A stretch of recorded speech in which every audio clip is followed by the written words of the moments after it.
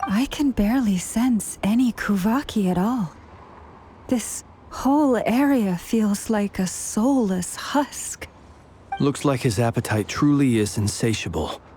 As if the power of that energy cannon wasn't enough. He's not seriously still getting stronger? What's his endgame here? Ah, everyone's here already. Hey, we made it. So, what's going on?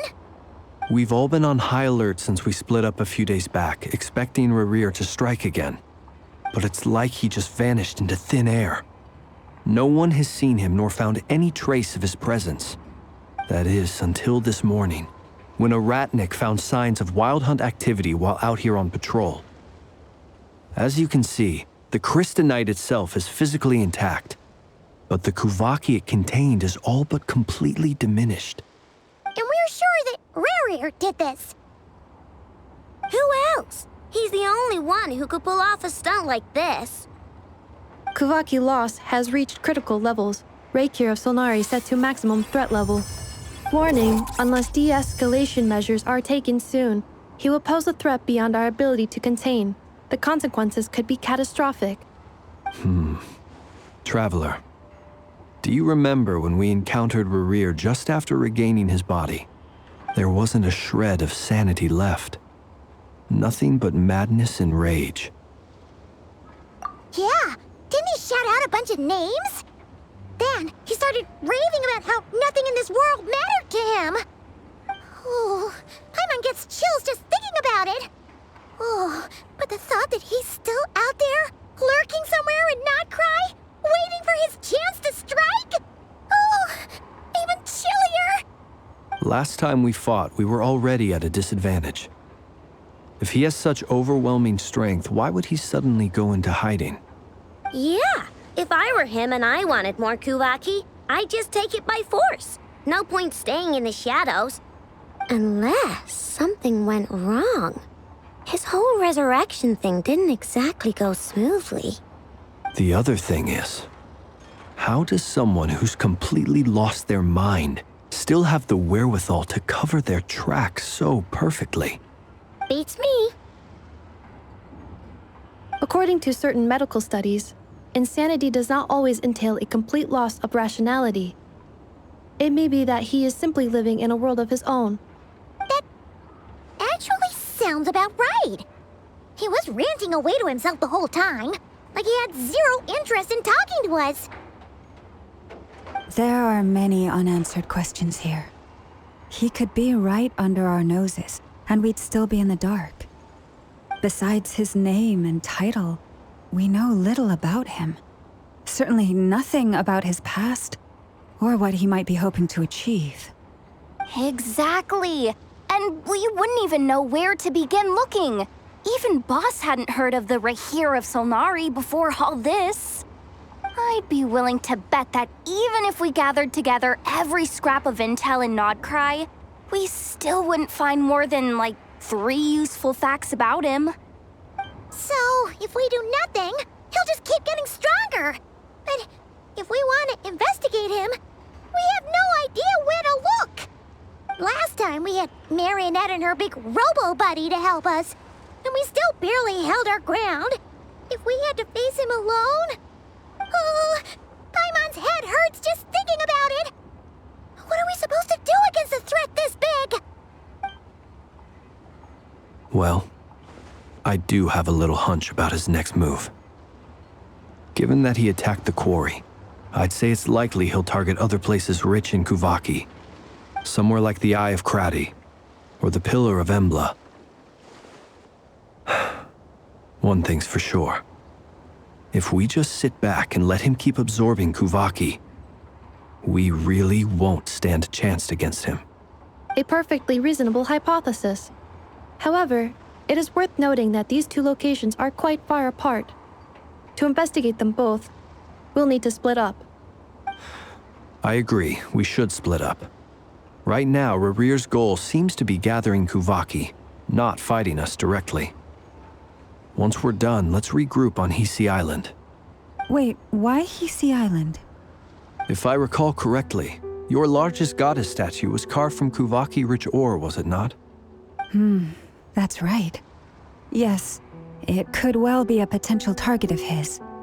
I should head back and start evacuating the pilgrims.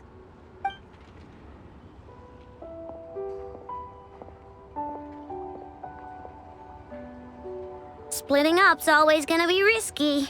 But I guess we don't have much choice, right?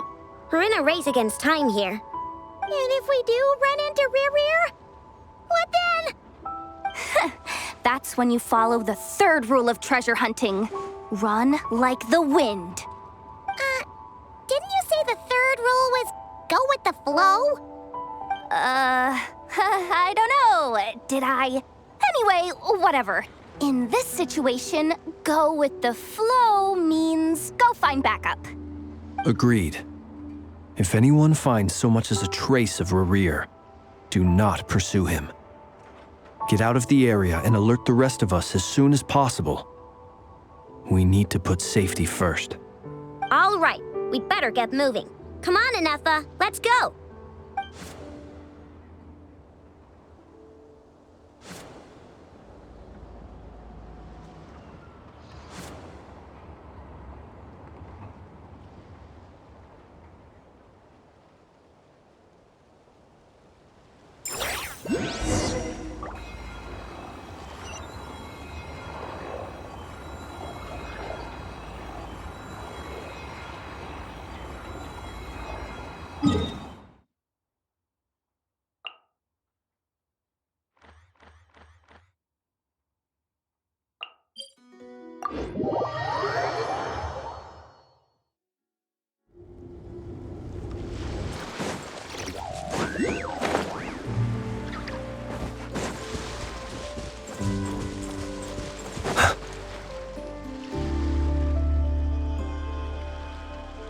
Any leads? Nope. Diddly squat. No clues to where he might be hiding. It's like he's a ghost. It feels like we're sitting on a powder keg that could go off at any second. Ugh, I hate this feeling. I'd rather face him head on than be left hanging like this. So, you guys didn't find anything either? Not loving the word either. How about you, Flints?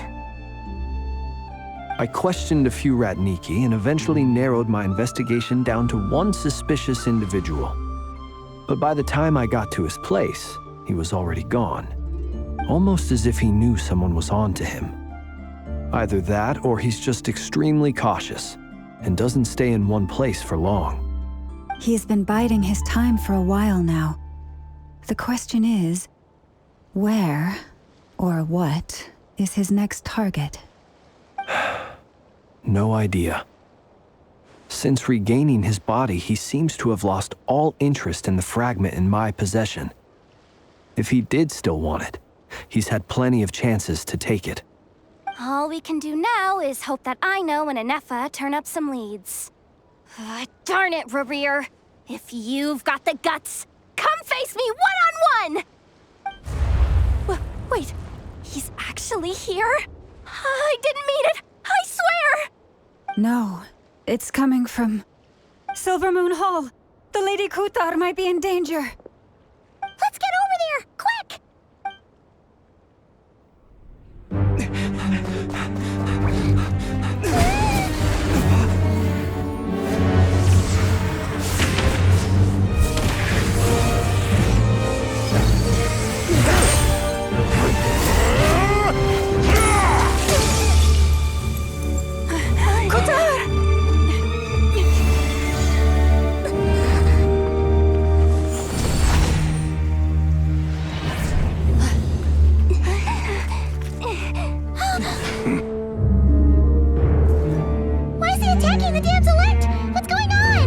No time for questions. Stop him!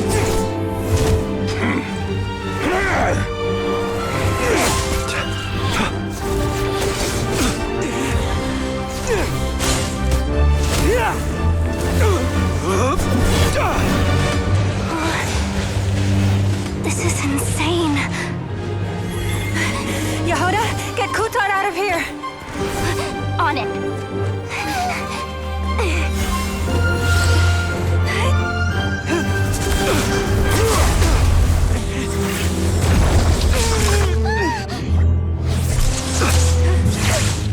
Look where your feeble light has gotten you. Now, you shall plunge into darkness. Felindus, soon, I will find a way. Watch out!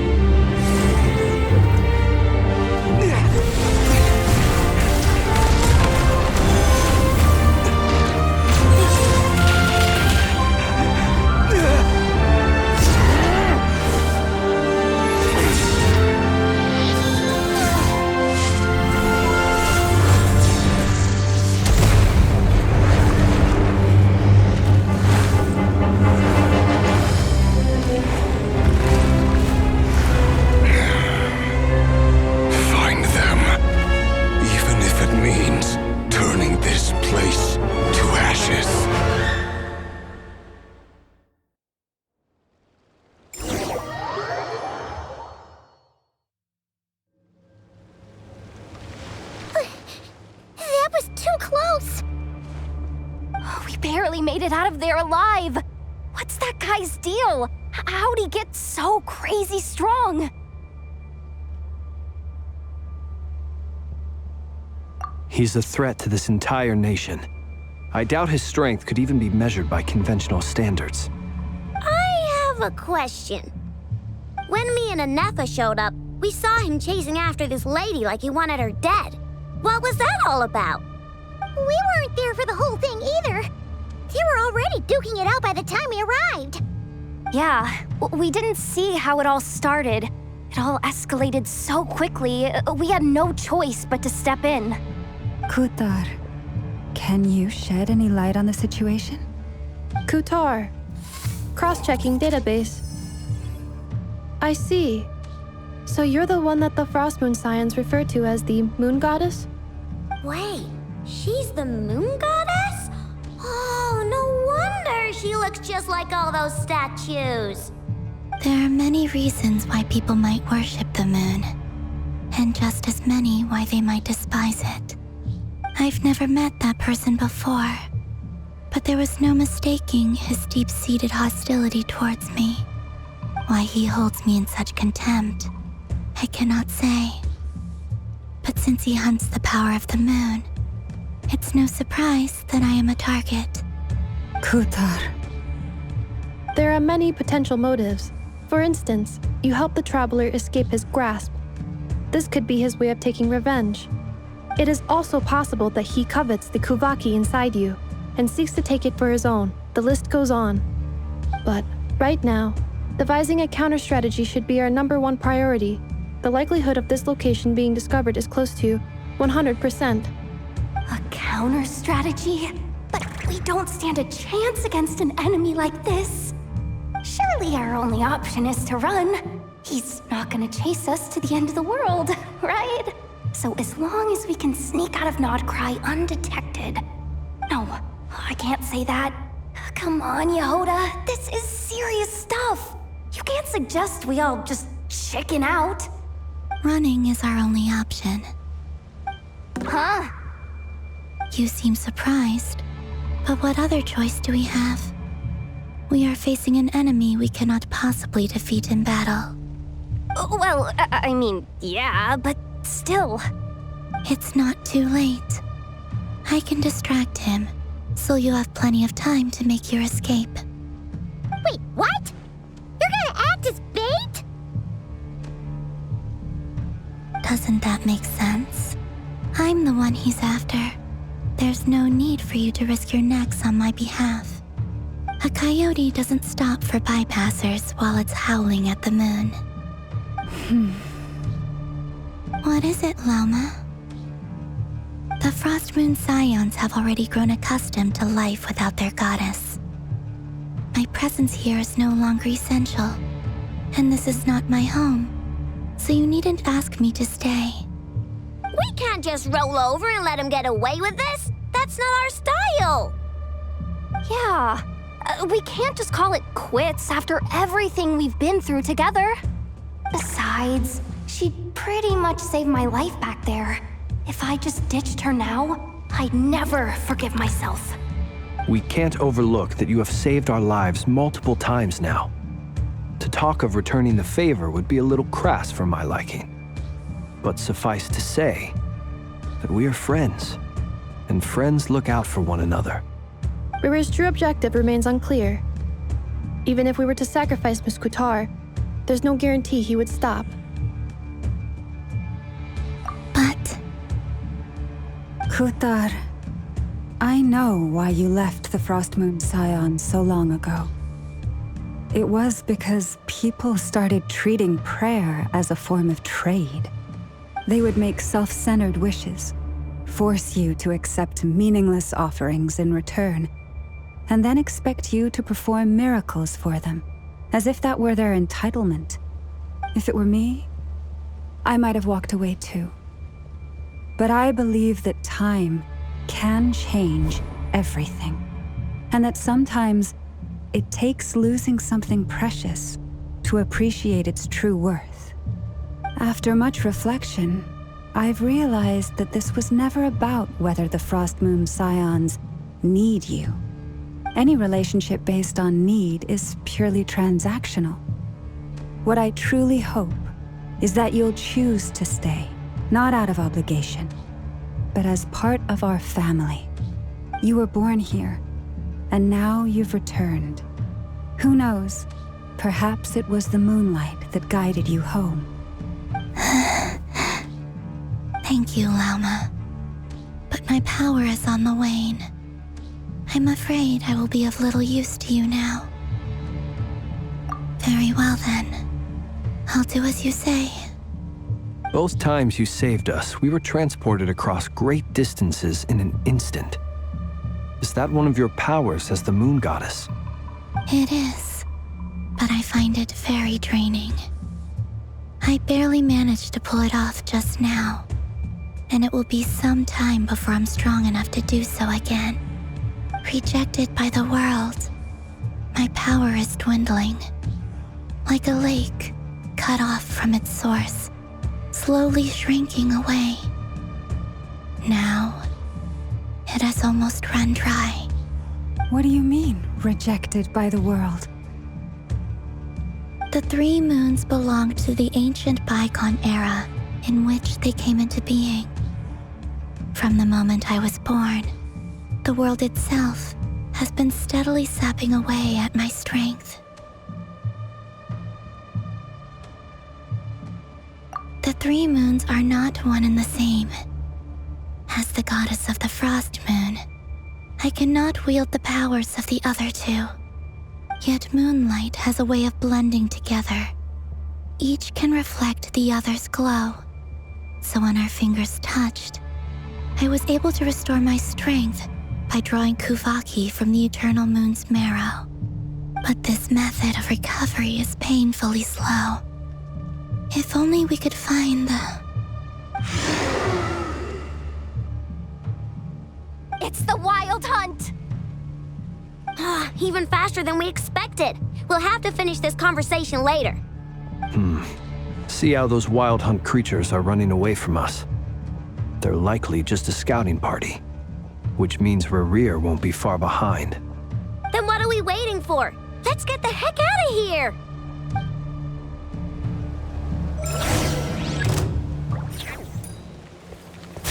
Victorious land, by the Frost Moon of old. Observe. Close your eyes. Oh, they just keep coming! This is driving me nuts! Rerir's closing in on us. We need to pick up the pace. There's too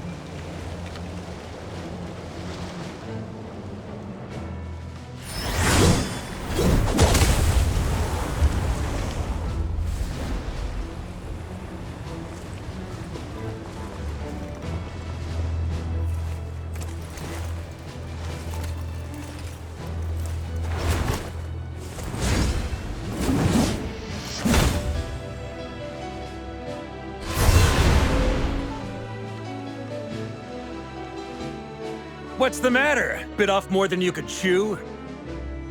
Hold up! Who are you? Uncle Varka! You're back from Amsvartnir? Whoa! You're Varka? Grand Master of the Knights of Favonius? We could save the intros for later. Right now, let's get you all out of this hellhole. Follow me. I know somewhere you'll be safe. Oh, is that where I think it is? That's the one. Come on, move! There's no time to waste.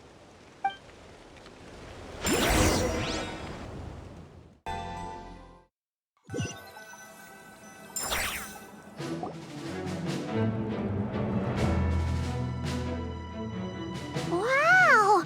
Where are we? This is so well hidden. Well, that goes without saying. This is the Knights of Favonius' meeting place in Nodcry, and a contact hub for the Northern Intelligence Network. AKA, the black market of intel. No matter what faction you're with, it's the place to buy and sell information. Their headquarters are in Nodcry, but they've got contacts in every nation. As an expeditionary force on foreign soil, working with them has offered us the most effective way of getting our hands on reliable local intel. This is where we meet. So naturally... Anyway, where were we? Folks from Nodcry should be pretty familiar with me by now. But I believe this is the first time we've met. Allow me to introduce myself. I am Varka, Knight of Boreas, and Grand Master of the Knights of Favonius. We've heard all about you. This meeting's been a long time coming. You look way younger than Paimon expected. But you definitely have that Grand Master vibe. Well, I'm no spring chicken. Just not showing my age yet. Definitely feeling some of that back pain today, though. Rushed back from Amsvartnir without a wink of sleep, only to get right into another fight with that freshly revived maniac. Another? You mean you fought him before? Yep. He wasn't nearly as strong back then, but he was still a formidable foe. I brought some of the knights along to give him a little surprise, but he saw us coming from a mile off. My squad took heavy injuries, and I barely made it out alive myself. We knew it might have been our last chance, so we staked everything on it. But still, it wasn't enough to stop him. I tried tracking him down afterwards, but he didn't leave a trace. Even in his unhinged mental state, he's as cautious as any trained operative. So, I decided to come find you. And as luck would have it, turned up to find you being ambushed by the Wild Hunt. The rest, you already know. Is that why he's been frantically absorbing Kuvaki these past few days? Because he sees you as a threat? Maybe I'm part of the equation, but even if I weren't, I'm sure he'd still be gathering power. He's clearly working up towards something. Note to self, Uncle Varka's strength rating officially upgraded. Guess it's my turn to ask questions now. So, what exactly has been happening in Nodcry? Why is the Wild Hunt returned in humanoid form? And why is it after you? That's a long story, but I'll try to make it quick.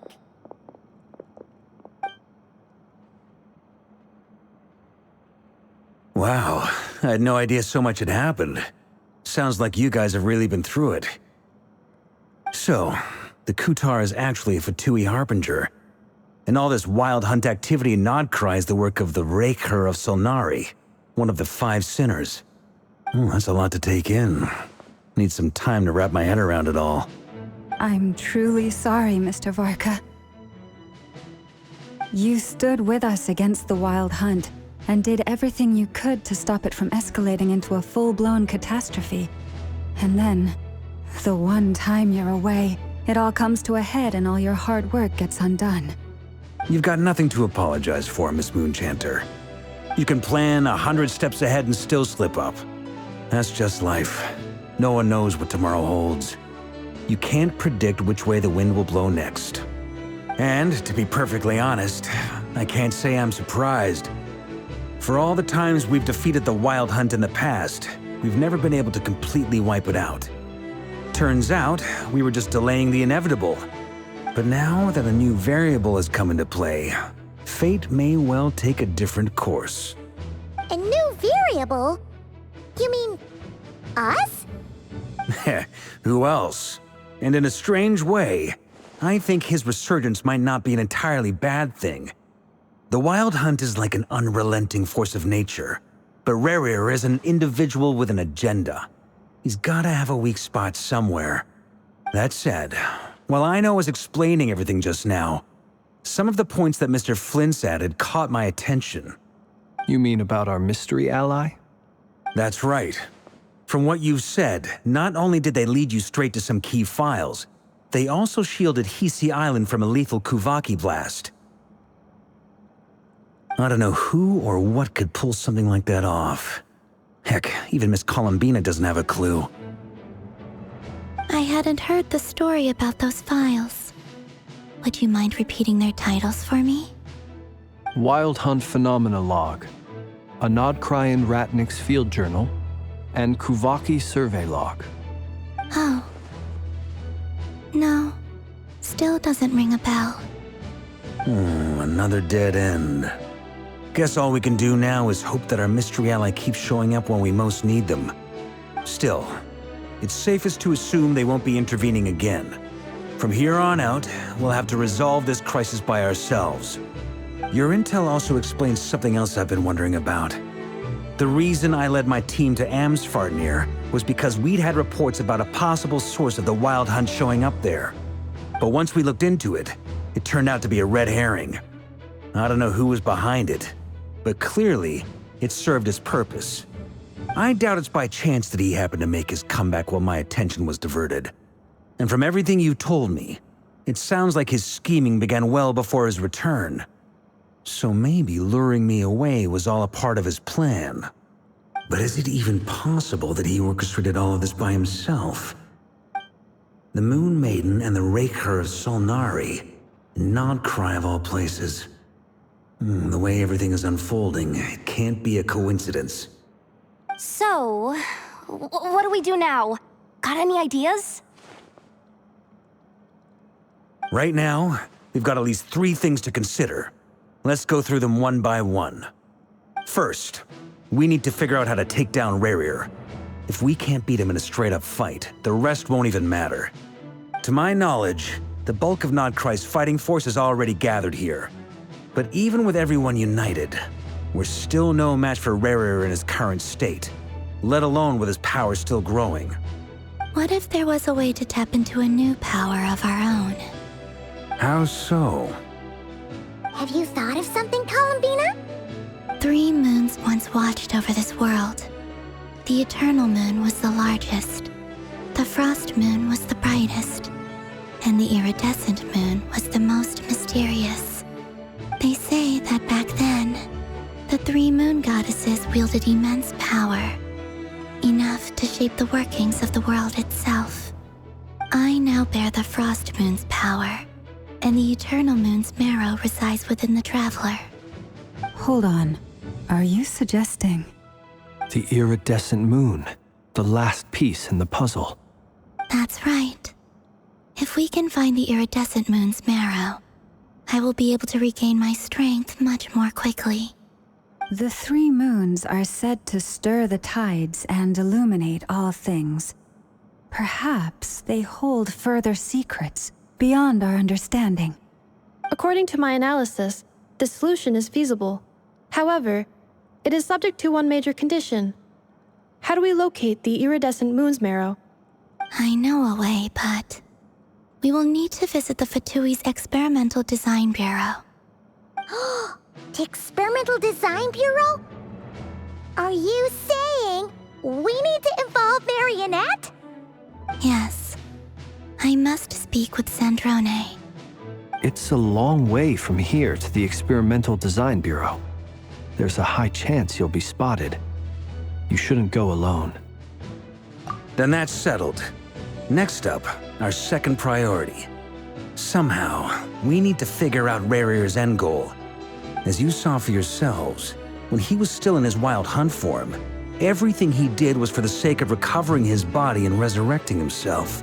His first act since then, after laying low for a while, was to try and assassinate this young lady. People's obsessions often reveal their greatest vulnerabilities. There must be a reason why he despises the moon so deeply. Perhaps it sheds some light on his title, the Raker of Solnari. The Wild Hunt has plagued Nodcry for centuries now. If we want to stop it for good, we have to get to the root cause of what's driving it. It's true. We still know very little about him. If Kuthar hadn't given us that lead, we wouldn't even know his name. But where would we even start? I doubt even the Intel Queen of Nodcry has a clue, and she has info coming out of her ears. Oh? That's a rather hasty conclusion for someone who's so painstakingly meticulous when it comes to dealing with machines. Ah, she heard me.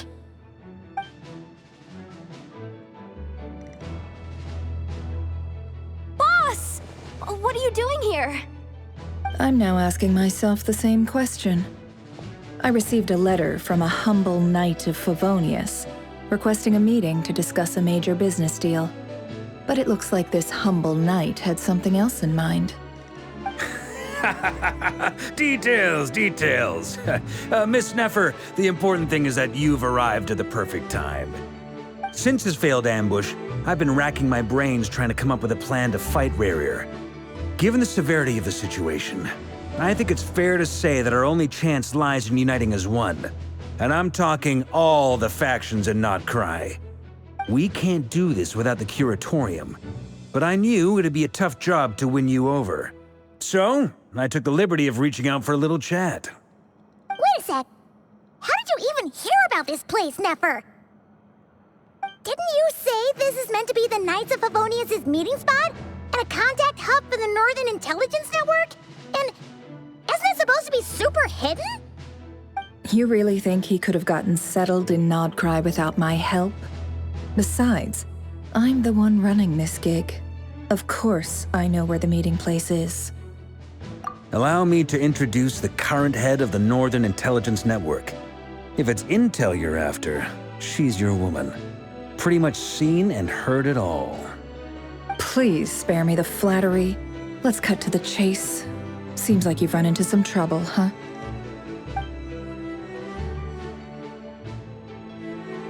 Well, this certainly qualifies as an unforeseen crisis. On behalf of the Curatorium of Secrets, I wish you all the best of luck. So you're just going to sit this one out? Why should I get involved? What could possibly be in it for me? What if we told you, we can't do this without you? Oh? Then I'd say, you'd better make it worth my while. I don't work for free. I can't put a price on something like this. It's just not in my nature. But then again, you and I have always been polar opposites in this regard. So I can't exactly say I didn't see this coming. If you insist on compensation, I will pay you. Consider this a formal commission. Sound fair? You just don't give up, do you? Too bad. I know you well enough to know you can't afford my prices. The riskier the job, the more it'll cost. And a moon chanter's stipend isn't exactly generous. Unless you're planning to start passing the donation box around among the faithful. Boss, just a thought. If they come up short, maybe you can take the difference out of my next few paychecks. Things got really dangerous during the fight with Rerir. If this girl hadn't saved me, I'd be ley line fodder by now. I'd be gone for good, boss. If there's any way we can make this work, I'd really like to help her. Please? I'm begging you. This is why I'm always telling you never accept favors. They are the hardest debts to repay. You have to be careful who you get involved with, or you invite all kinds of misfortune. Very well, Yehoda, I will help. But just this once. Don't count on this happening again. Flynn's, that fragment that Rerir was after, do you still have it on you? Of course. Let me borrow it. I need it to follow up on some leads. Wait, you actually have some leads? Shh. This is top secret information. I get it. We all have things we'd rather keep to ourselves. Plus, I know we can count on you, so we'll leave the intel gathering in your hands. And that brings me to the third and final item. We need to find a way to distract him. We need time to make our move, so someone will have to stall him. I'm in for this part, no matter what. Anyone coming with? Count me in too. Come off it, you two. Quit playing heroes. I'm way ahead of you here. Enefa did a scan of the Moon Goddess's Kuvaki signature, and we're gonna use it to make some decoys over at the Kramkake craft shop. Anyone who's in, follow me. Once they're ready, we'll deploy the decoys across Nogcry. So as long as the rest of you keep moving, he won't catch on to your scent and won't be able to track you down. I like it. Genius idea. No biggie. All right then, we'll split into 3 teams. Once your team has finished their mission, return here and wait for the others. Dismissed!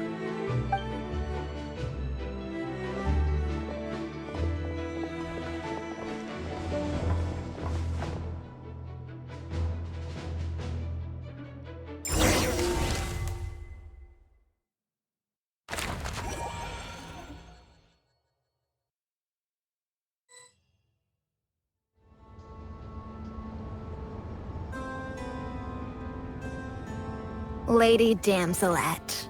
Wait, and you two? What are you doing at the Kuvaki Experimental Design Bureau? We've been doing our best to mind our own business lately. But if you're just gonna waltz up here like this, you're seriously pressing your luck. Don't blame us for doing what we have to. Huh. You really think that's gonna scare us off? We're not looking for any trouble. I just want to see Zandrone. Do I need to remind you that you're still a wanted fugitive for deserting us? Out of consideration for our former ties and the crisis we're all up against, we'll let you leave in one piece. But don't even think about trying to get inside. Let them in. But... Are you going to make me repeat that? No, my lady. Zandrone seems to be in a good mood. Must be maintenance day.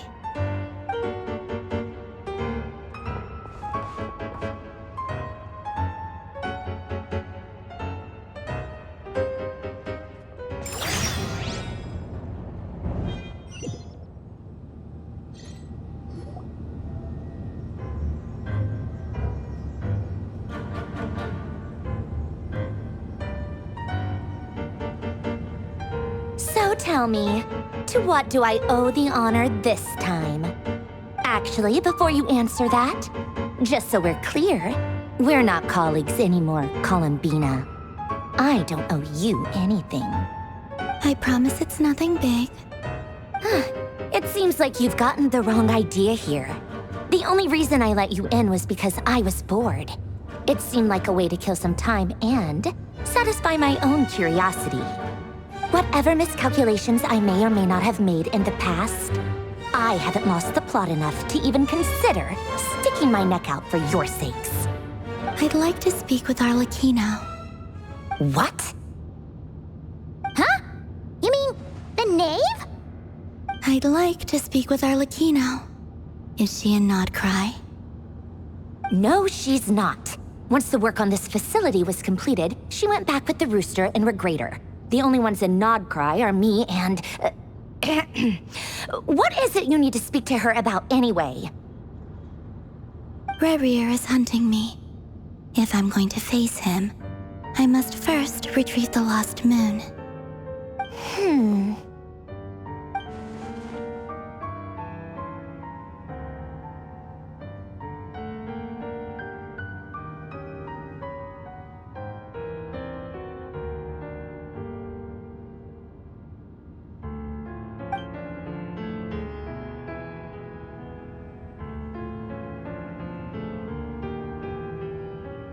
Is that a no, then?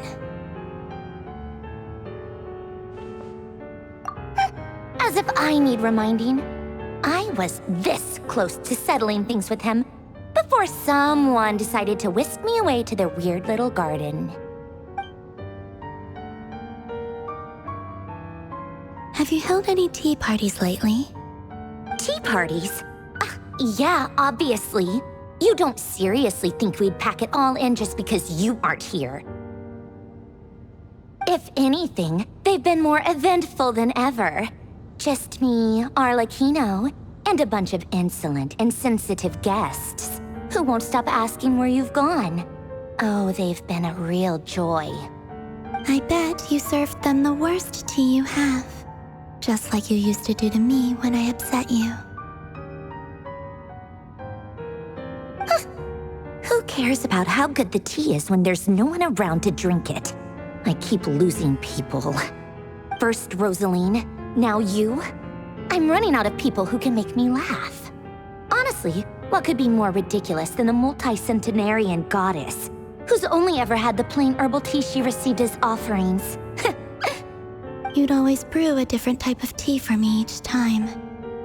Was it really just to see how I'd react?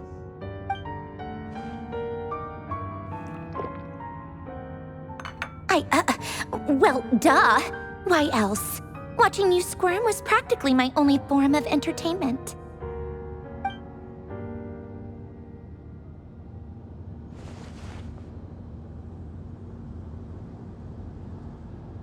Oh, yeah. And Capitano sometimes used to bring Tartaglia around, too. But I guess we won't be seeing him again. Well, I guess we are overdue for a get-together. Polonia! Have Febronia pass a message to Arlecchino for me. It's time for tea. Will suffice. Pass along a message for me, too, if you would. My body cannot contain the marrow of 2 moons, so I'll be leaving one of them in her care. Excuse me? Who said you were on the guest list? If my tea meant that much to you, maybe quitting the Fatui wasn't your brightest move. Back when you were under the Tsaritsa's protection, no one would have dared come at you so openly. But that protection didn't come for free. In fact, I paid dearly for it. At the end of the day, it was just another transaction. I just got tired, that's all. I never wanted any part in their grand ambitions, and I've had enough of being treated like a bottomless supply of power.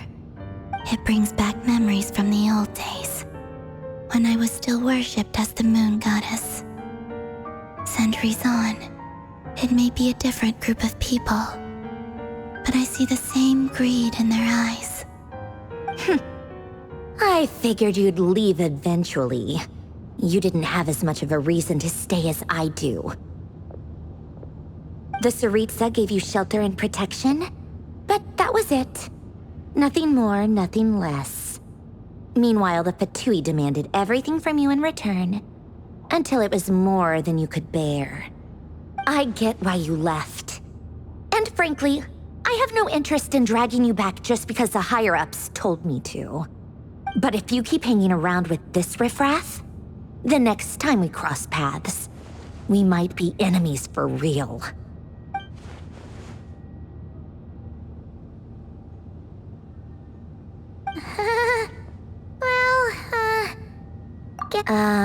That might be your plan, but it sounds like someone else wants you to stay a little longer. Huh? What do you mean? Listen.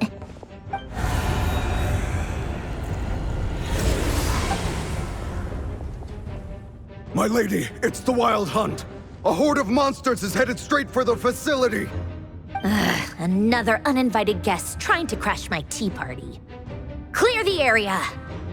I'll handle this. Wait, what? You want us to leave you here by yourself? You'll be lucky to make it out of this alive. You really think you can afford to worry about me? Go on, get out of here. You may have stopped Polonia from crushing him last time, but I've made sure that won't happen again. The entire Experimental Design Bureau is rigged for war. stay and watch if you want, but it'll be at your own risk. You're not flagged as friendlies in the weapons system. Don't tell me what to do! Ugh, look, if you're leaving, make it quick. Or you'll just get in my way. There's a secret passage on the second floor. It'll take you right to the plains out back. Stare all you want, Columbina. You're not getting another— I know. But this is exactly why you shouldn't hang around with those people. All their melodrama and sentimental nonsense is rubbing off on you.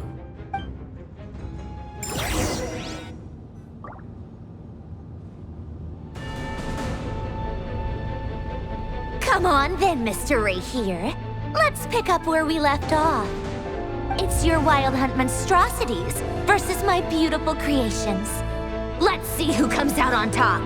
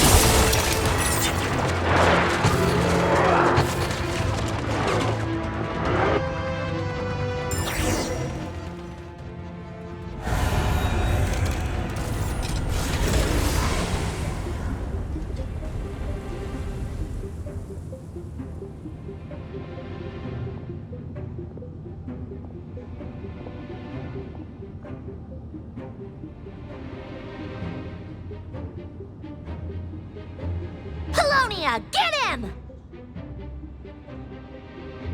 I've upgraded Apollonia again since our last encounter, and uploaded every last scrap of your data.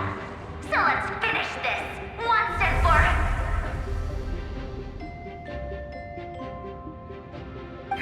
She's not here. Where did she go?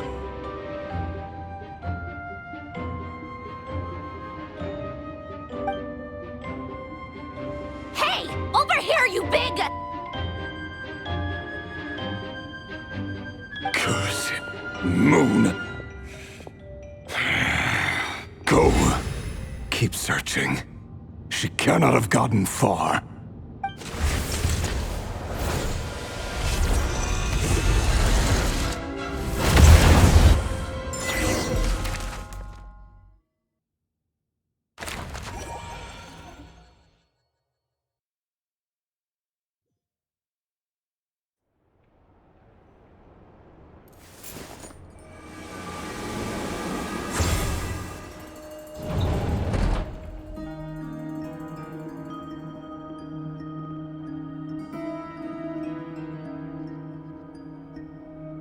So this is your method for investigating Rarir's past. It almost looks like some kind of ceremony. Good deduction. But it's quite a different affair from what you're used to with the Frost Moon Scions. Whoa! First time I've ever been in here. Boss always said it was off limits, so I pictured some kind of creepy dungeon. But it's actually kinda nice. Oh, I guess this must be Sumero decor? That's where Boss is from. And that nice shopkeeper who sold me my treasure compass. I'm not sure exactly what you've got planned, but it looks like you're all set. When do we begin? Whenever we wish. But for some reason, I've got a feeling this isn't going to end well. I've never faced Rarir myself, but from what you've told me, his power is beyond anything I could imagine. I, on the other hand, am just an ordinary businesswoman. Our paths should never have crossed, yet here I am, forced to make an enemy of him. If you ask me, you're about as far from ordinary as it gets. So what are you saying? You're getting cold feet? Once I take a job, there's no backing out.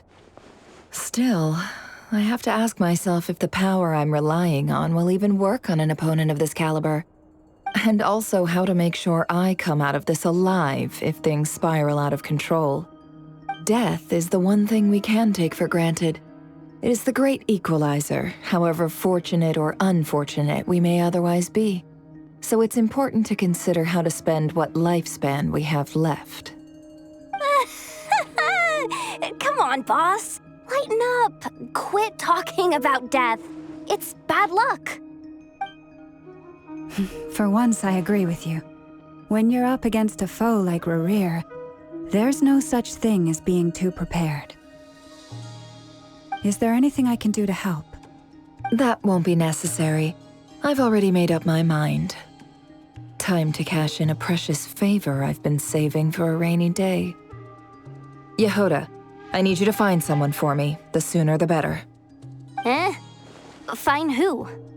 That shady merchant who sold you an overpriced treasure compass the other day. Come on, boss. You're pulling my leg again.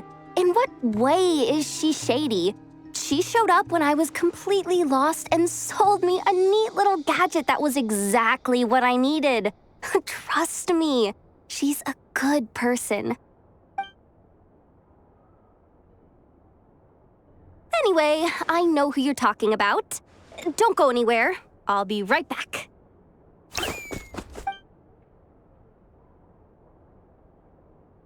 Quit grabbing me. I genuinely can't run any further.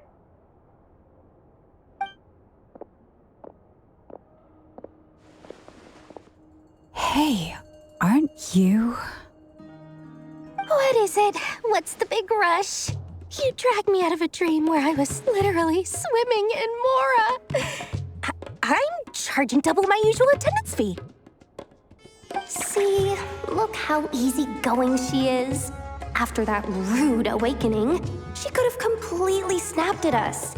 But instead, she kept it together and just asked for an extra fee. Dori Sangama Bay? I never would have pictured you two doing business together. If you want to make it big in Nodcry, it's all about connections. Lady Nefer just so happens to have a lot of intel that interests me. And she also did me a big favor in the past. It was back when I first arrived in Nodcry. My trusty assistant, the genie in my lamp, had an adverse reaction to the Kuvaki and fainted. And wouldn't you know it, that's when I suddenly find myself in a life-or-death situation. Good thing my compatriot was there to swoop in and save the day. I've been giving her a 30% discount off all of my goods ever since. Now, so that no one here feels left out, I'm willing to extend a 20% discount to fellow friends of Boss Nefer. Plus, any other friends you send my way will enjoy 10% off. What can I say? The great Lord Sangama Bay is nothing if not generous. So, let me guess. You've run into some trouble?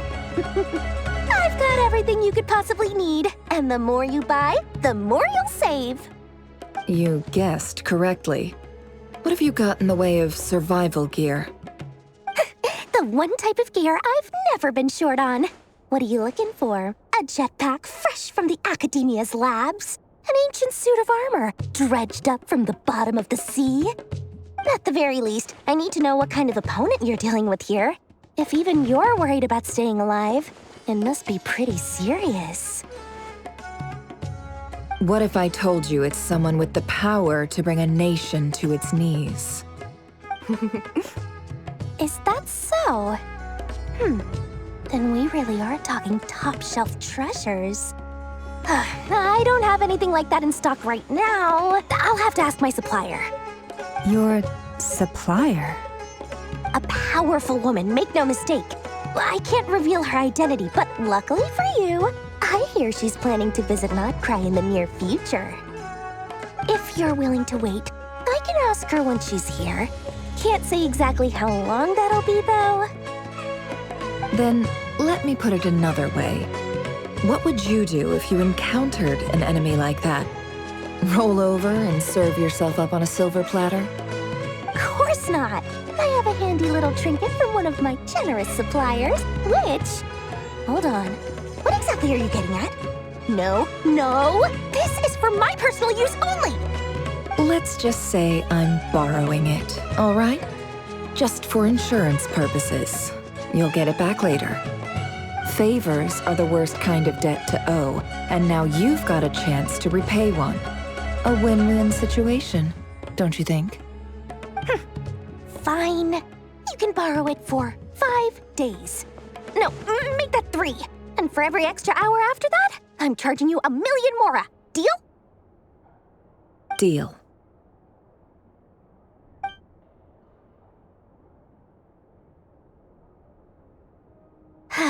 What a way to start the day.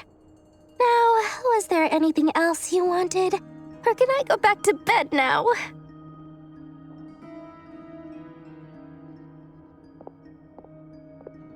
That will be all. Take care now. Don't trip up on your way back, friend. See you later! You're my favorite shopkeeper.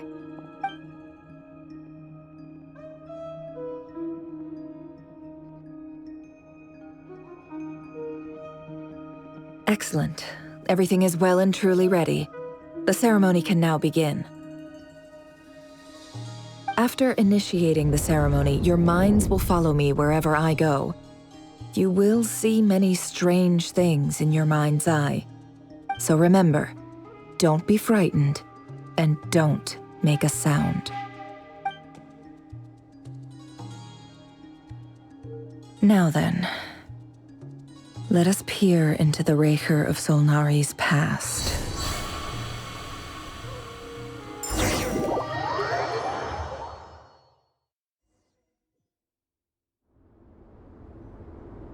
I made it.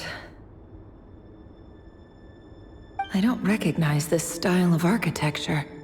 Must be Conrian. Simple furnishings, table and chairs. It's a more ordinary house than I might have expected. Looks like the fearsome Raker of Solnari came from surprisingly humble beginnings. Unless this passed for luxury in Conria. Unlikely. It was said to be a very prosperous nation in its heyday. Anyway, I'll keep exploring.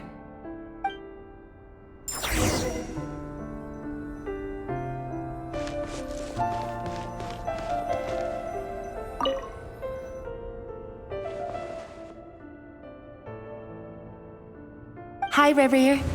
Since you're working extra hours tonight, I thought I'd keep myself busy by checking out that new kebab shop. I've heard good things about their menu.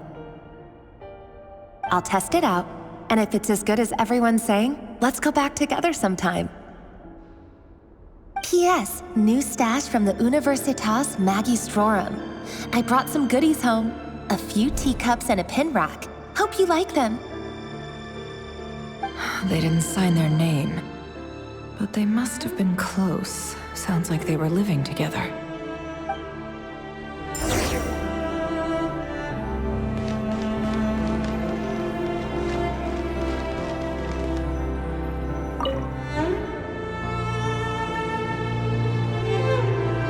I went over to Joseph's for drinks today. They have a fine collection, but I went alone. Felindis was tied up with something and couldn't make it. Joseph asked why I came alone, but I didn't really have an answer. He then went on to ask about other things. If you ask me, someone who asks that many personal questions is too nosy for their own good. But if he invites me again, chances are I'd still go. Felindis. That's the same name Rerir mentioned. Crane imports keep falling. If things don't pick up, we'll soon be back to meat and mushrooms only. Honestly, I'm not a huge fan of that new type of mushroom everyone's been into lately. Didn't it start out as a lab-grown variety? I heard it's even mildly corrosive. Seriously, why would you even eat something like that? I don't care if it's an impressive feat of alchemy. That just isn't the kind of thing I like to eat. Grain has to be imported, and they're eating a diet of mostly meat and mushrooms. Could it be because Conria is underground, so it doesn't get much sunlight? That would explain why they use so much stone in their buildings. They even use alchemically modified strains for food. Seems like the people of Conria don't have many options when it comes to dining. I've just about saved up enough now. Time to buy it and keep it somewhere safe. Making a big purchase. I wonder what it is.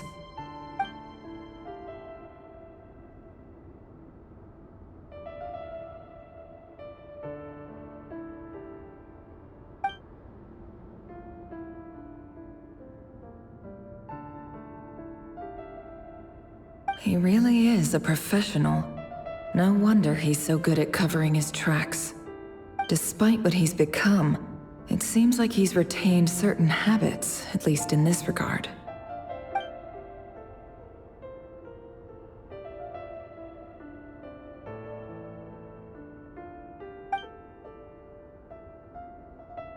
Did Rerir rip it out himself?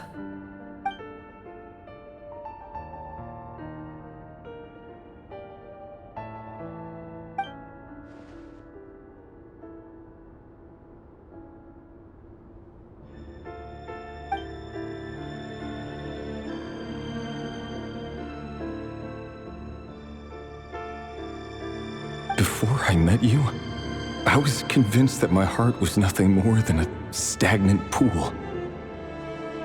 The burial place of a fallen moon. A withered, windless grove where the waters rested forever unrippled. It was you who helped me see that my heart hadn't entirely withered away. That it could still beat to the rhythm of love. This is just trivial sentimentality from the looks of it. Why would he go to the trouble of hiding that? The burial place of a fallen moon.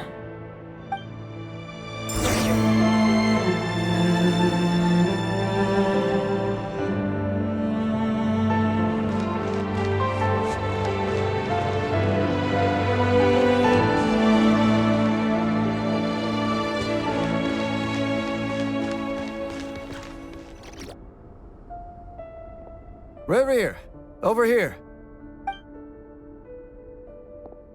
Dane! Oh, and, Vediflin here? What a surprise to see you here, sir. Hello there, Reverie. You need not address me so formally outside of court. He doesn't get that much free time, so I invited him over for a drink. Even the court prophet deserves a break every now and then, right? Well, I'm flattered. So, what are we discussing today? Hey, don't look at me.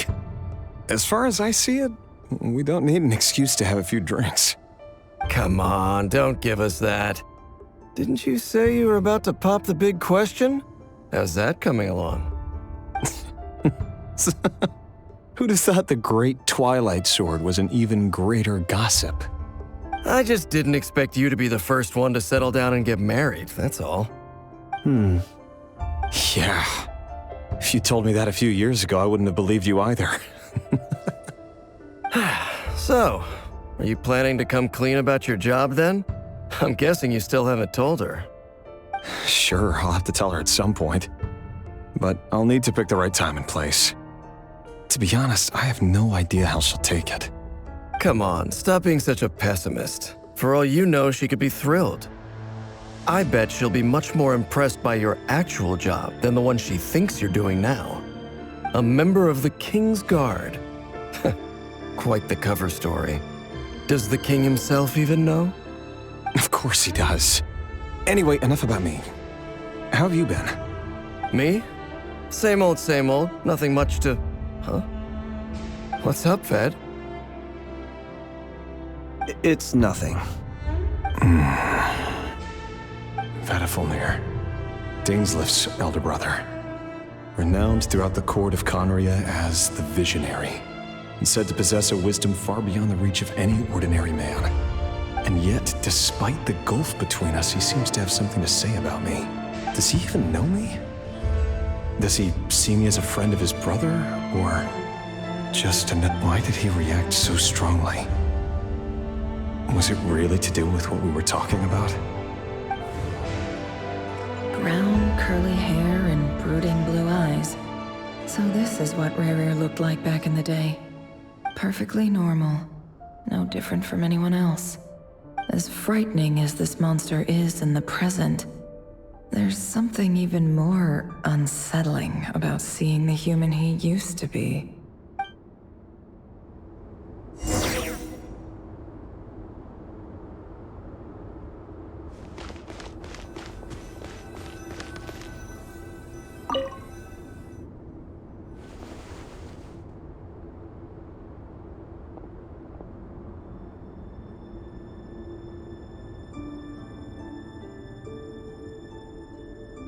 Felindis? You're back early? Our equipment's being serviced today, so I got off earlier than usual. How's your day been? Aw, why the long face? Is something the matter? Has your boss been giving you a hard time again? Went for a drink with Dane and the others after work. Isn't that a good thing?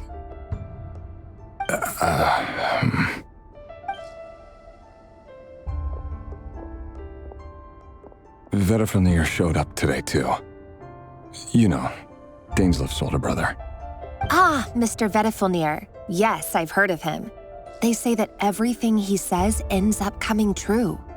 He overheard Dainsleif mention that I'd recently proposed, and seemed to have an issue with it. But when I asked what it was, he kept it to himself. So, you're worried? You can be such a child sometimes, Reverie. We're nobodies. Why would the Visionary be concerned about us? I'm sure someone in his position has much bigger fish to fry. Maybe you're right. You worry too much, Reverie. We've been together for ages now, and everything's been going so well, has it not? You've even proposed to me. So, you do remember. Tell me then. What's your answer? Like I said, I need some time to decide. You can't just rush into things like this. We may be nobodies in the grand scheme of things, but if we want things to work out, we've still got to plan ahead. All right. Take your time. Just don't keep me waiting forever. Nobodies. Sounds about right. In the eyes of people like Battlefnir and Dainsleif, what do we matter? Can someone whose gaze is so fixed on a far-flung future even see the present clearly? Besides, the dynasty's fate rests with the king and his inner circle. Whatever I do, it won't make much difference. Meanwhile, every idea they come up with and every decision they make, it affects everything. These days, the king is lost in his research, and the purge of the Crimson Moon bloodline grows. The opposition tried to speak out, but nothing came of it. And I'm under no illusions as to why. Because we eliminated them and got rid of their bodies. A man can have 1,000 reasons to carry a sword, but there are few good excuses to use it. Yet the king has never even considered a gentler approach, and he never will. What becomes of someone who kills on another's behalf? Can he ever find true peace?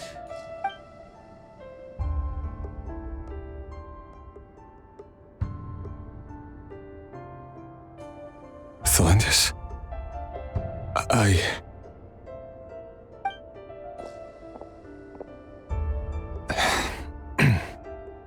It's nothing. You were right. Fate has never smiled upon nobodies like us. But by the same token, it's unlikely to bear a grudge against us either. There's no reason we can't keep living happily together, cherishing the simple joys of each day as they come. See? You just need to stay positive, Revere. I can feel your warmth, your breath. You're right there, right by my side. Just seeing you makes me happy in a way I can't explain, and that's something that no one could ever take away from me. So smile, my love. Let go of that frown. You're right, Thalendis. I've just been overthinking things. That's better. Getting caught up about things like this will only ruin our evening. Speaking of which, all set for the ball tonight? I need to go get ready. You go ahead. I just have a few things to take care of, then I'll come join you. Even busier than the big shots, huh? Fine, I'll go get started. But don't be late. If you keep me waiting too long, I won't be a happy bunny. Relax. I'll be there. Seriously, though, you drive a hard bargain. You're really gonna leave my proposal hanging and still expect me to take you to the ball? Well, that goes without saying. I already told everyone I'd be coming with a dance partner. Besides, they're two completely different things. Let's take it one thing at a time, all right? All right. White outfit it is. It seems like Rerir was deliberately hiding his ties to the intelligence services by giving the impression that he was just an ordinary member of the Finster King's Guard. He clearly doesn't want his would-be fiancée to know about his other life. Then again, that's hardly surprising. People in the intelligence trade rarely do. Who'd have thought we were in the same line of work? Let's dig a little deeper.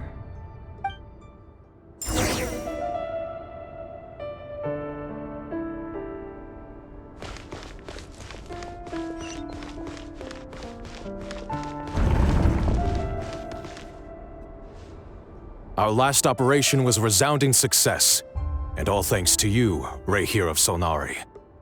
In total, we apprehended 32 dregs of the Crimson Moon, and 67 accomplices. After all these years since the dynasty's fall, so many of them still linger on. Indeed, it cannot be denied. Yet it was destiny that the Crimson Moon should be overcome by the eclipse, and that His Majesty, the all-seeing Finster King, now guides our nation on the path to prosperity.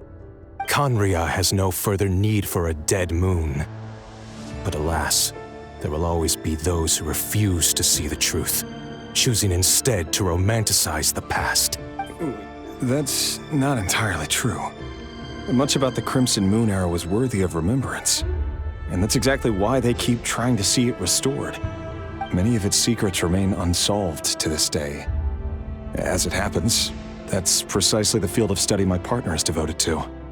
You still haven't told her what you really do for a living. Where would I even start? How do you tell someone that you're one of the king's hand-picked executioners? That your hands are steeped in blood? You didn't choose this life, any more than I did. Orphans like us don't get a say. But I'll sure as heck be the one to pay for it. Speaking of which, we need to be more rigorous in the way we identify direct descendants of the Crimson Moon. Someone, it seems, has strong opinions about my future plans. Most likely my marriage in particular. I have a feeling that we may soon become targets of the Crimson Moon's retribution. Your concerns are not unfounded. They've taken out many of our colleagues these past few years, and for that very reason. These are no helpless lambs we're leading to the slaughter. They're wolves in sheep's clothing. Take care, Rahier of Solnari. I look forward to toasting you at your wedding. Thanks, Thorkel. You look after yourself, too.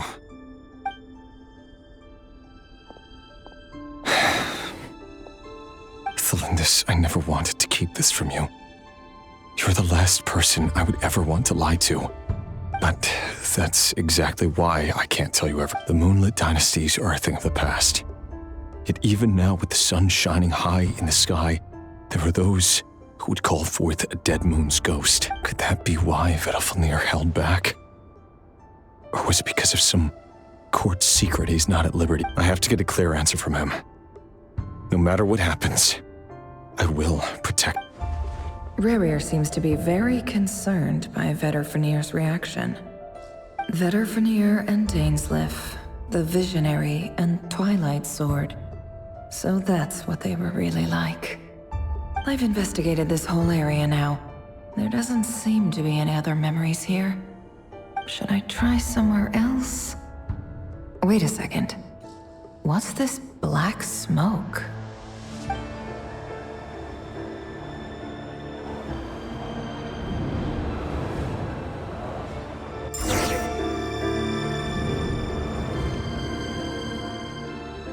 So, he's late after all. Just you wait, Rarir. You're in for it.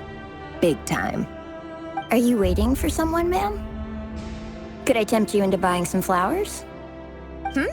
Oh, sure. Thank you.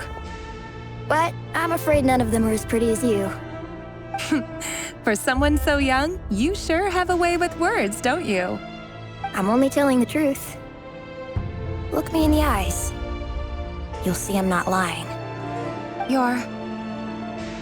May we have a word in private? Who are you? And what do you want? It doesn't matter who I am. Too many of our kind have fallen lately, so I decided to take the risk of reaching out. Not long ago, the Rahier of Solnari led an assault on one of our strongholds. We suffered many casualties, and many who came to our aid lost their lives as well. Sorry, I don't know why you're telling me this. And I don't want to get involved. Wait, hear me out. This time we finally got a clear look at his face and learned his true identity.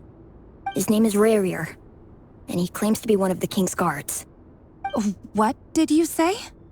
A cruel irony, isn't it? The man you're set to marry leads a double life as a brutal executioner. But surely, you must have caught a whiff of the blood on his hands. Why are you telling me all of this now? Simple. It's because... How strange. Rarir was nowhere to be seen in that memory. It clearly belonged to Thelindis. Rarir couldn't possibly know what happened if he wasn't even there. Why would her memories appear in his fragment?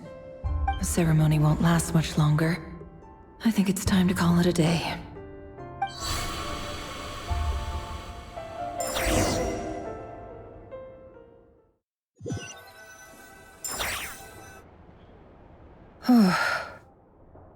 So that was your doing? Did you just pull us inside Rerear's fragment to spy directly on his memories? Any more questions, and I'll have to start charging. I had no idea you could do that, boss! Seriously, that was amazing! We're not worthy. We're not worthy! I gotta admit, though, I'm itching to see what happens next. Feels like we barely scratched the surface. I'm just as curious as you are, but the ceremony only allows for limited time inside. That's all we can see for now. Luckily, we managed to learn quite a lot. So far, so good. I just hope the others are doing okay too. Especially the group with the Traveler. Their mission is a risky one. Let's hope it's all going smoothly. If you're worried about them, go see how they're doing. If I know Boss, she's gonna need some time to write up all the details and make sure it's all coherent. I'll stay behind to lend a hand, but feel free to head back and meet up with the others.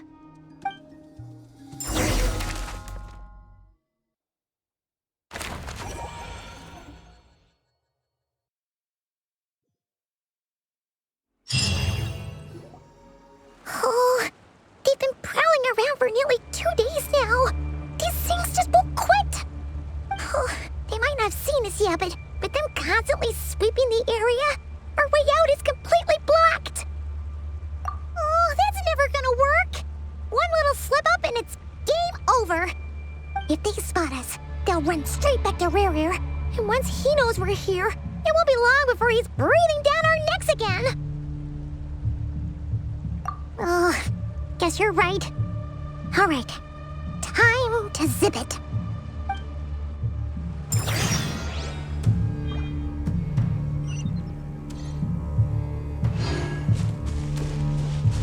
Quick, hide! We almost got spotted!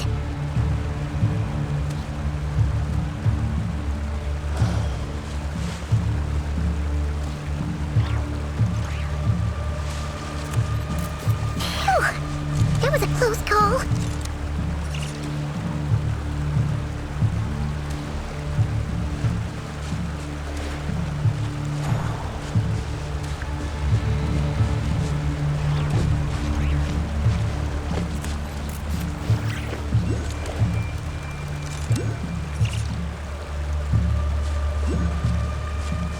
Watch out! It's coming this way!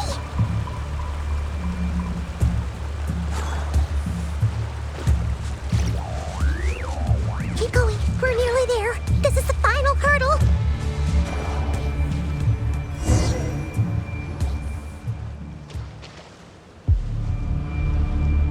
Oh, there's no end to these things.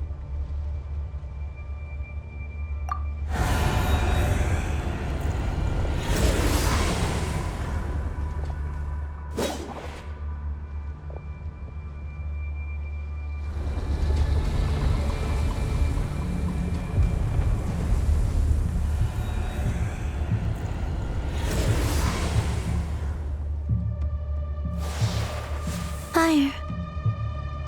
Fire? Wait, what's that smell? Oh no! There's a fire!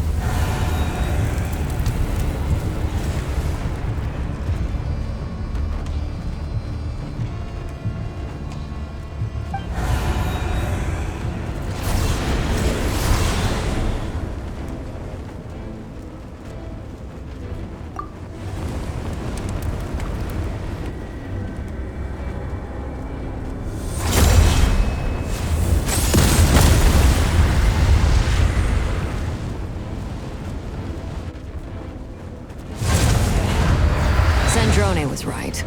You look weak, Columbina. The old you would never have let such lowly creatures bar your way. Word has it that you did something for the Tsaritsa, and that's why you've lost most of your power. Freedom comes at a heavy price, doesn't it? It's Arlecchino! You came! Hello again, Columbina. And greetings, guests of the House of the Hearth. It's been a while, Arlecchino.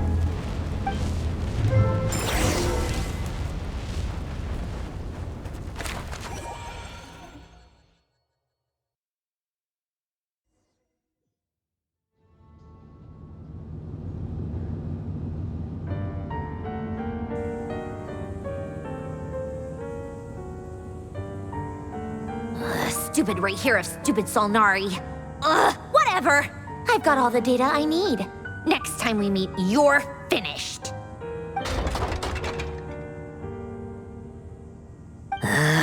He sure doesn't pull his punches. Excuse me, do you need a hand? You can do me a favor by staying out of my way. Can't you see I'm busy? Wait a minute. I recognize that voice. Hello, Miss Sandrone. Father sent us over to help. Huh. How considerate of her. Hey, Fremine, get over here and help me fix this. Lenny, you do your thing.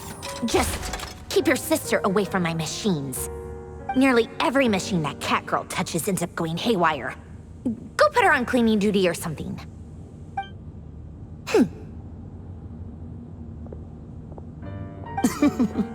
Then let's start downstairs. Fremine, we'll leave this place to you. You've got it. Wait a second. Pretty sure there's still some tea in the cupboard. If you want some, you'll have to make it yourselves.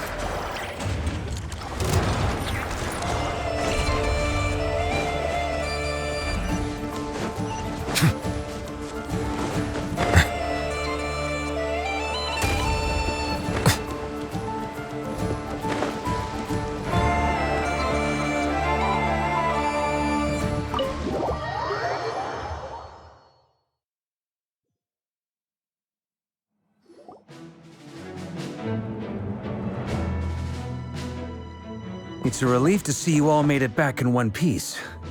Huh? Feels like there's quite a few people missing. Where's Flint's and the others? And what about Nefer? I returned ahead of them. Flint is helping Aino and Anefa to set up the decoys and buy us some time. As for Miss Nefer... Boss is still wrapping things up on her end. She sent us back to fill you all in on the top secret intel we've been gathering. I see. Then let's get right into it. But first, who do we have here? You brought someone else in to help? Greetings. I was invited here to help as a longtime Tea Party companion of Columbina's. You may call me Arlecchino. Surely it can't be. Those eyes. Oh, where have I seen them before? Wait, of course. In those memories we just saw.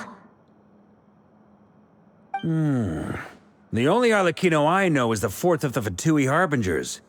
So either you share a pretty uncommon name, or you're more than just a Tea Party buddy. You are well informed, Grandmaster.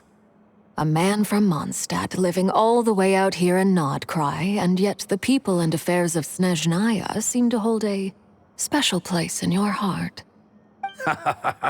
Oh, the feeling's mutual. Sounds like you know all about who I am, too. A Fatui Harbinger. The atmosphere in here just got really tense. Guess we can't just start trusting Fatui Harbingers, even at a time like this. I must admit, though, I'm a little curious. Seeing as the moon goddess no longer belongs to the Fatui, what makes you so willing to put your neck on the line here?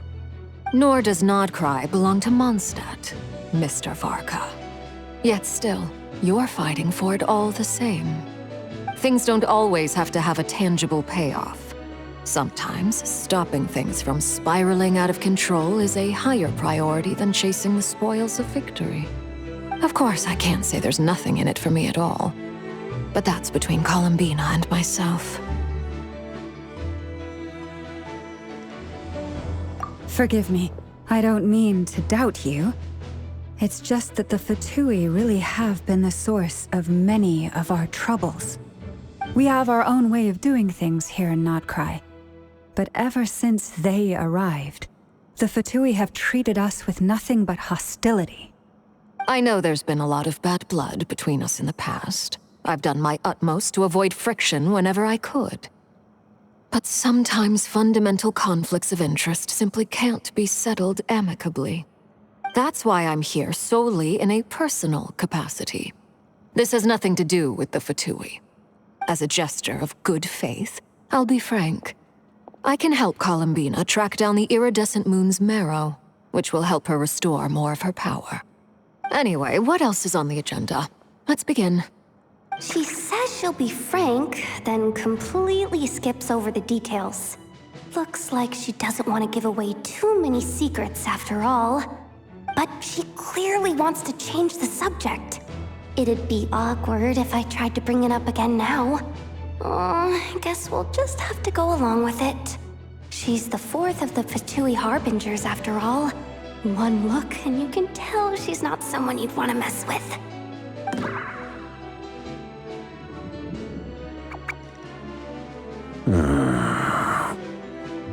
Well, since Miss Arlecchino sounds confident in her ability to handle that, we'll proceed to the next topic.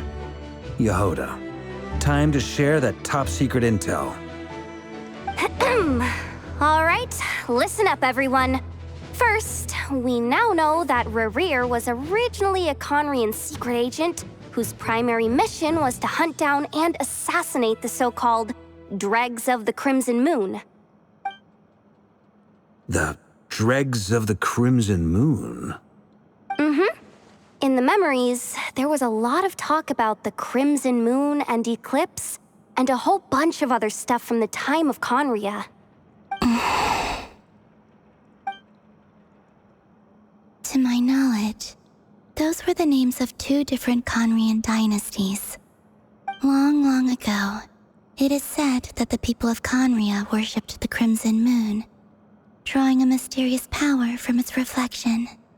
But one day, a coup saw the Crimson Moon eclipsed, hence the name of the new dynasty that replaced it, and how it became the new emblem of Conria. Still, long after the Crimson Moon dynasty had fallen, the last ruler of the Eclipse dynasty, the Vinster King, still coveted the secrets it left behind. So, he sent the Rehir of Solnari to secretly hunt down the Crimson Moon's few remaining followers. In those days, Rerir showed no signs of madness. In fact, he was as normal as any other person. Oh, and he had a fiancé, or at least a would-be fiancé, called Tholindis. What's the matter?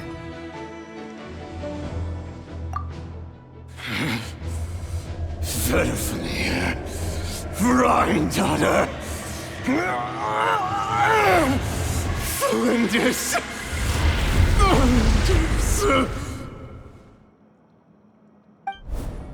Interesting. Anything else? What about this would-be fiancé of his? Do we know anything about her? Well, she was a researcher at the Universitas Magistrorum, but it felt like she was hiding some kind of secret. Oh, and one more thing. For some reason, Rerir's fragment also contained some of Tholindis' memories, though only a very small portion. Well, no shortage of potential leads, I'll give you that. In any case, it sounds like we can conclude that while Tholindis was still around, Rerir appeared to be lucid and quite normal. Tholindis, it seems, must have been the one thing in this world that he couldn't let go of. Tell me, though, were these pure-blood Conrians we're talking about here? Why do you need to know that? Hold on. If she was a pure-blood Conrian... Oh yeah, just like how it was with the captain. If we could somehow find her, do you think there's any chance Rerir might regain some of his sanity? It's possible, but it would take a miracle. We can't pin all our hopes on that. That merchant who Nefer knows, Dori Sangama Bay. Maybe we could hire her to look into it. All right then. Let's keep working in our separate teams. Traveler, Paimon, Kutar, and Miss Arlecchino will go look for the iridescent moon's marrow. As for the others... On the way over here, I noticed that the Wild Hunt monsters had grown even more frenzied in their search for Kutar. At this rate, the people living here will be in grave danger too. So I'm thinking of gathering together some of our followers to... I'll head back to the curatorium and meet up with the boss. Feels good knowing we've all got something to be getting on with. Given that the Wild Hunt has been a lot more active lately, the Lightkeepers have likely begun their own operations too. If that is the case, someone will need to pass the news on to Flint's. I'll hold the fort for now, then discuss our next move with Flint's, Aino, and Anefa when they get back. All right then. Well, the clock's ticking. If that's everything, we'll be on our way. We'd better get moving too. We'll try to buy you as much time as we can.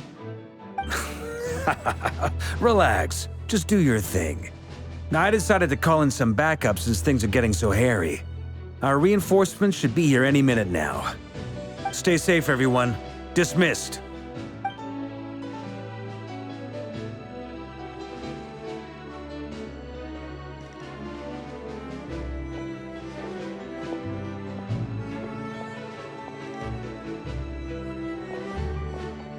We're back. Did we get here a little early? Or a little late?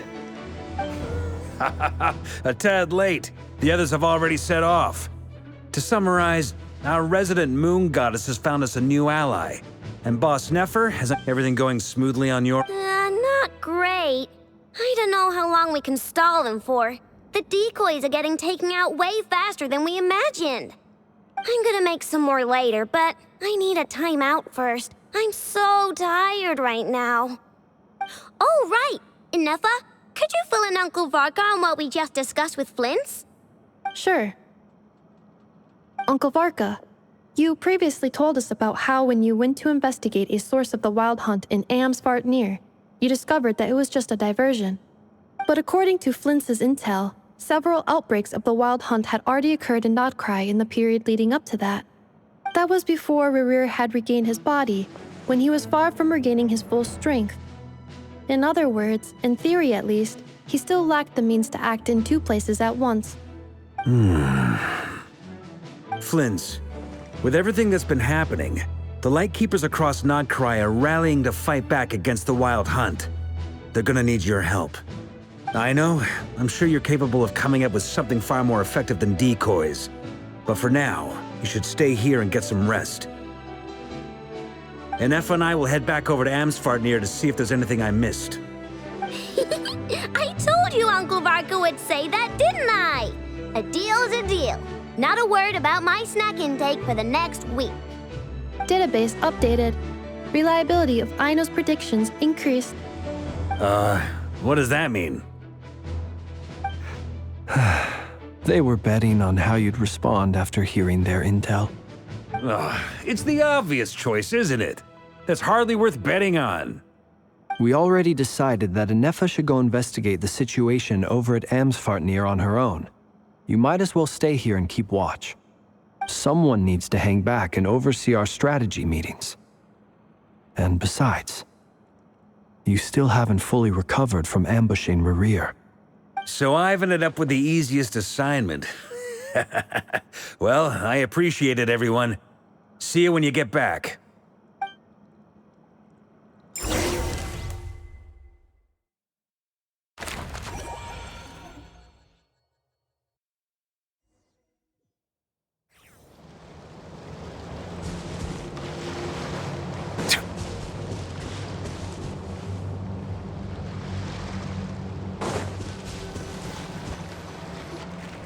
Here, this will serve as a good spot to cross over.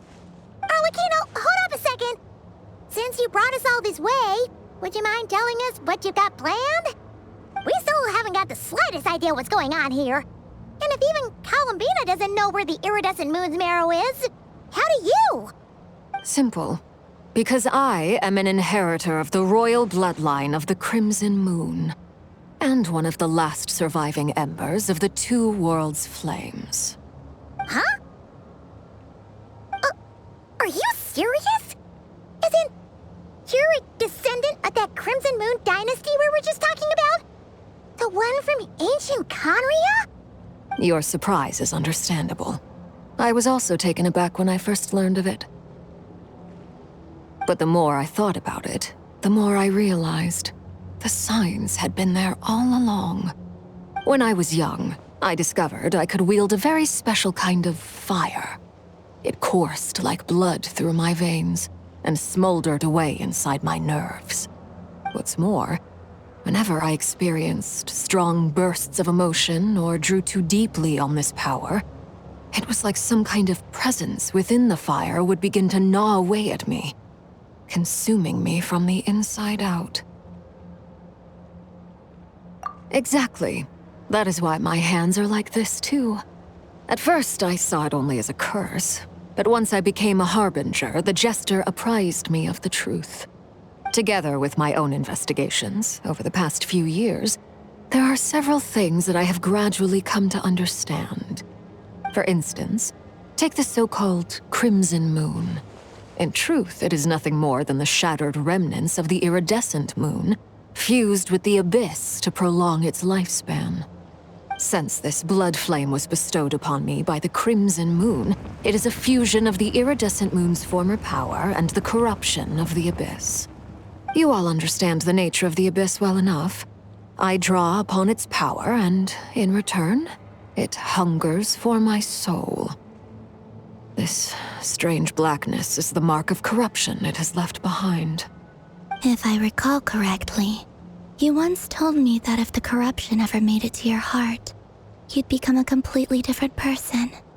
Yes, and that's the reason I'm always careful not to push my power too far. It's essentially a never-ending tug of war. Whew. Sounds intense. Anyway, the rest of my story can wait. Is there anything else about the Crimson Moon or the iridescent moon that you're unclear about? Paimon has a question. So, the Crimson Moon that the Carians used to worship was actually the iridescent moon, right? Which was one of the three moon sisters. Does that mean that the Carians were to the Crimson Moon as the Frost Moon Scions are to the Frost Moon? So much of that history has been lost. We have no way of knowing exactly what they were like. But I would suspect that the Conrians weren't as devout in their moon worship as it might appear. The iridescent moon's remains simply served as their link to the abyss.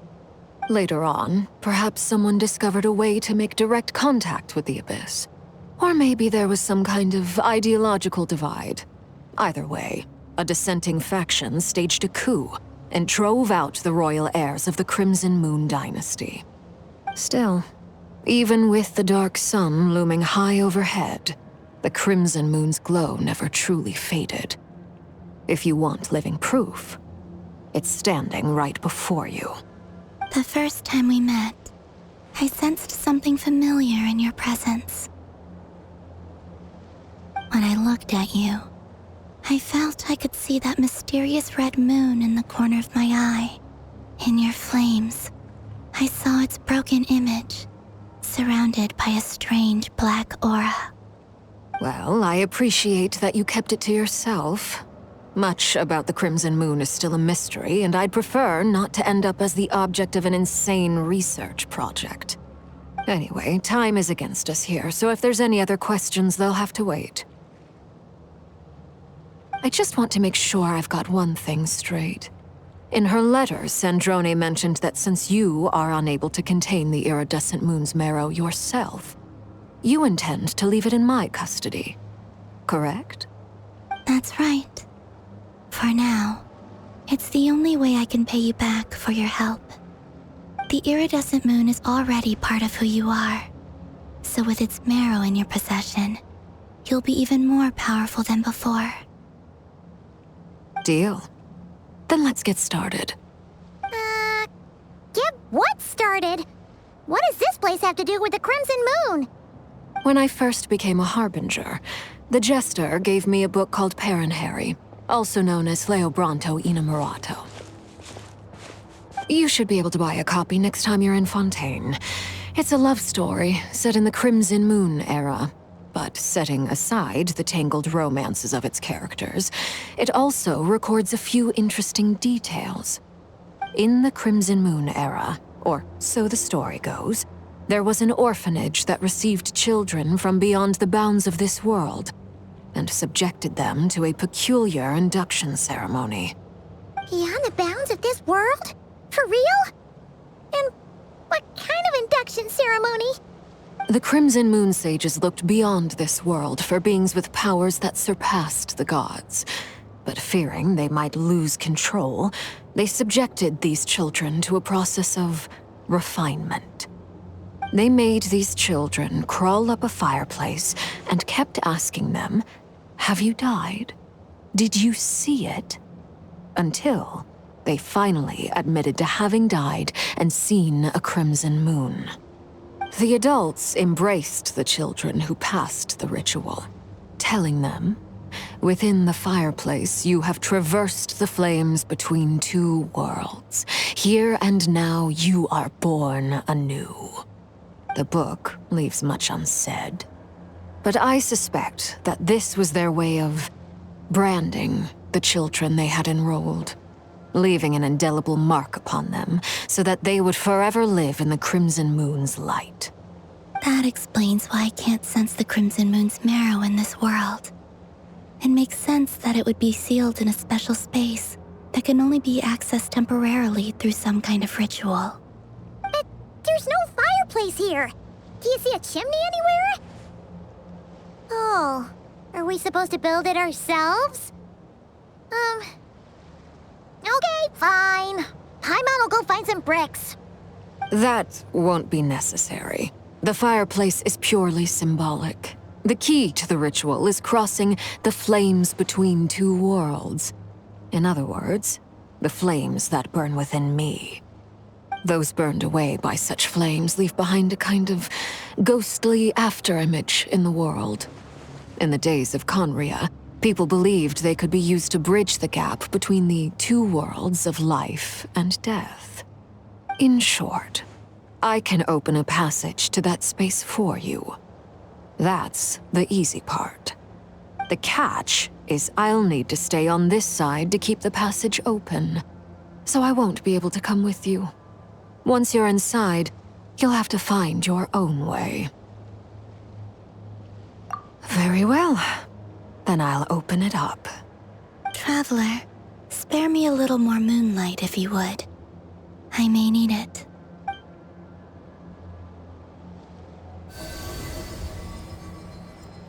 Thank you. I feel like I've recovered some of my strength now. It should be enough to move us across short distances and confront whatever dangers might await.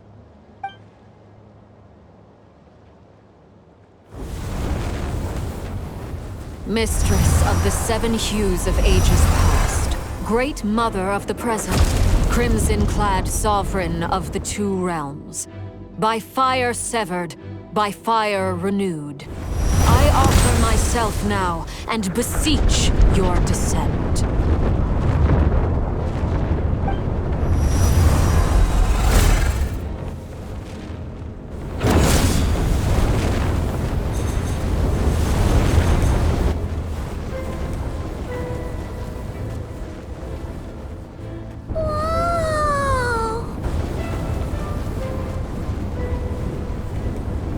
One word of advice.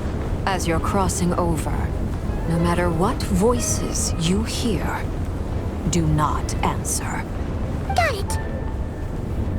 I sense a sinister gloom inside, but also the familiar light of the moon. I feel that I am about to meet an old friend who has changed beyond all recognition. All right, let's go.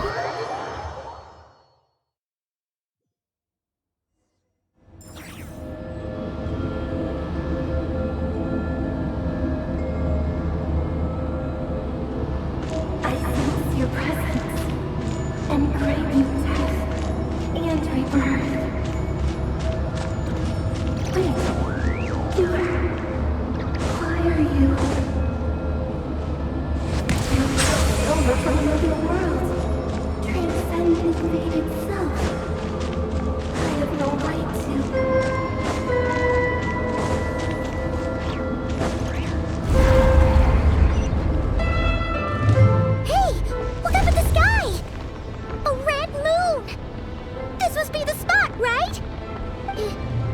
Is that the abyss? It's practically filled the entire place. What now? What a tragic sight. Fragments of your broken body, seized by the abyss, and hung up aloft like mummified remains. Iridescent moon, was this truly what you wished for? Careful. There's something spooky about this. Paimon's right behind you. Whatever you...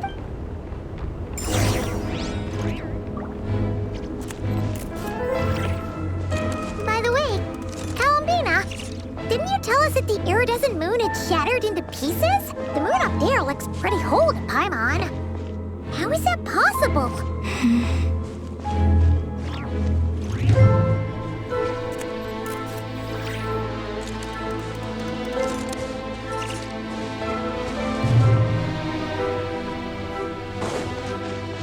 Silence!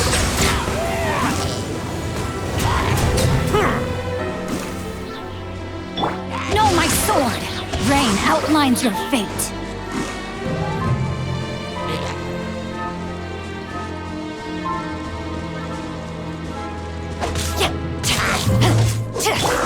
Strike a pose!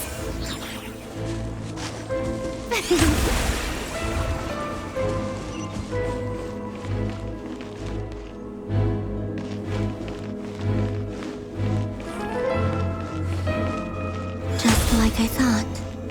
It was only a facade.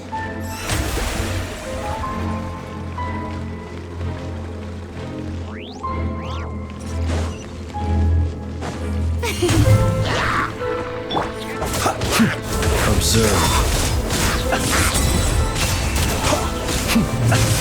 Settle down!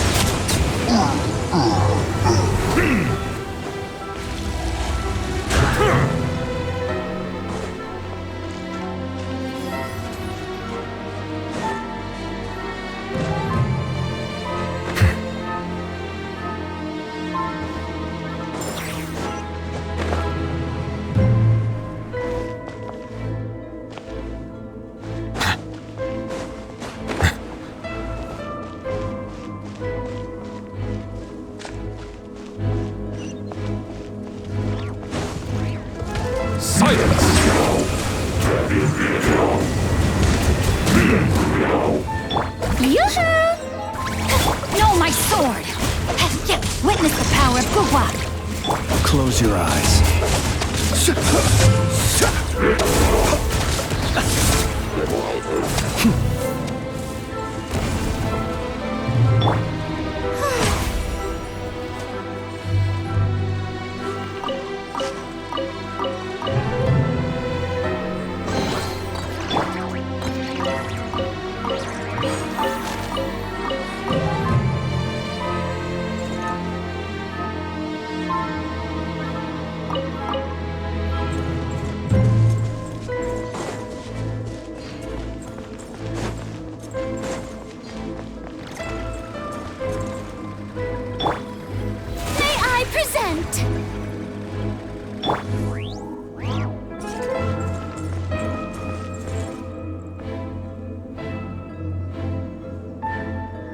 Huh?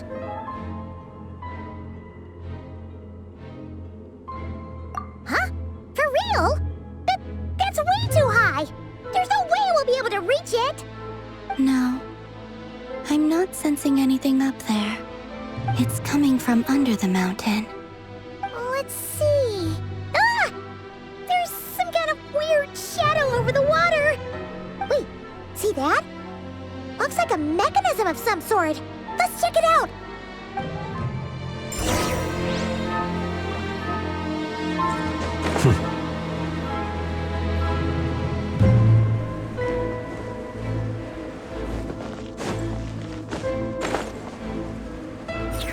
Ooh, looks like a device from the time of Kalia. Maybe people once came here to study the Crimson Moon's domain, and they left this behind. Oh, if we can activate it, we might find some clues.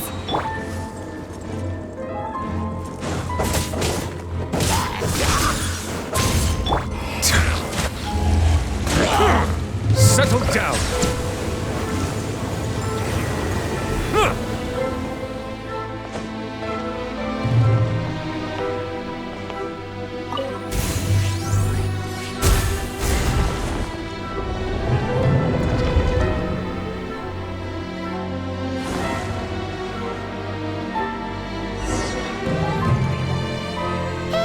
Look at that! Now that the mechanism's running, the shadow in the water looks different. Do you think these mechanisms might be the key to unlocking the secret? Thalindis, we'll leave the rest of the research in your hands. We'll be heading back now. I hope this isn't ruining date night. Ugh. Mind your own business. Just leave me some snacks on the table.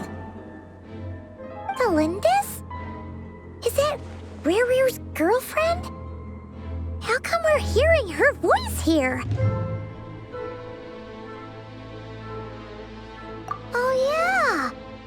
So, do you think she was studying this strange space all along? The Abyss has made this space extremely unstable. Maybe that's why some of the things she said and did were preserved here. Like Echo. Whenever I see this view, it takes me back to a poem from my childhood. Waning moon, oh lifeless damsel, weeping on the mountain crest. Mourning still in wistful tone, her fragile soul now laid to rest.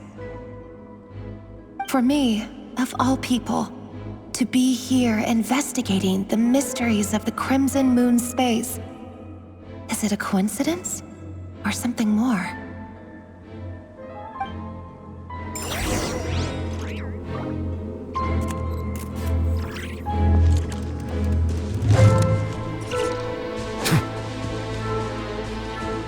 Bow your head.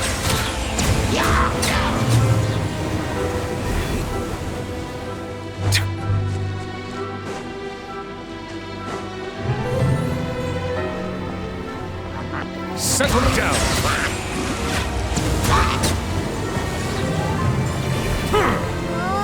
Looks like the Abyss has messed up this mechanism. We need to find a way to get it working again. Let's see if there are any other devices nearby.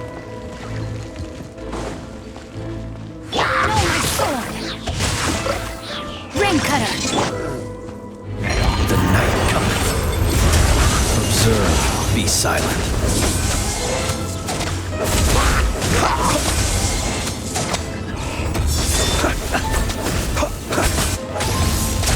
Bow your head.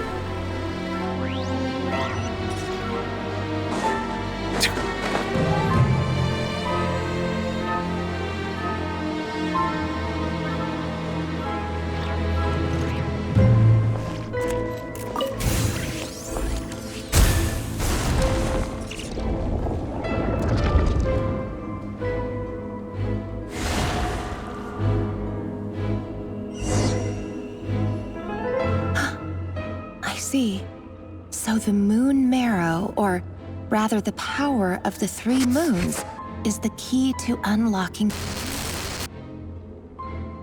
If it really does exist, then maybe this madness can finally be put to an end.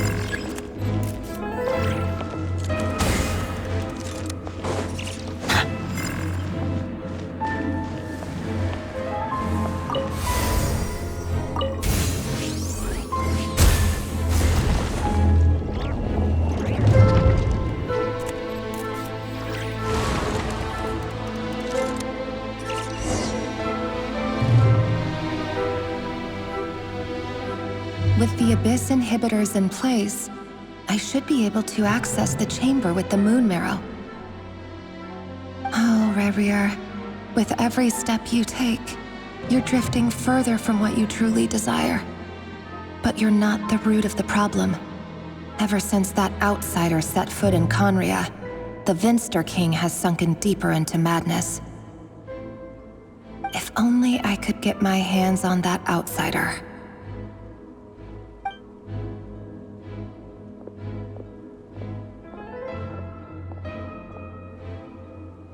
Hey look!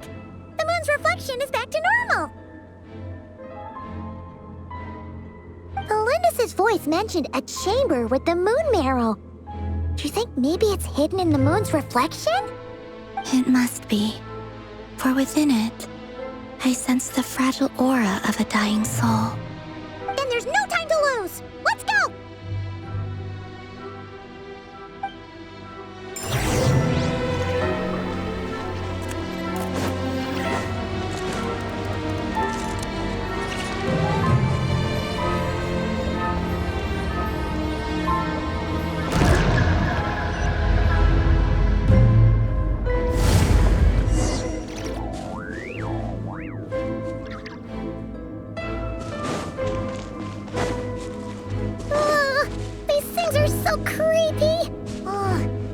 Looks like we'll have to destroy them if we want to get to the iridescent moon's marrow.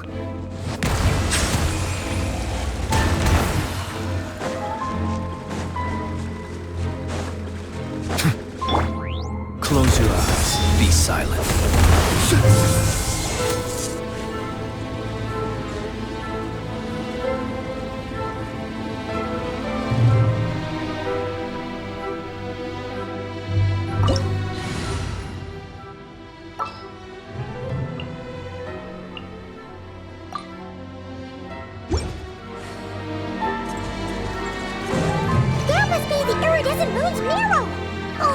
We'll need to destroy these things before we can reach it!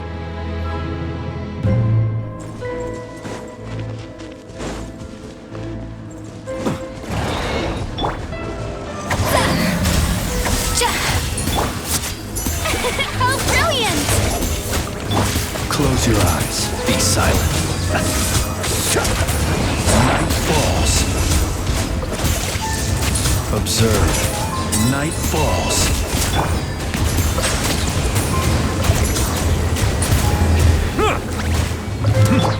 A dash of frosting!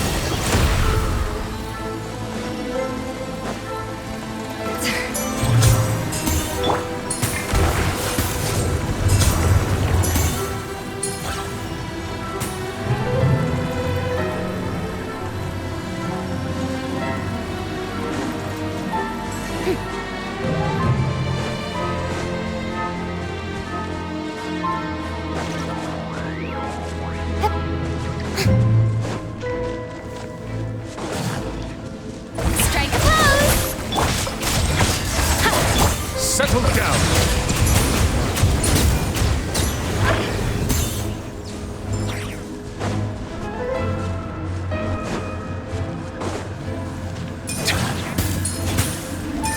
Be sanctified.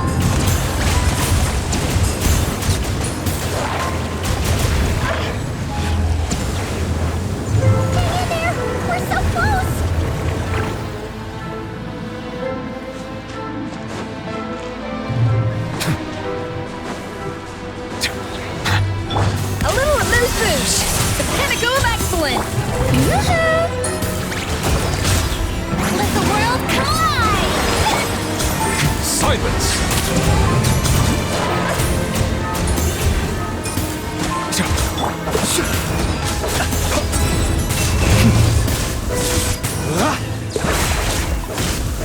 Be silent.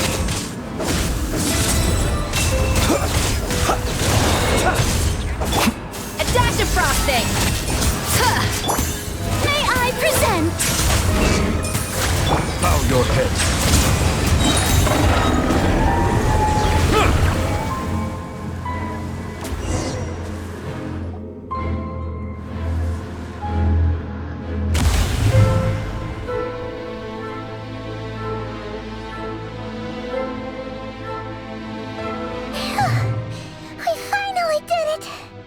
The iridescent moon's marrow, still burning away like an undying flame, yet now contaminated by the abyss.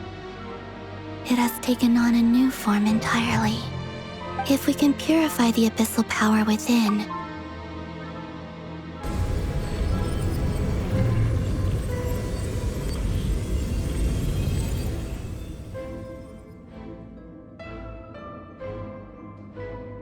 it's so cold.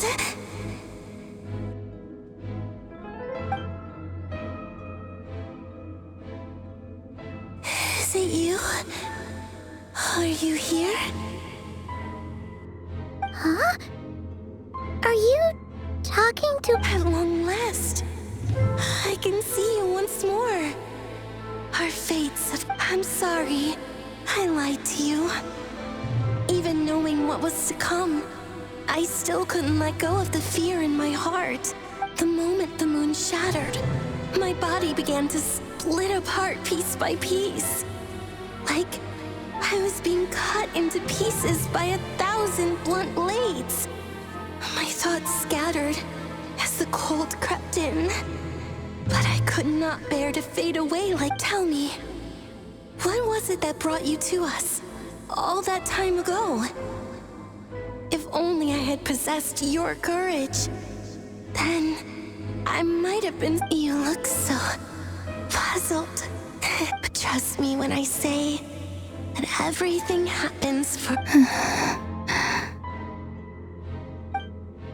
What was that all about? Was that the goddess of the iridescent? It sounded like she was speaking to a long-lost friend. But none of it... Perhaps she took me for the goddess of the frost moon she once knew. For a fading soul like hers, our auras must be too similar. But anyway, we've got the iridescent moon's marrow now. That should help you All right. Time to leave this place and meet back up with Arlecchino. Let's go!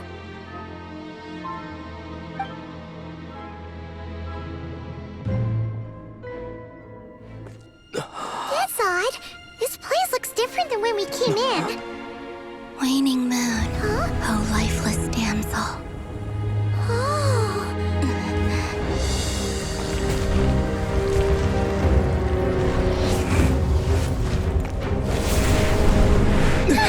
Hurry! The place is collapsing! It wants to trap us here. Who's it? The abyss? Now we've taken the moon marrow. All that's left here is a dark will. It will show us no mercy.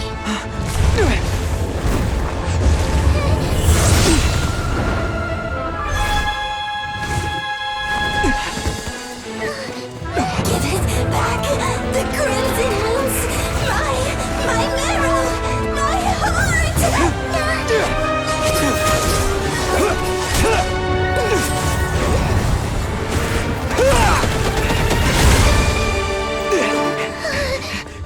Finally! Huh? Oh no! The exit's blocked! They're back! Now what do we do? This is where you fall. Witness my rise. Hey, What are you waiting for?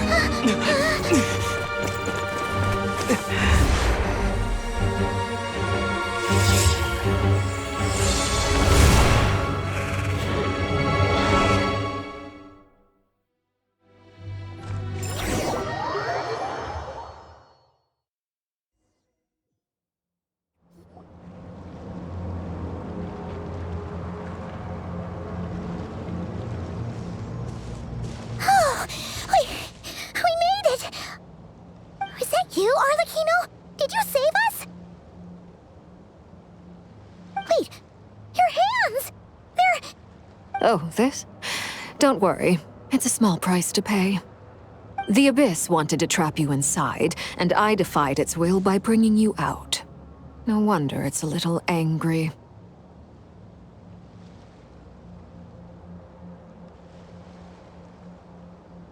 No. I have paid the price, albeit a small one, and it cannot be undone. My hands have already fused with the Abyss. Purification would simply destroy whatever's left of them. But surely... Oh... We're so sorry, Arlecchino. Paimon can't believe you'd make a sacrifice like this for us. As much as I'd like to call it a favor, the truth is I was simply holding up my end of the deal. Well, Columbina. Yes, you did your part. And as promised, I will leave the iridescent moon's marrow in your care. From this day forth, may the two worlds' flames burn ever more brightly.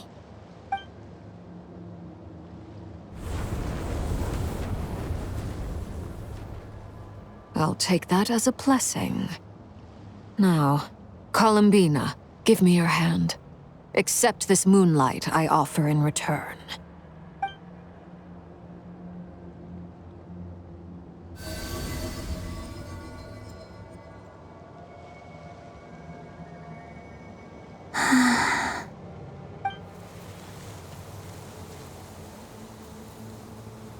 Feeling stronger? Hey, Columbina! Are you okay? I'm fine. Our powers are a little at odds, that's all. By the Frost Moon's authority alone, wielding the power of the other moons was always going to be a stretch. Still, I think it's fair to say that your strength has returned, at least to the level it was at as Third Harbinger. It's still not enough. There's no way I can hope to challenge Rayrir like this. Just one more ray of moonlight, if you would. It's okay. I can...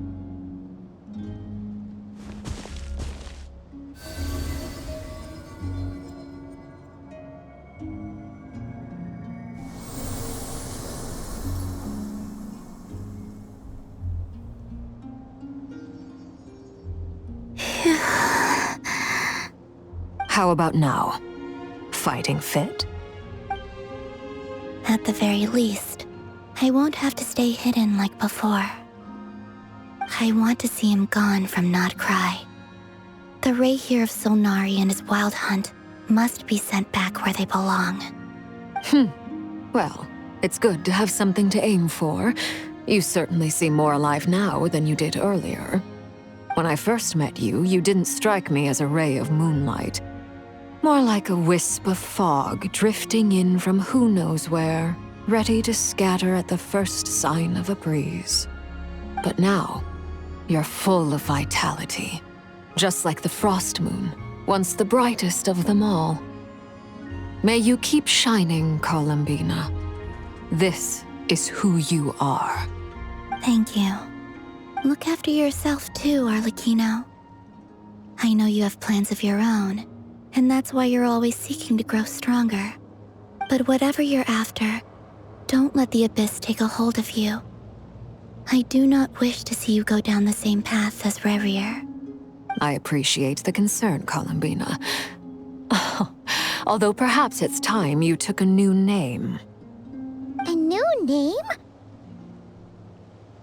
Kutar, the Moon Maiden, Columbina, they're nothing more than code names. They describe who she is and the roles she's played, but they're not her real name. We often use code names in the House of the Hearth, too.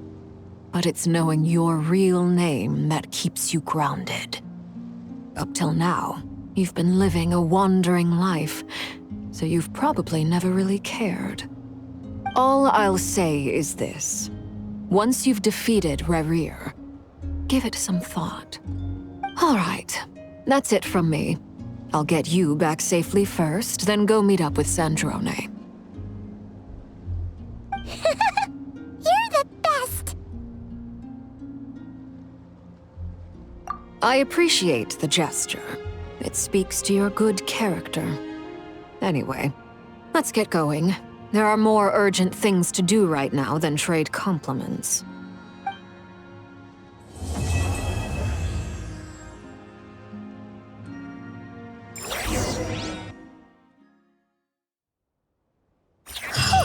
It was a close call, but we got got the iridescent moon's marrow and restored Columbina's strength. And that's all that matters.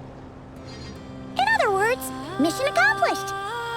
Paimon wonders how everyone else is doing. Oh, do you think the others are making good progress? Hope it's all going smoothly.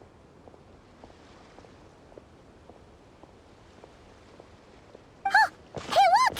They made it back as well!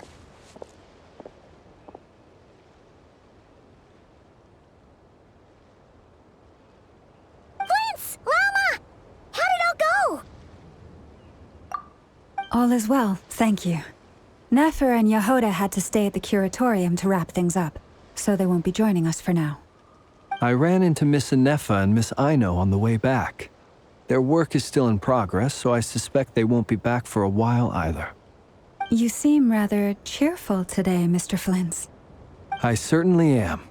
I achieved what I set out to do and came away with more than I bargained for. Fighting alone can get quite tedious, but I had the good fortune to run into a pair of brave young warriors. We meet again. How have you been?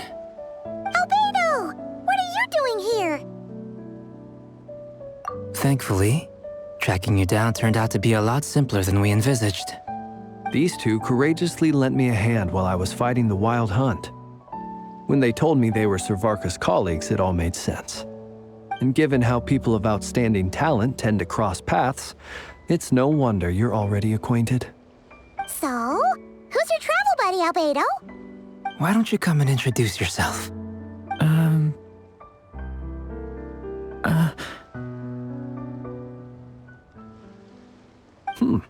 A gentleman of few words, I see. And a rather stern countenance. I presumed you were acquainted with him. Is that not the case? It's nice to meet you. Again. We've technically met before. Wait a sec! You're Minnie Durin! That's right. It's me. I'm glad to see you again. By the way, he says it's okay if you drop the mini. Yeah, I'm not as mini as I used to be. Interesting, isn't it? The first step towards blending into human society appears to be reflecting on whether one's name really reflects who they are. Wow! You look so different! In a good way, of course. It's great to see you looking so healthy. Thank you, Paimon. And although you're as mini as ever, I understand that diminutives don't always convey endearment. I'll be sure to simply call you Paimon as a sign of my great respect for you. Wow! You're such a smooth talker now. Paimon could get used to this. From now on, you may refer to her as your esteemed guide, Paimon. Personally, I think our little Paimon is the perfect size. When people call her Little Paimon, it's just because she's so adorable that they can't help themselves. If that's not a sign of endearment, what is? You're absolutely right, Miss Lauma. My brother still has a long road ahead of him when it comes to understanding human relationships. Anyway, speaking of long journeys, didn't Columbina, leave with you? How come she isn't back yet? She's been catching up with old friends. Wouldn't be surprised if she stopped for a cup of tea or 10 on the way back. Uh-oh. People are talking about me. Hope it's nothing negative.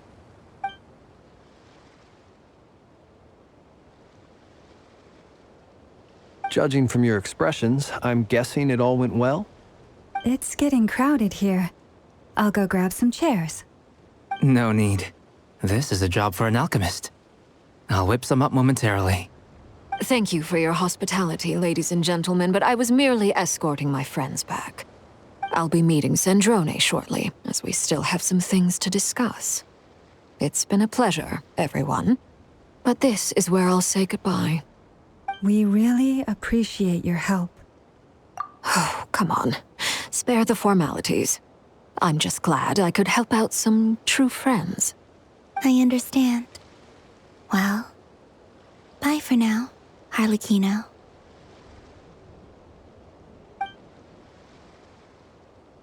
Oh, this place is hopping. It's probably a good thing one of us left. Otherwise, we might not fit all these people in. Are you saying we're about to run out of chairs? As a matter of fact, I am. Come on in and see for yourself.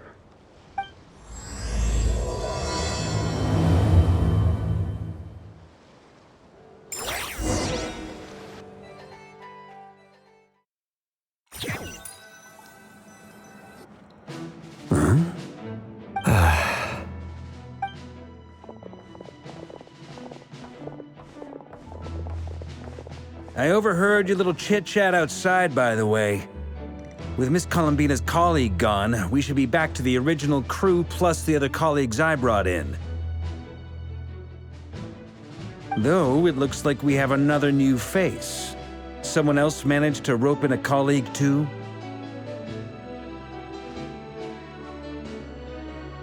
Frankly, you and Paimon are the only people I know here.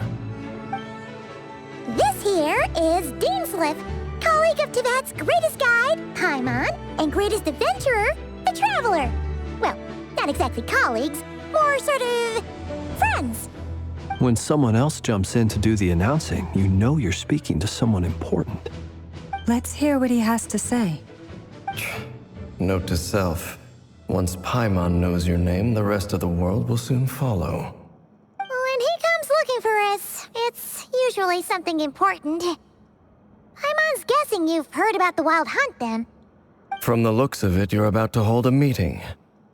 If I were to say that the Wild Hunt is our mutual enemy, would that earn me a seat at the table?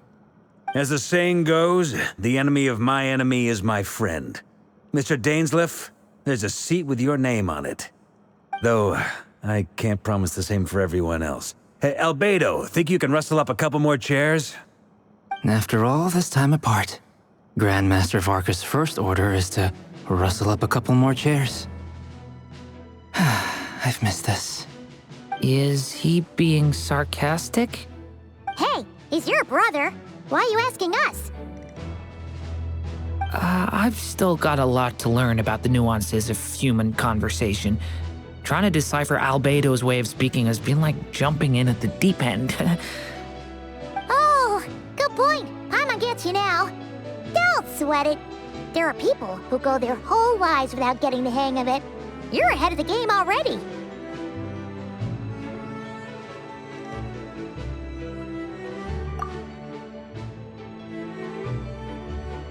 I wonder what's taking Nefer so long.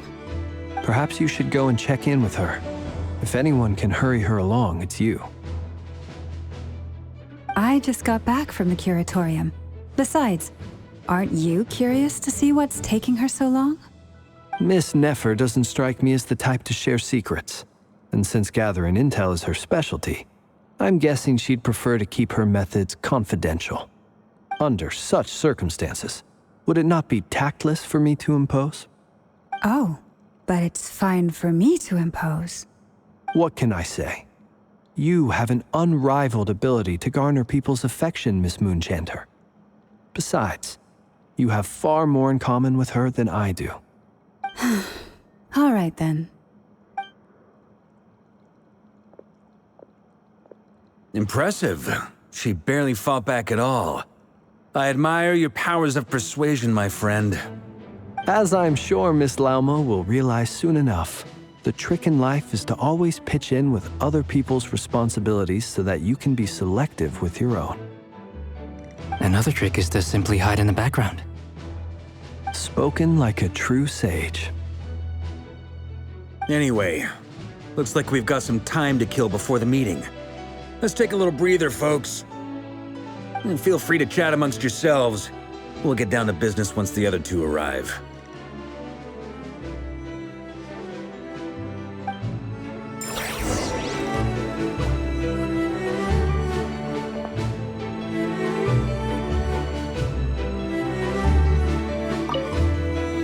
You're both awfully quiet. Why don't I start us off with an icebreaker? Much obliged.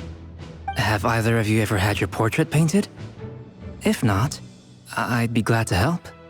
That sounds like a lovely idea. You know how to paint, then? I dabble occasionally. He's an excellent painter. Tables, chairs, people, dragons, you name it. He'll paint it for you. I'm flattered. If I ever get the chance, I'd like to give it a try myself. I'll bear that in mind. Anyway, how about you, Durin? What sort of... Oh, I'd be fine. Whatever style feels best to you. Very well. Then I'll play it by ear. You can replicate any style I want? I can try. If you show me a sample, I'll do my best to match it. Thank you. In that case, I'll dig up some reference material.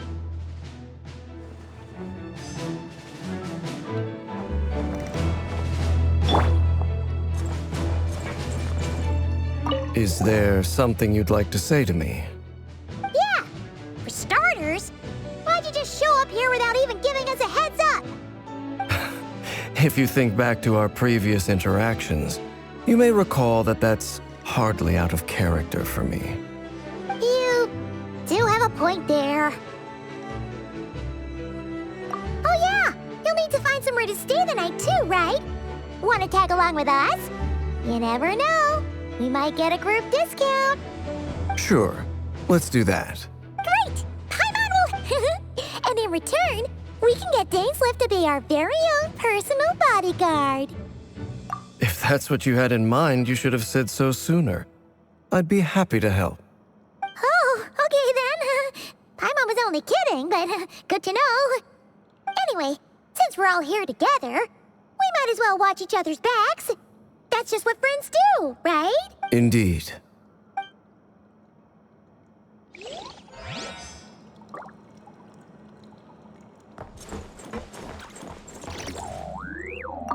Truth be told, I can't remember the last time I was in a meeting with so many people. You're not alone there, my friend. The Lightkeepers also struggle to bring everyone together for a serious discussion. I don't doubt that. I've only ever met two Ratniki, one being you, and the other being that young guy, Itlua. Itlua is a good apple. I'll give him that. He's kind, honest, and regularly delivers supplies to my lighthouse. A true Ratnik to the core. In that sense, he puts me to shame. So you're what? A fake Ratnik? That's what it sounds like you're saying. But I get the feeling that's not quite what you meant.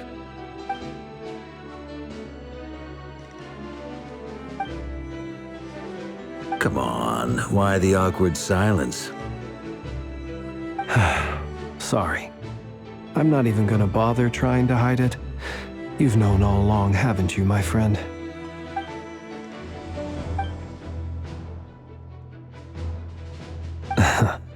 Now that was an awkward silence. Let's just keep this between ourselves.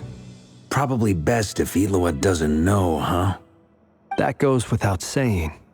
Gotta be careful what you share with youngsters, after all. Anyone else in the know? Let me guess. The Traveler and Paimon? It's dangerous being too sharp for one's own good, you know.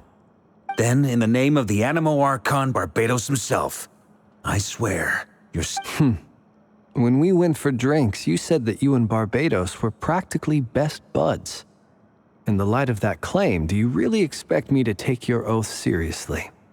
Of course. Just as long as you don't go spreading around the fact that I'm close with Barbados, all right? Fair enough, then. Nothing like a bit of mutual leverage to seal the bonds of friendship.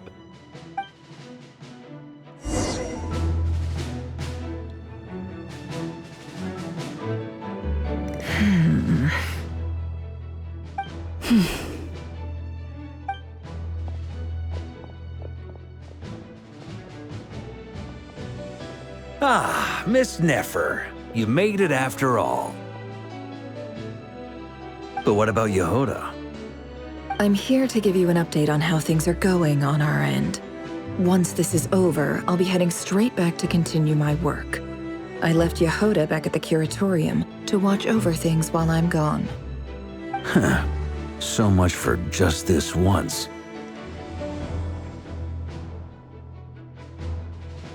Shh! Not so loud! We're on a roll here! What if she remembers and suddenly decides to back out?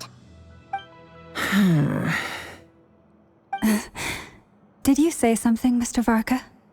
Huh? I didn't say anything. Right, Flints? Must have been a frog. They get so noisy around here at nighttime. It's like they're putting on a concert in the background. Anyway, before we begin, there's a few introductions to make. Let me start by saying that it's an honor to be speaking before so many distinguished colleagues and collaborators. First up, we have Miss Lauma. As Moon Chanter, she's the leader of the Frost Moon Scions, a local religious community in Nodcry. Then there's Miss Nefer, boss of the Curatorium of Secrets, an intel gatherer extraordinaire. Nefer is leading the investigation into Rerer's background, assisted by Yehoda and Lauma. From the little I've heard, they're making some great progress. Over here, we have Mr. Flintz, a ratnik and guardian of the abandoned lighthouse. In our last operation, he courageously distracted the Wild Hunt to buy time for the rest of us. For those of you who've never met, this is Mr. Albedo, a renowned alchemist and captain of the Knights of Favonius investigation team. By his side is a new face for us all, myself included, Mr. Durin, who's come to lend his aid. Next up, we have the Moon Maiden and former Fatui Harbinger, Miss Columbina. Then we have the Traveler, who's earned more titles than I could possibly hope to list out, so I'll spare you the rundown. And Paimon, the ultimate travel companion and quite possibly the best guide in all of Tevat. Wow! That's a lot of people! Great turnout! Miss Nefer, it looks like you might have another job coming your way, so, congratulations on the booming business, I guess. You think I haven't got enough on my hands as it is? Who's looking for me now? That would be me, Miss Nefer. I have a commission for you. And you are? Who I am doesn't matter right now. What does matter is that I'd like you to gather more intelligence about the Rehur of Solnari. Well, it's not as if we never take on anonymous commissions. But in your case, I'll have to decline. I'm gonna take a wild guess and say your job's probably more hassle than it's worth. Something about you seems like bad news. It's my eyes, isn't it? Conrian, I assume. And what's with the mask? Are you trying to hide your identity? In any case, the fact that you're even still alive raises an awful lot of questions for me. My name is Dainsleif. And yes, I am from Conria.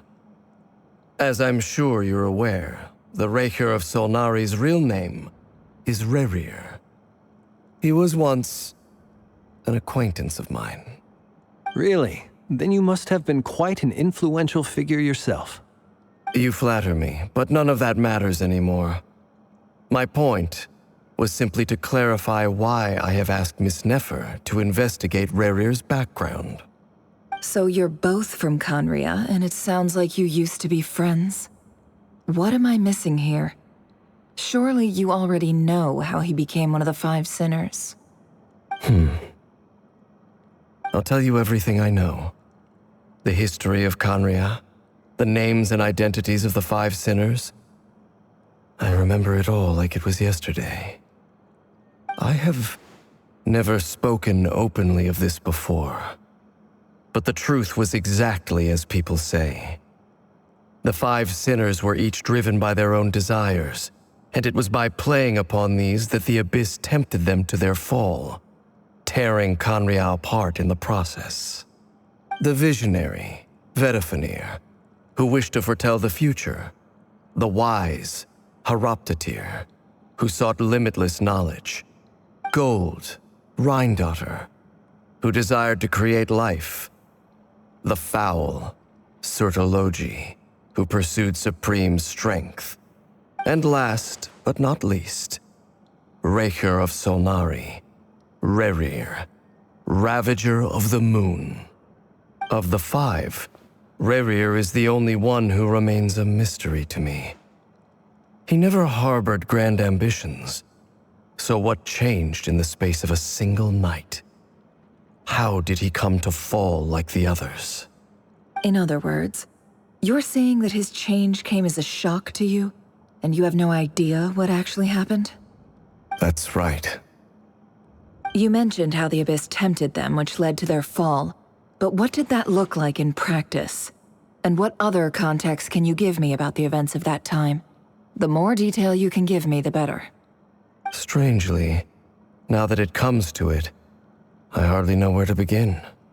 The fateful night took place during the era of the Eclipse Dynasty. One day, my elder brother, the visionary, Vedifenir, was summoned to the palace by the Vinster King, only for the king to gouge out his eyes and cast him into the dungeons. When I came to hear of this, my fury knew no bounds. I gathered together every ally I thought I had, and together, we set a night to storm the palace and free Ved.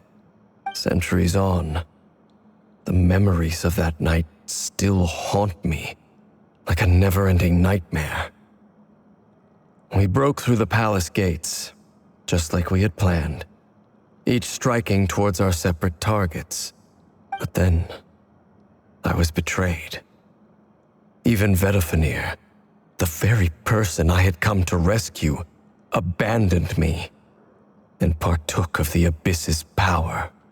So, it's personal after all. Then tell me, Mr. Dainsleif, what price are you willing to pay? You, of all people, must know that nothing comes for free. I cannot say what price would be worthy of such a commission. But know this.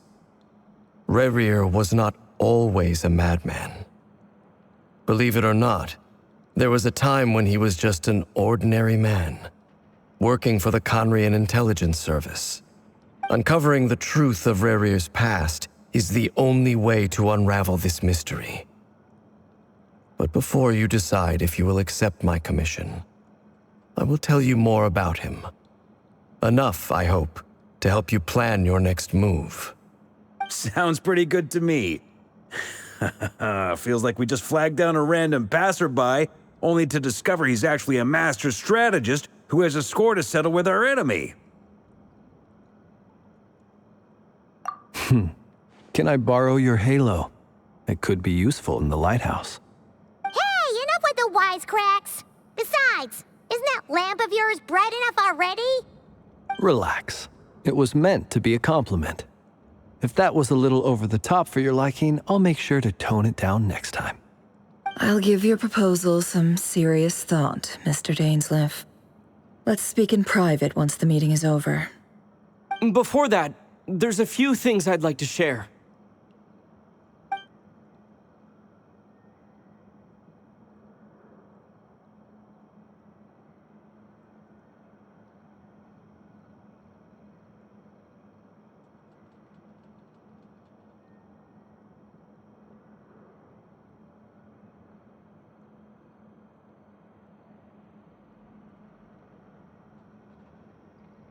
Now that we've united the hearts of the three moons, your power should be greatly enhanced. But it seems like that hasn't happened yet? I believe it will take a little longer. You've done so much for me, so I want to be completely honest with you all. Even though I'm doing a lot better now, the truth is, my recovery will likely be an ongoing process. From the moment I was born, my power has been slowly ebbing away. And that is because Tevat has never accepted me. Even with the moons united as one, it seems my rejection cannot be undone. So far, I have yet to find a solution. It may turn out to be a problem that will plague me until the day I finally leave this place behind. Even so, I will do everything in my power to help you drive out the Reihir of Solnari. As Arlecchino put it, this is not about chasing the spoils of victory. It's just a gesture of heartfelt gratitude. Kutar.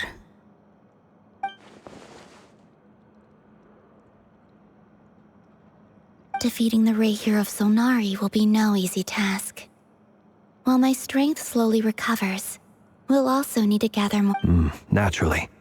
We should take all the help we can get if we hope to defeat him. We've considered several viable plans now, but our choice hinges on the answers to a few key questions. Is it even possible to kill Rerir? What experiences shaped the person or monster he became? And what's he really after? Given Albedo's expertise in alchemy, I think we should leave him to try and answer the first of these questions. Understood. As for the other two, I'm afraid we'll have to count on you again, Miss Nefer. Believe me when I say it's not my wish to burden you.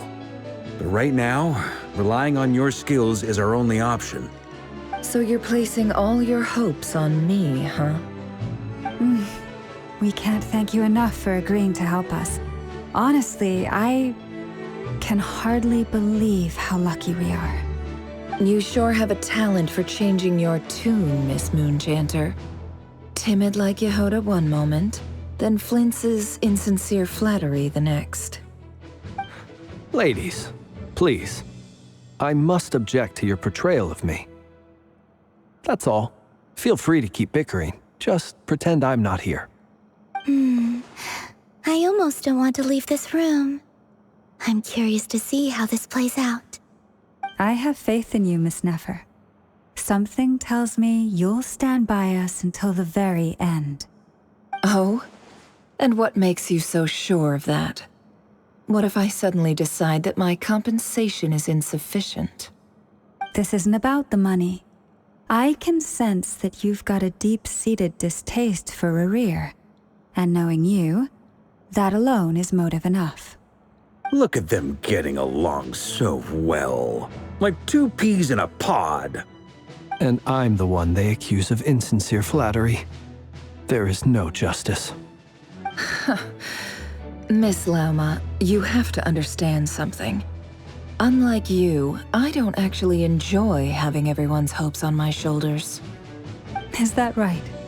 Well, maybe the fact that I'm willing to put my hopes in other people says more about me than you. But the fact is, I also trust you. And that's because I know that you're someone we can count on. Anyway, we've got our plan, so let's get moving. Mr. Dainsleif, let's talk. And Traveler, once we're finished, if you've nothing else planned, I'd like you to come with me. This whole experience is teaching me a lot. For instance, I now know that when other issues come up in the future, I'll have far more luck getting Lauma to convince Miss Nefer than trying to do it myself. Hate to say it, friend, but that's one of the funniest things I've heard in a while. Why? You think I've got it wrong? Quite the opposite. But what makes it so hilarious is how long it's taken you to realize.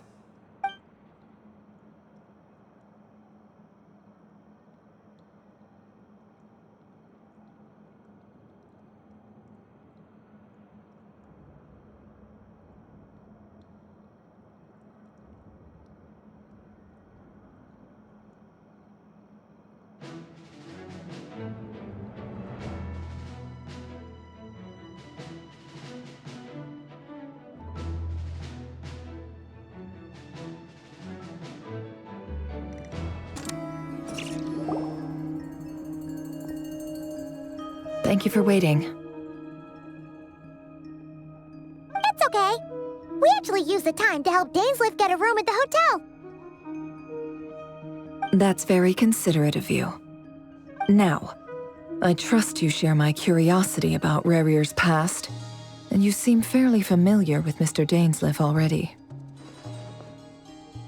We spoke at some length after the meeting. He was the one who suggested I should invite you to join this operation. He feels confident that these secrets will be safe with you. Dane has a lot of faith in us, that's for sure. Likewise.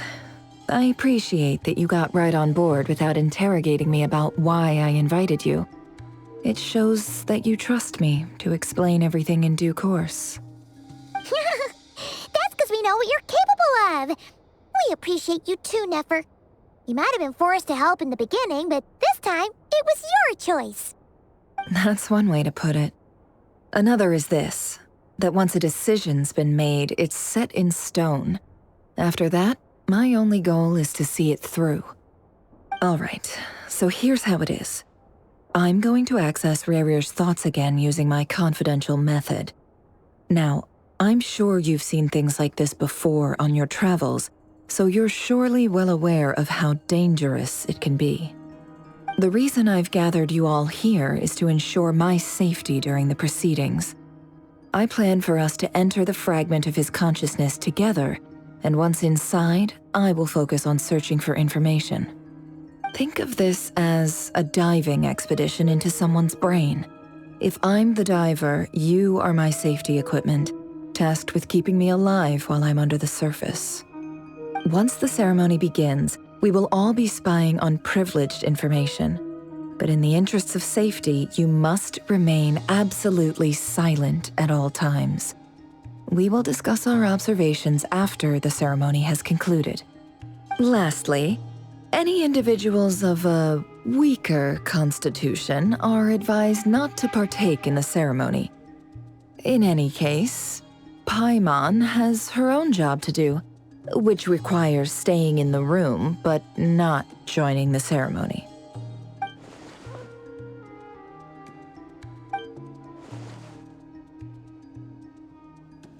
Well, good luck, everyone! Sounds like all Paimon can do is cross her fingers and root for you guys. There's a little more to it than that. I was being serious when I said you have a job to do. While the rest of us are inside Rerir's mind, it's imperative that we have a team member on the outside. In the event that something goes wrong, you will be our first responder. I don't anticipate any issues, but the extra level of safety will be greatly appreciated. I second that. This is a dangerous operation here, and you're our whole rescue team. That's pretty much the most important job in the crew. So, Paimon's like the lifeguard? Yeah, that makes sense. All right, got it. Good. Please, take a seat. We'll get started momentarily.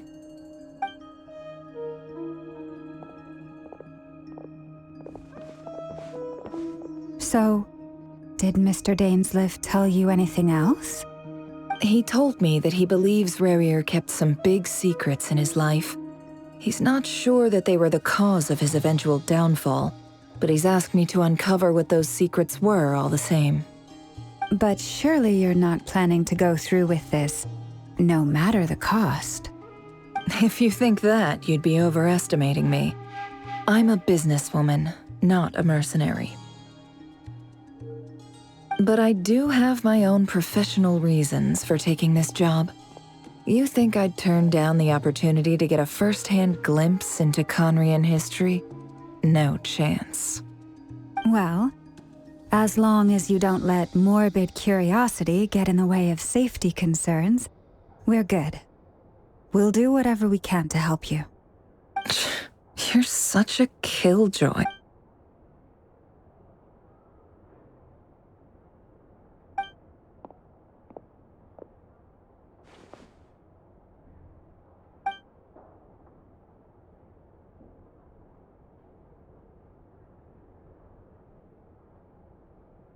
All right, I'm good to go. All set over here, too. Promise, Paimon, you'll be extra careful. All right. Let your whole body relax. We're about to begin. Close your eyes.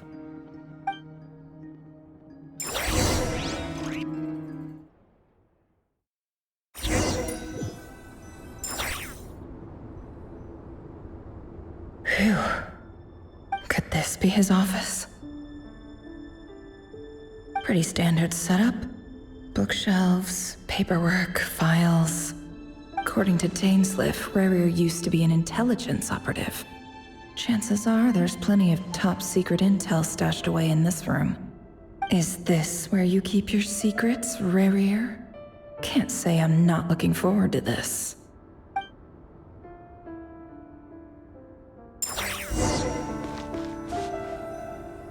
He looks even gloomier than last time. I wonder what's changed. He looks even gloomier than...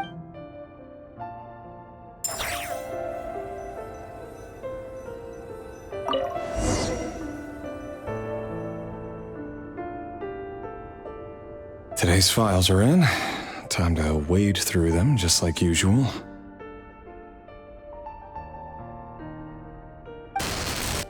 Male, 51. Occupation, cook. Confirmed Crimson Moon descendant.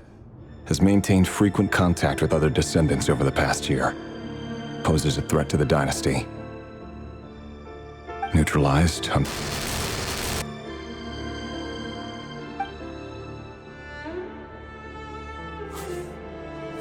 This one should be archived under purged targets.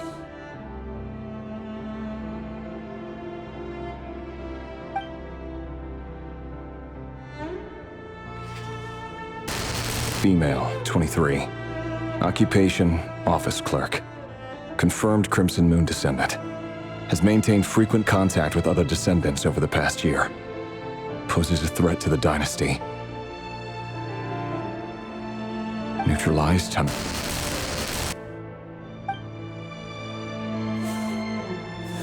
Another one for purged targets.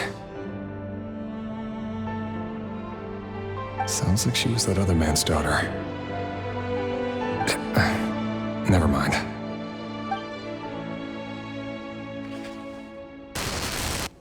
Male, 40. Occupation, teacher. Confirmed Crimson Moon descendant. Has been observed making contact with other descendants during the past year. Poses a threat to the dynasty. Neutralized on... Just another nobody for the Ark. Come to think of it, I remember surveilling this man. A case like his never would have been considered a priority in the past. Huh.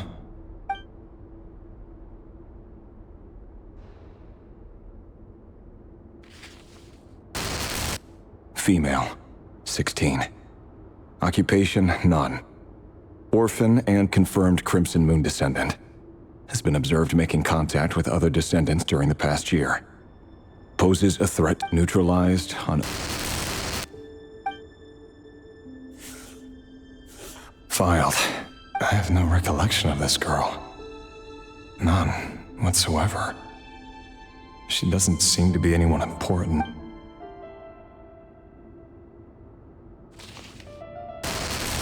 Female, 13. Occupation, none. Orphan and confirmed Crimson Moon descendant. Has been observed making contact with other descendants during the past year. Poses a threat to the dynasty. Neutralized on... Filed.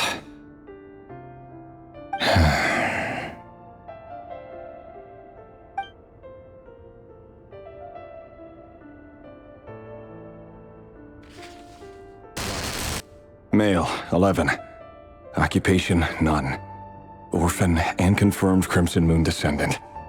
Has not been observed making any contact with other descendants during the past year. Poses a threat to the dynasty. Neutralized and...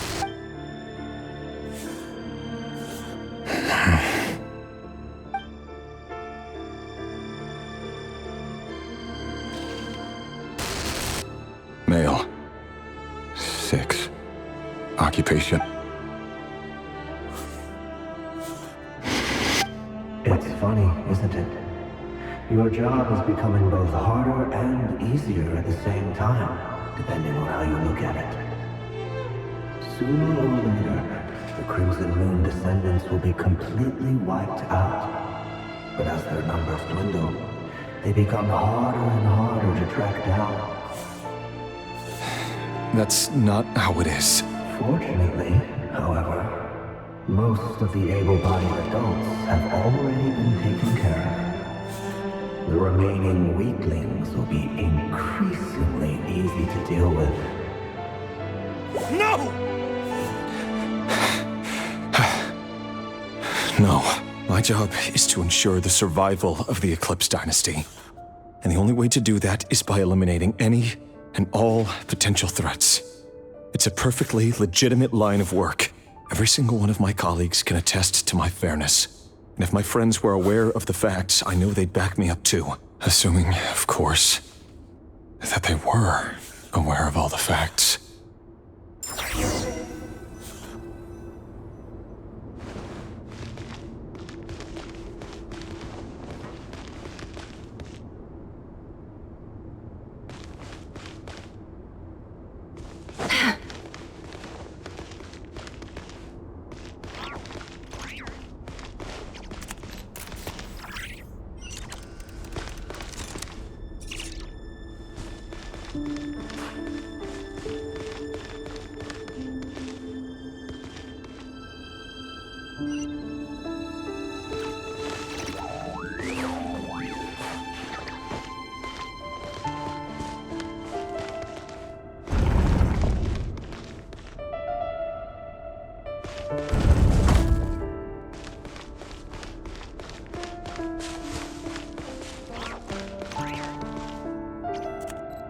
Mr. Vedifalnir, it's been quite some time since we last met.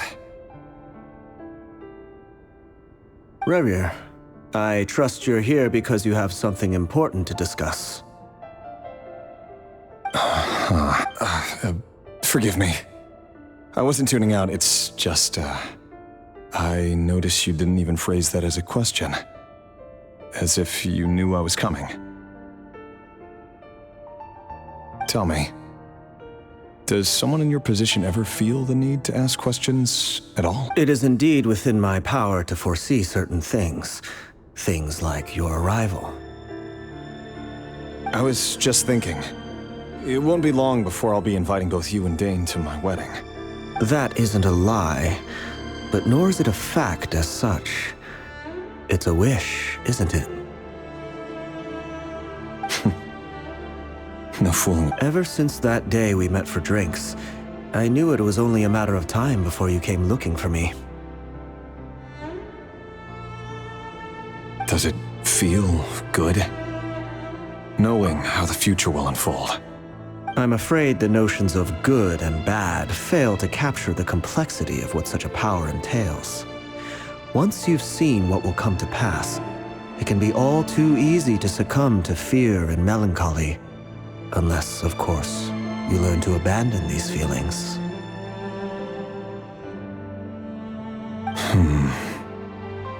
You fear my silence, and long to hear the words I left unspoken that day. That's right.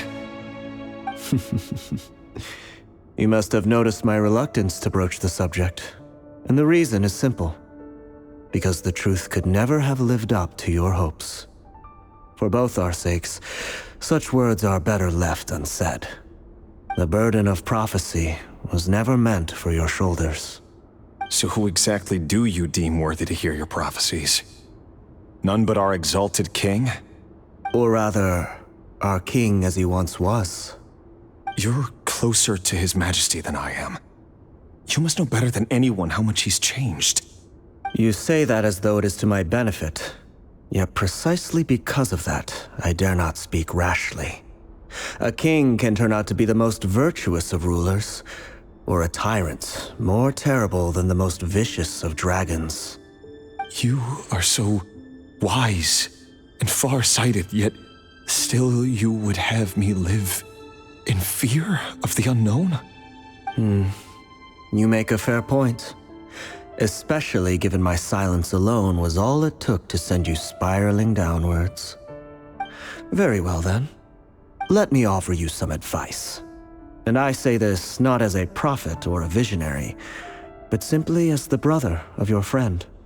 For many reasons, there is very little chance of your marriage ending in happiness. If happiness is what you seek, you should find another fiancé.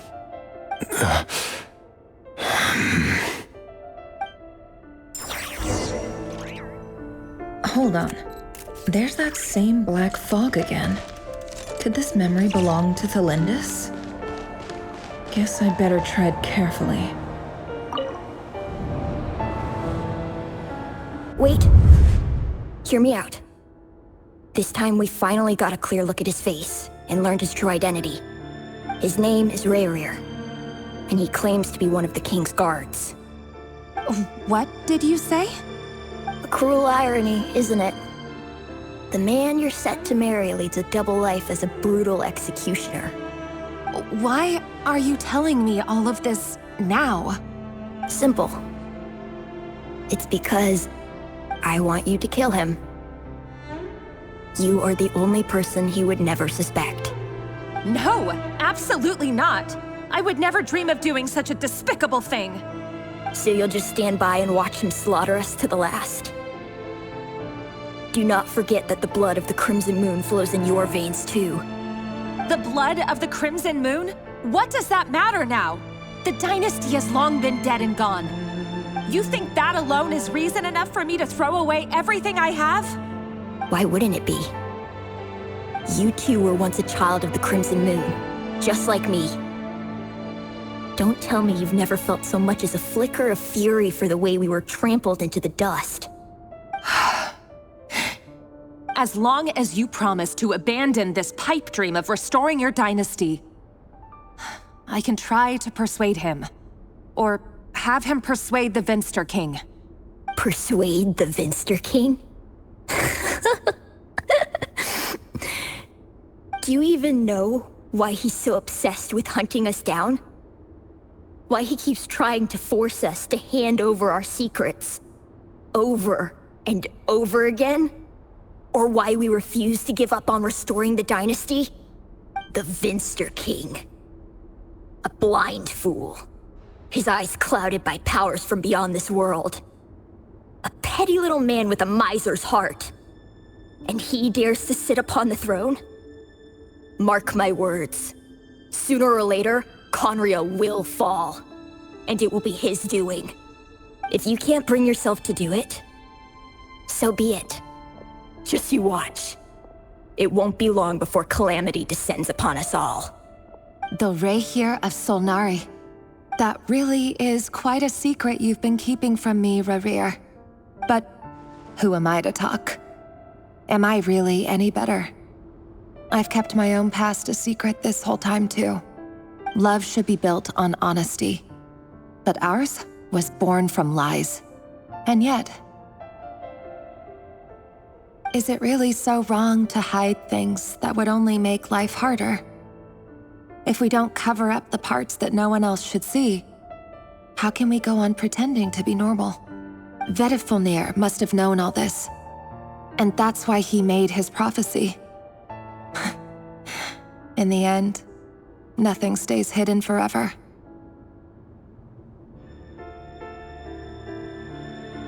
But I won't just sit by and watch this disaster unfold. I'll do everything in my power to protect what I cannot afford to lose, no matter who I have to face.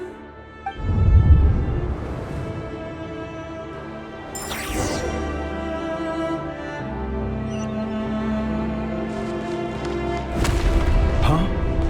Was that Rerir who just walked past the window? Doesn't it give you the chills that he still takes the same road to work every day? As if nothing ever happened. Those people at the deli. Enough already. They're clearly pretty taken by their own disguises, so just smile and play along. Pull the rug from under beasts like that, and you'll risk having your throat torn out. Deli. Oh. They're talking about those people from the Inquisition. Right. I'd almost forgotten they used to run a deli. People of no consequence always vanish so easily. And no one even remembers them.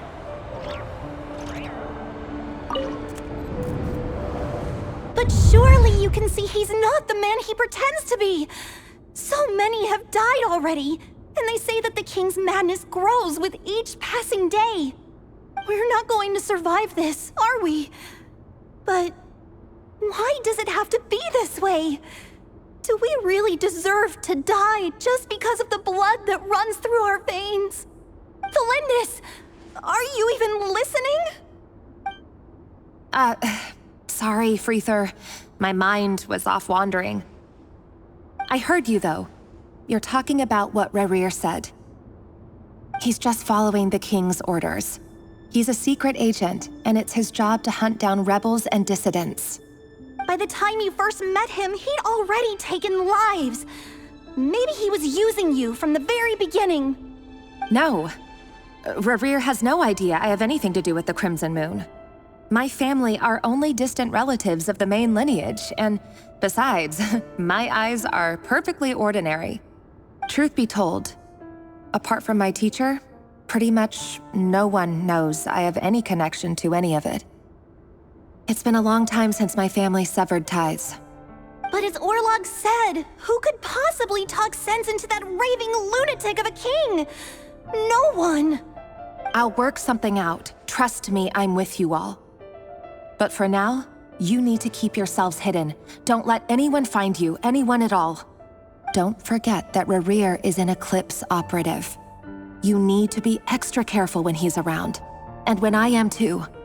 For now, don't come looking for me. And if anything happens to me, just act like we've never met. If even you can't escape this, what hope do the rest of us have? But after all this time together, surely he wouldn't lay a hand on you. I won't speak in his defense, nor can I give you a clear answer to that question. But I'll do everything I can to put an end to this. Here, hold on to this. If an opportunity to escape presents itself, take it. You'll be glad you took some spare change. You call that change? But what about you? I've got a job, and there's still money coming in. But you can't go anywhere right now. Please think about yourself for once.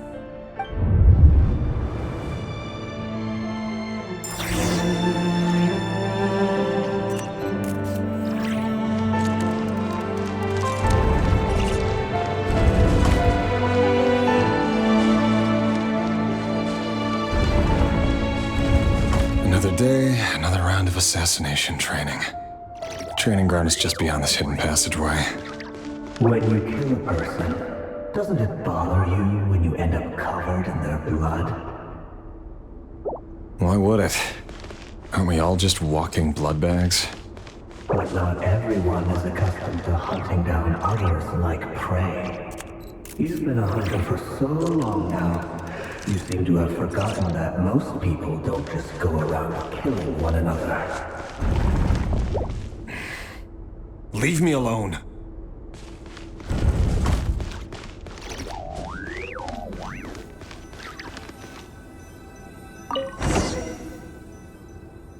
Make sure you have a firm grip on the handle. Then choose your angle well. Keep your movements light and brisk. Pray won't sense a thing. I'll bet no one's ever died a quiet death at your hands. I work clean. No traces.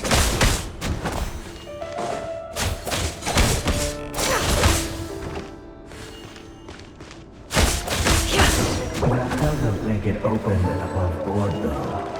The king just happens to need you right now. What if something doesn't? That won't happen. He's changed. Ever since he fell under the spell of that power. In the beginning, he only had to take out a handful of the guilty. But now... The ones I deal with have always been guilty. And I've carried out my work flawlessly.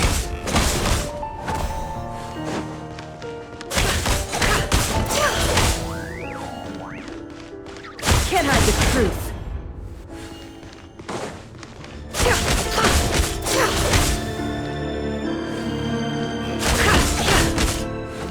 No more lies. You know why Corinne didn't accept your proposal, don't you? Was it because she didn't trust you? Or something else? Enough!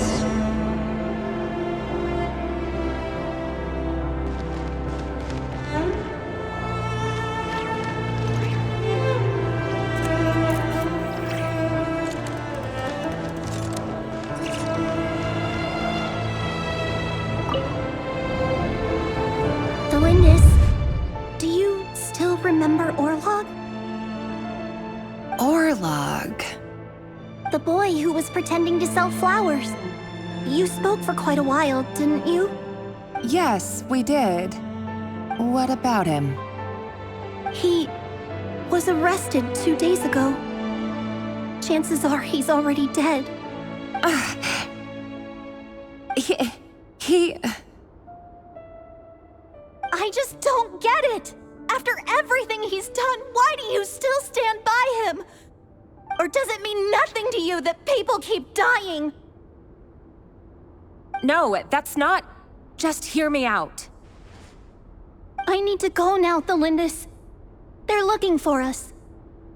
You take care too. If you ever need a place to hide, come find...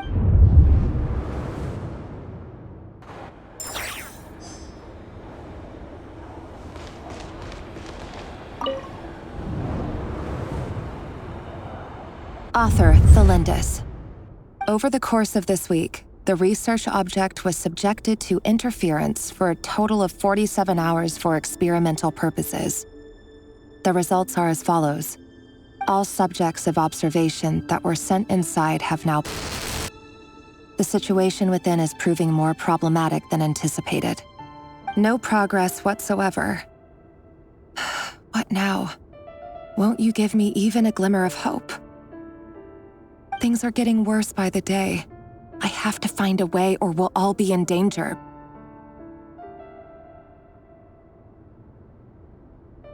But I... If all this research comes to nothing, what then? Sooner or later, it'll be my neck on the line. But could he really bring himself to kill me? No. Surely he wouldn't have the heart.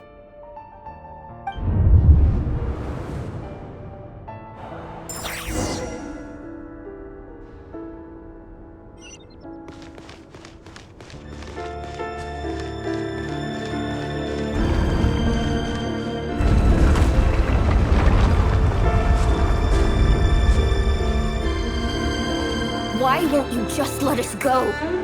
We don't even know each other. All we want is to live ordinary, peaceful lives. You want to live.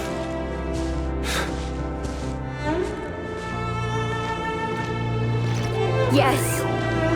I just want to go on living. Is that really such an unforgivable crime?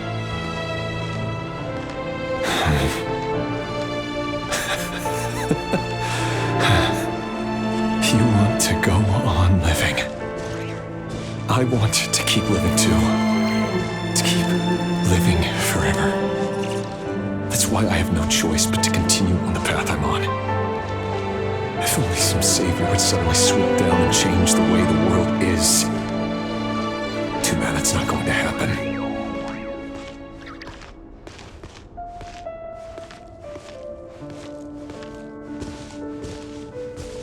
Imagine that. If there really were such a person, you and I wouldn't be standing here like this, would we?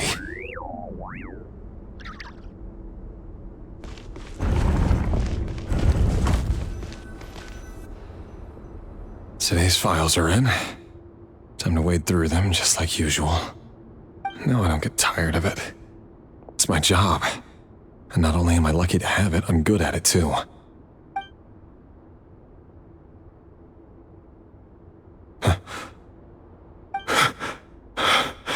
Thalindis? No. No. No! Why? But you bear no mark of the Crimson Moon. How could you possibly have anything to do with them? It cannot be!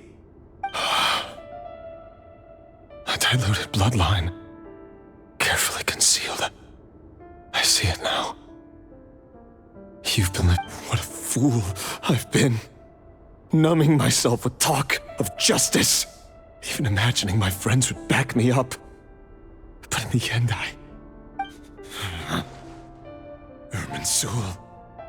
Finster King! How far are you going to take this? From the direct bloodline to secondary offshoots? And then what? Today it's the descendants of the Crimson Moon. Who will it be tomorrow? Will you not rest until everyone down here is dead? No. This cannot go on. This is where it ends.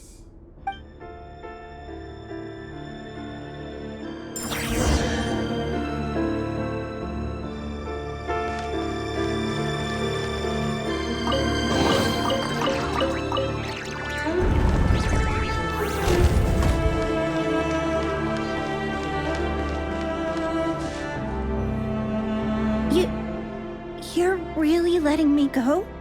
I am. As long as you can guarantee that no one will find you. Don't worry, I'll be extra careful. No one will know I was here. But what about you? Me? If you let me go, you won't be able to complete your mission, will you? Good point.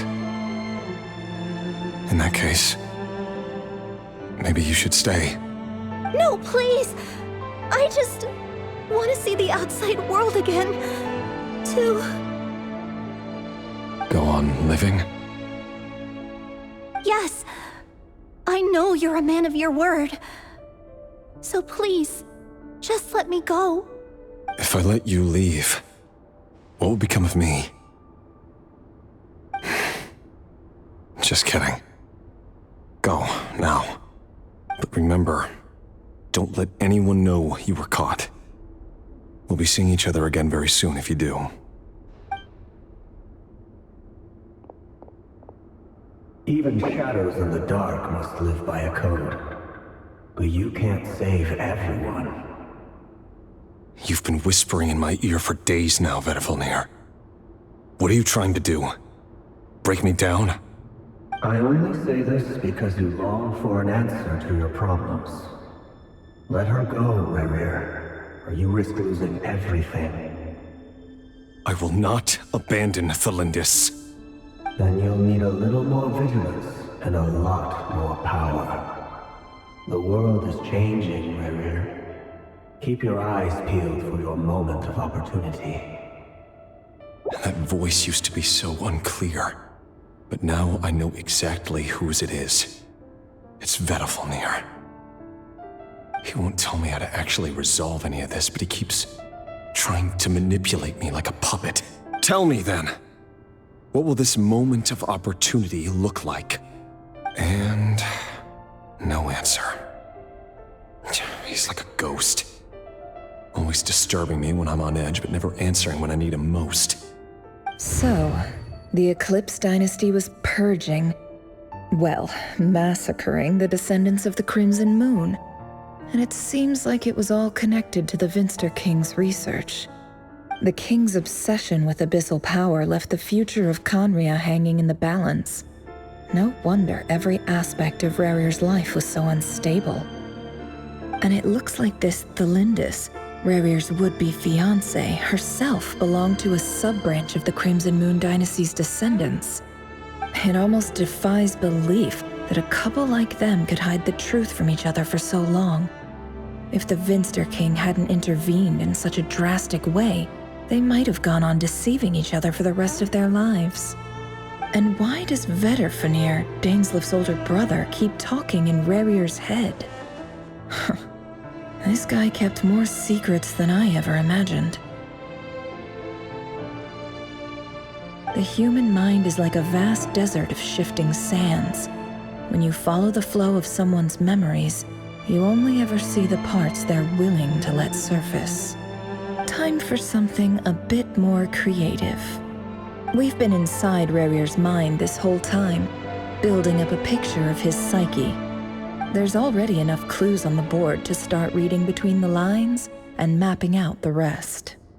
Now, we can finally begin to put the pieces together. Sure, it'll only be a reconstruction, part simulation, part reasoning, but it's usually pretty accurate. Once we've built up a cognitive profile, we just need to cross-check the logic behind his actions. And then we'll be able to take a sneak peek at whatever it is that Rerir has really been hiding.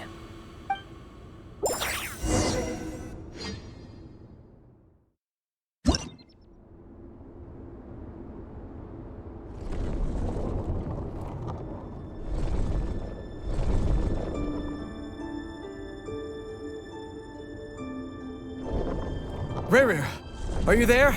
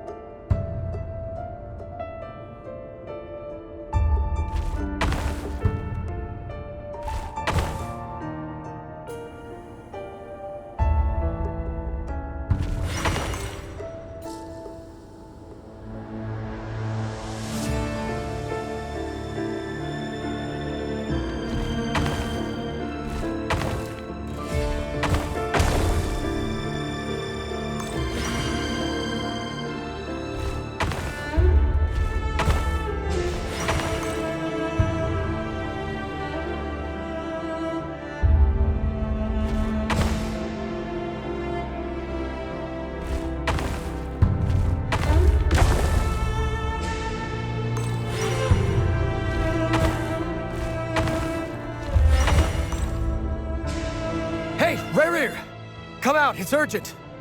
Dane? What's wrong? Quick, come with me. I'll explain everything once we've met up with the others. Okay, I'll come. But the Lindis is still over at the Universitas. I'll need to leave her a note. All right then, but make it quick. I've never seen Dane so worked up before. Whatever this is, it must be big trouble.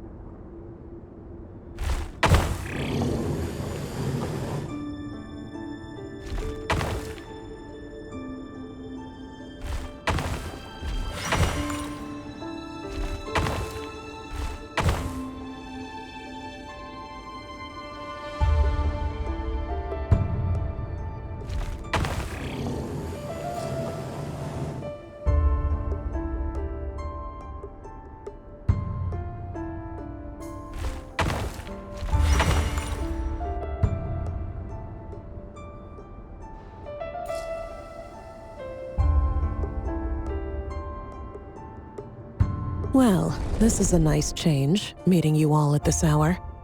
When men and women of ambition can speak face to face in broad daylight, I say that's a big step forward for our dear Conria. Don't be ridiculous. We do not fear the day. Why would we seek refuge in the night? You might ask your blade that same question. I'm told it prefers the cover of darkness. The word on the street is that Sertologi only strikes when he has an unfair advantage. But that is patently false. I see you're missing an arm and a leg. Surely only a fair fight could explain that. If this is your way of offering me replacement limbs, believe me, I'll take them. Oh, we can certainly discuss that. With bioalchemy, anything is possible. Assuming I have your full support in my research. Lunatic. Roptatir, what brings you here? Why, Dainsleif, of course. He invited me. Please, cast aside your apprehensions, Miss Rhindaughter. Whatever the rumors may say, I am but a humble servant of the king, and I can assure you he affords me no greater convenience than he does you. Well, the Universitas Magistrorum won't stop fawning over you, so at least some of the rumors must be true. You're clearly doing well for yourself, so drop the humble servant act. It endears you to no one. You're president of the Universitas Magistrorum, the chief royal mage known as the Wise by royal appointment, and by far the most favored among the 4 pillars of Conria. Vice President Veit doesn't even try to hide his envy when he sees you. My success is the product of hard work and good luck. It's as simple as that. Were the king not such an extremist, I hardly think I would have received a senior post at my age. Of course, no job is without its gripes. Serving a king like ours can be a challenging task, as I'm sure you can imagine. And as for Efterveit, in missing out on the presidency, he's dodged a mountain of stress. Like everything else in life, it comes with pros and cons. You're all here. I apologize for the short notice, but it was an emergency.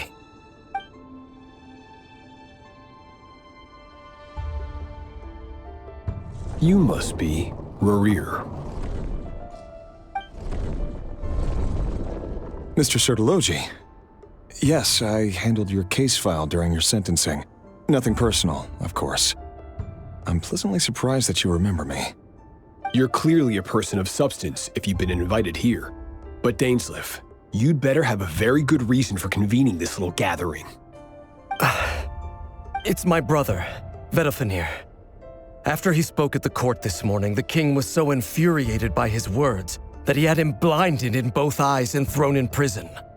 Vedafenir in prison? Strange. I thought the king trusted him and Horoptatyr more than anyone else in the world. Does this mean the king's circle of trust just got even smaller? It has nothing to do with trust. It's about what the king wants, which is as clear as day to anyone paying attention. I simply appease him, because it's in the best interests of the Universitas Magistrorum. And also because you're slimy. Vedafenir, perhaps less so. But still, a visionless visionary? It rather inclines me to think that qualifications are not what get you ahead in Conria. Do you honestly think this is an important discussion to be having right now? Dane, what are you planning to do? Rescue Vedafenir, I assume. Correct. It will mean storming the palace by force. Tonight. I need all of you on my side. That's far too dangerous. And don't forget, Dainsleif, you're captain of the Royal Guard. You swore an oath to the throne. You've been planning this for a while, haven't you? I have no desire to commit treason. But whatever critique the king may have of Vedafenir, disfiguring your most loyal subject for putting the best interests of his court and nation first, this is not the conduct of a wise ruler. My blade will force the king to see the error of his ways. So, Vedafenir's prophecy enraged the king. I'm sure it wasn't what he wanted to hear, but if he won't take counsel even from the visionary, that is deeply troubling news. The extent of His Majesty's madness is now all too clear.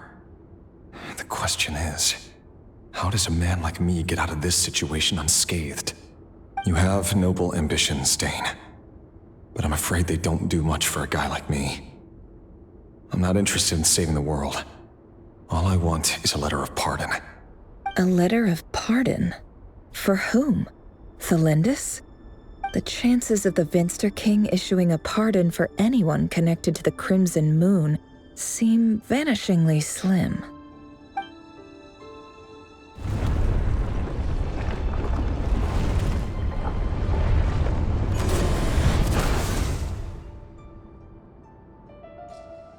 This black fog over the board must have some connection to Thelindis. But why is it taking this form? Does it have something to do with Rarir's past? Another mystery I'll need to unravel.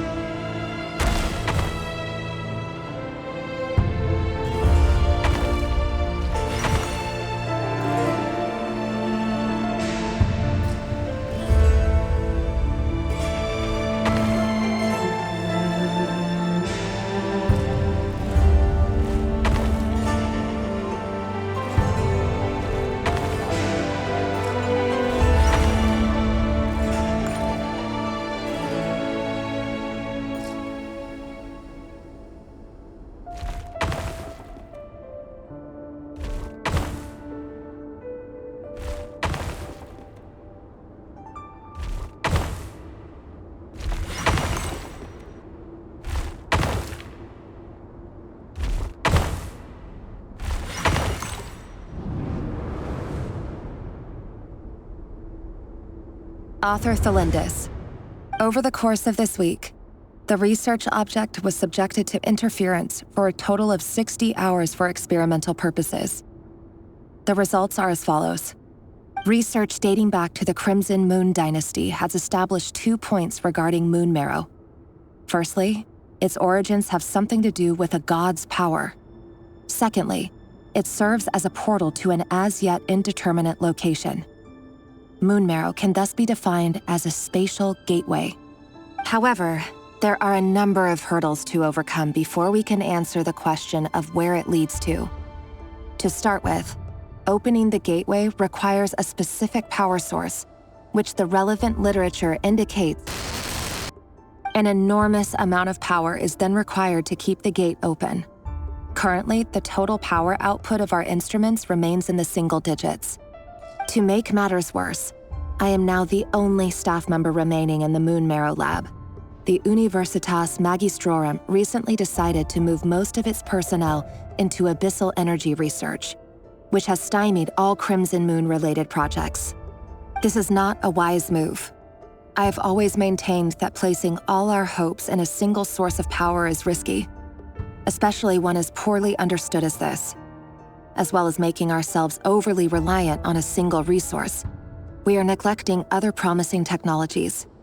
I apologize if this comes across as disrespectful. But as a Moon Marrow researcher, I desperately want to see the world beyond the gateway. If we really made it there one day, what would we find? And how would we go about taming the unknown? My imagination is endlessly fueled by questions such as these.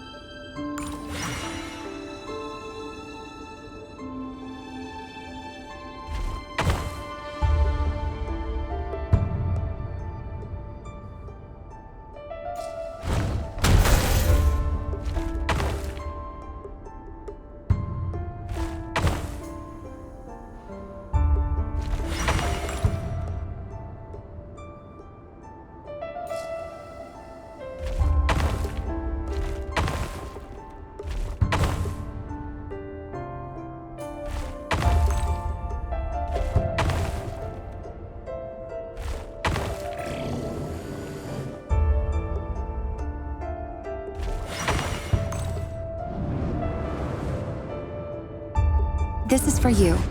I heard you're gonna leave the city with your parents. Thalindis, did you hear about what happened? I've heard nothing.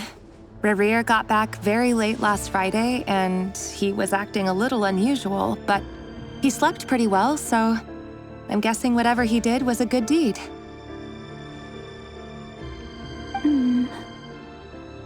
You never saw him, and I don't know what he did. And this conversation never happened. You understand? What if he finds out that you pried into his secrets? Don't be silly. I don't know what secrets he does or doesn't have.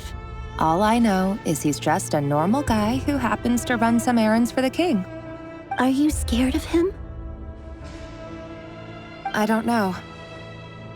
The Rerir I know doesn't match the person you all describe. Logically, I should be scared of him. And yet, I don't want to lose him. But enough about that. You should get going, and be careful with the package I gave you. Keep it secret.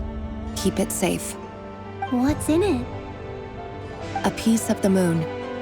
All you need to know is that as long as you keep it safe, then in the future, everyone will be able to see a red moon.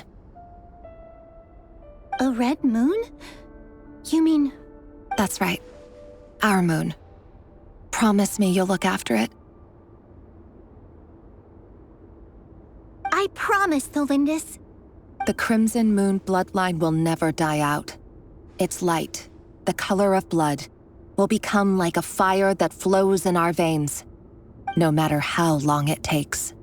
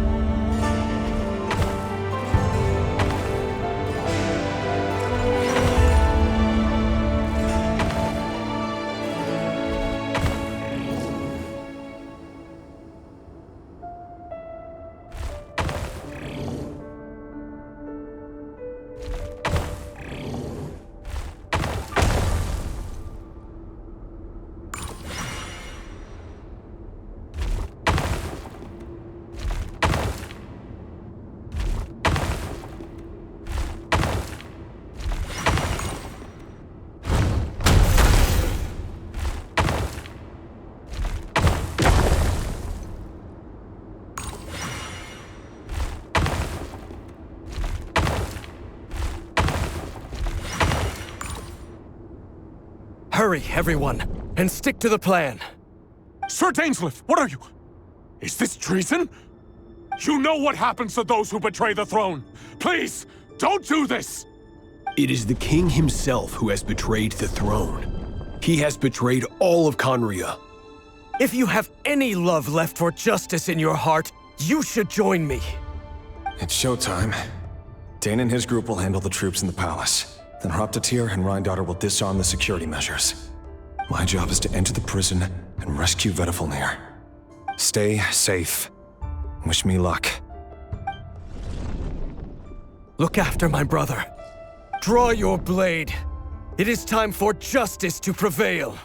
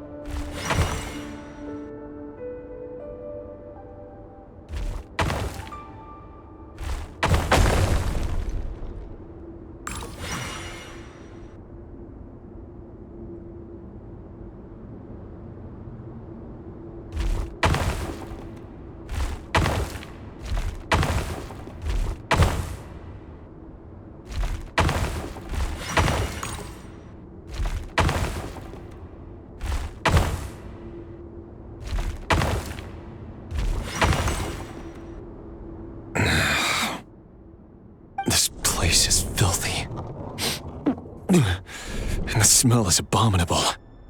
Clearly, the king doesn't allow his prisoners a single shred of dignity. This is dire. Thankyou. Hello, Mr. Vedifalnir. Ah, it's you. Surprised? Oh, wait. I guess surprise isn't an emotion that prophets feel very often. I certainly felt some surprise in the moment when I was blinded. Surprise at the king's sheer ignorance. Surprise at just how unfairly this world responds to words of earnest remonstration. I'm curious. What did you prophesize this time? It wasn't a prophecy. It was a word of warning.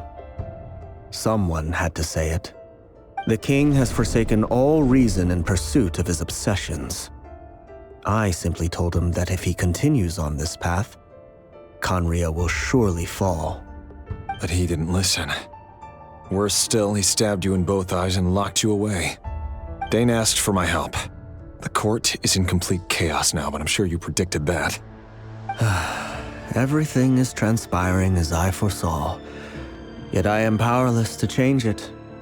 Fate is an immutable force. I can but lament as the inevitable unfolds. I do wonder whether giving a man the power to see the future does nothing more for him than slowly crush his spirit. Forgive my curtness, Vedifalnir, but the king did not suddenly turn on you today. His suspicions have been brewing for a long time. You can't have wisdom beyond the reach of your fellow man without attracting his fear and suspicion. There are things the king does not want to see. So, he doesn't want you having visions of them either. He blinded you because he thought this would make the visions stop. He wasn't entirely wrong. I did indeed lose my power to see the future. Right up until... Until what? Just now.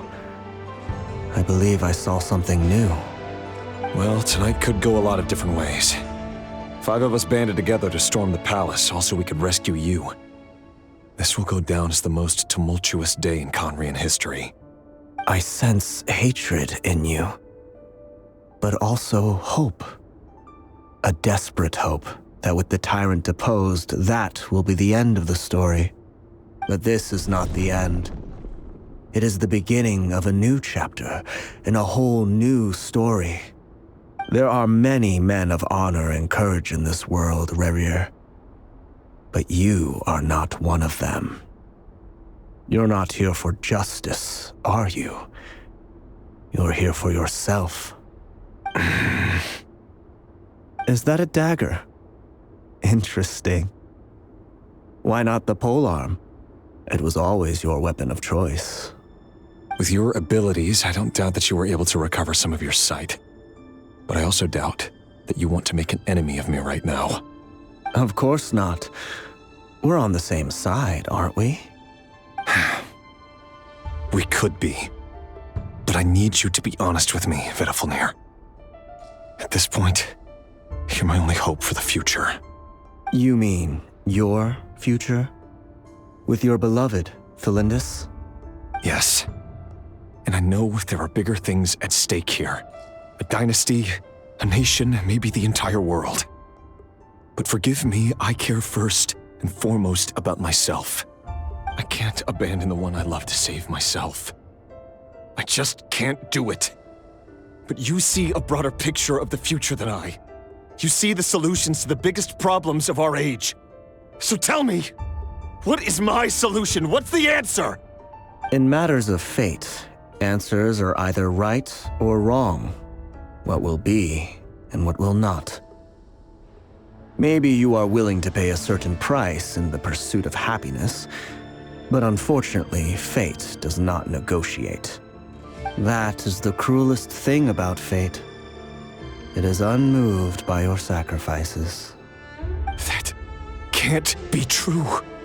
I know it's your voice that I keep hearing in my head, urging me to see how the world is changing, to seek more power, so I can protect the things I love. You show me disaster, but you won't show me how to avoid it? Why? Why are you doing all this? My voice. In your head.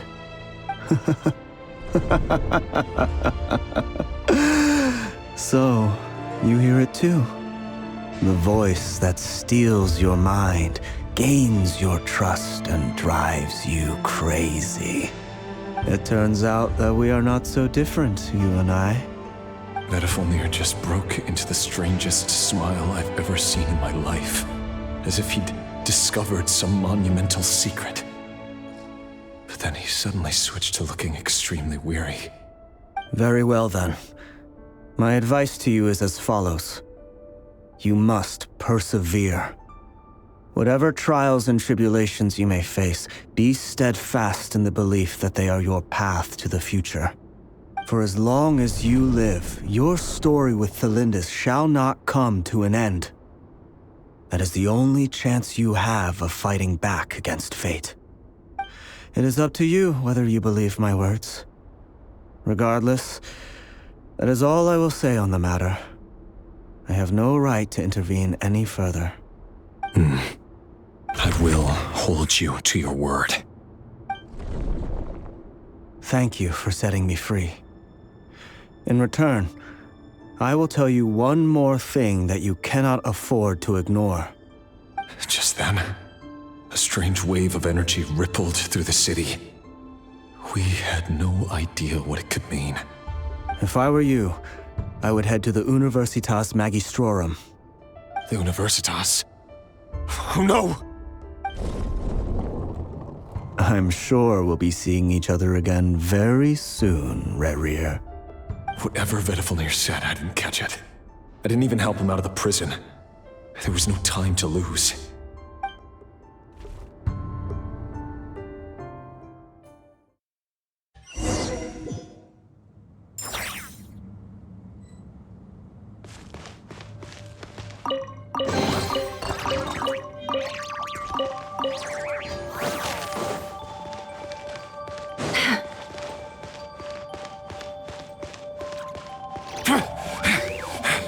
monsters? Is this Rheindarter's doing? By the Universitas Magistrorum? Out of my way! No, my sword! Silence!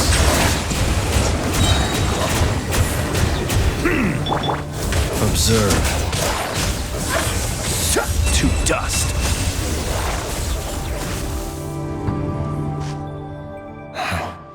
The Universitas. That reminds me of a rumor I once heard. Allegedly, the king installed secret mechanisms in the palace and around the city. No one knows where they are or what kind of power they hold. But if they were ever going to activate, it would probably be on a night like tonight. Help! Help! Hold on! Don't let them anywhere near you! Save me! I can't! Ah!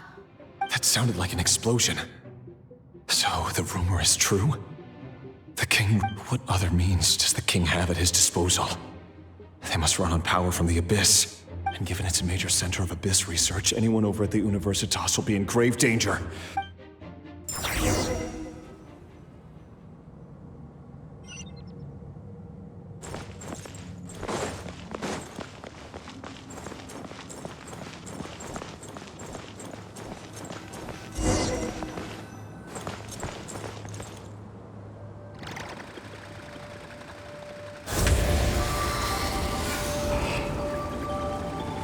Close your eyes.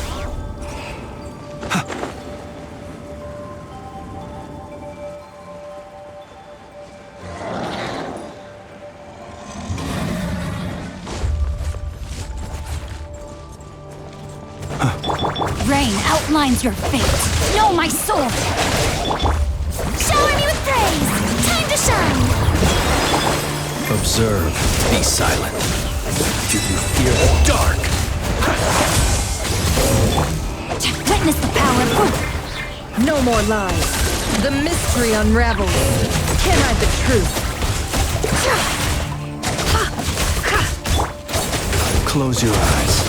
It's a grave situation.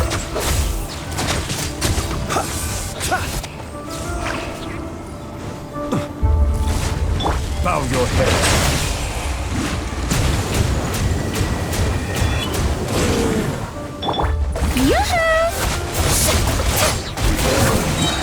I still couldn't do it. Oh, my sword! Let me weave you a verse. Let the mighty be humble.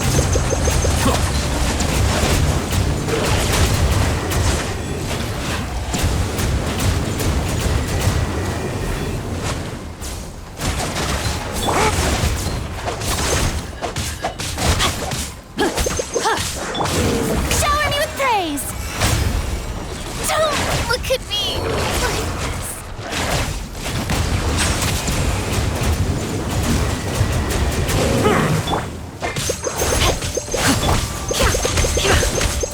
The deception ends here.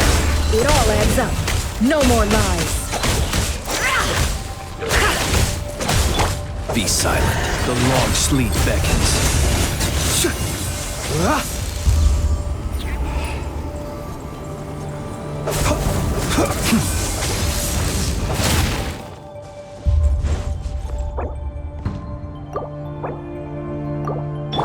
Rain outlines your fate. Huh? Time to act. Witness the power of Gugwa. Observe.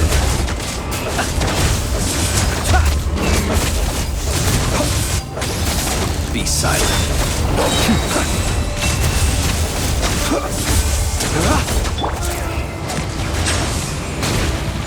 The tides beckon.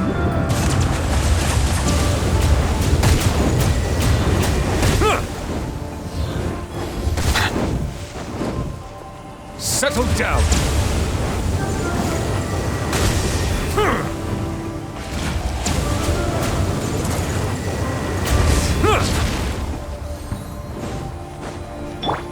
No, my sword!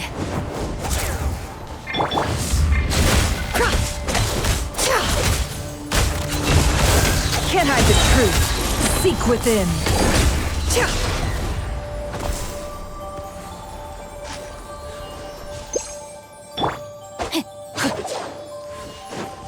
body and mind. Time to act.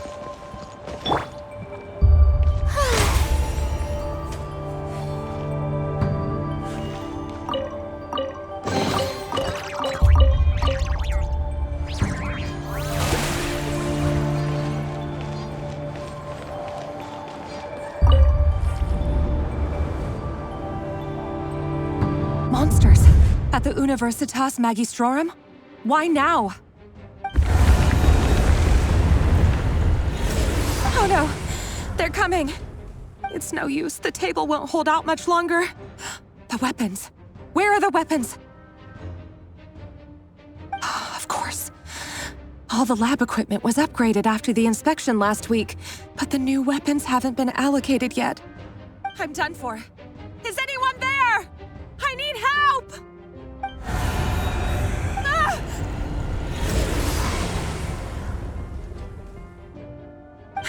Stay back! Please stay back! Please!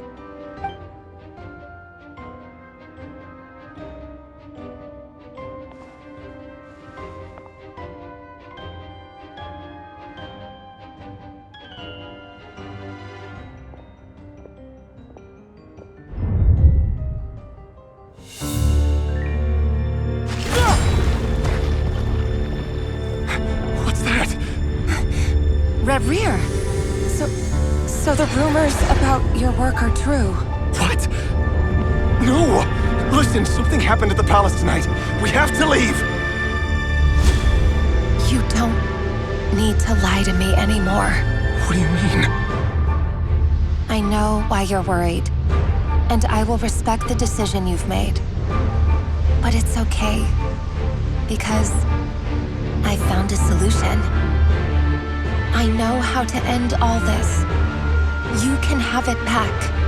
The normal life you so desire. But until then, I'm afraid our wedding will have to wait. Celindus? No, don't do it! Celindus! Celindus!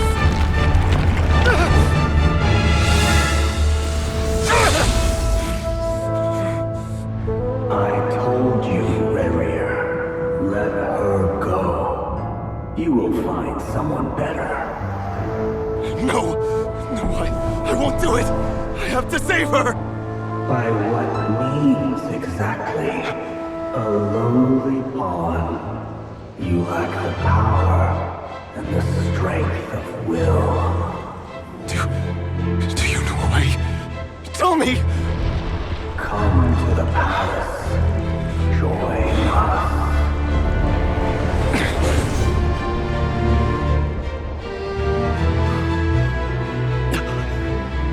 Reverie, thank goodness we... Step forth and take your share. You made it. Not you too.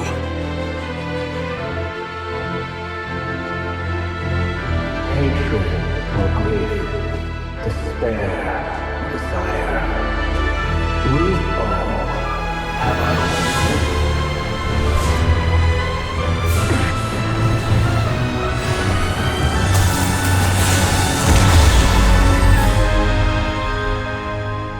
Reverie. Reverie. Celindus? Were you daydreaming?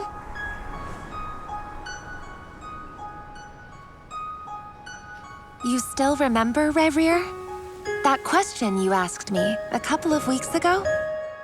Oh. You mean the proposal? Yeah. I'm wondering, where do you think would be a good place to discuss it? Maybe in the garden? Or were you thinking a fancy restaurant? It's your choice.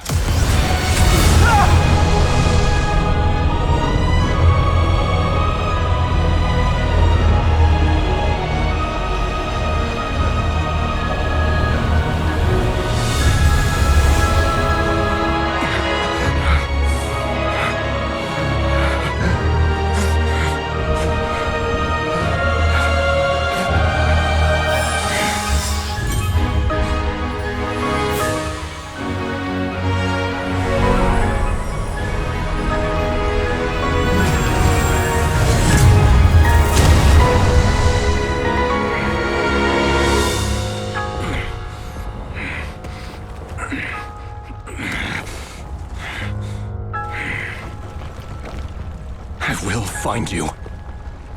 And then, you can give me your answer.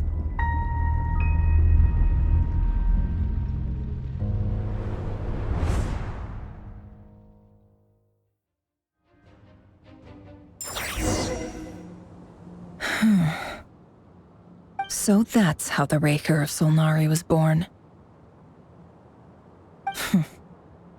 A monster created. Viewing other people's thoughts for too long can get uncomfortable. Right in a nutshell, the story of Conria is what happens when the truth falls by the wayside. Everyone tells little white lies, and before long, you have a huge pack of lies that destroys everything. Phew. Time to get back. His past is filled with sorrow, but the tale of any fallen civilization is one of endless tragedy. Cruel as it may be, that was Conria's fate.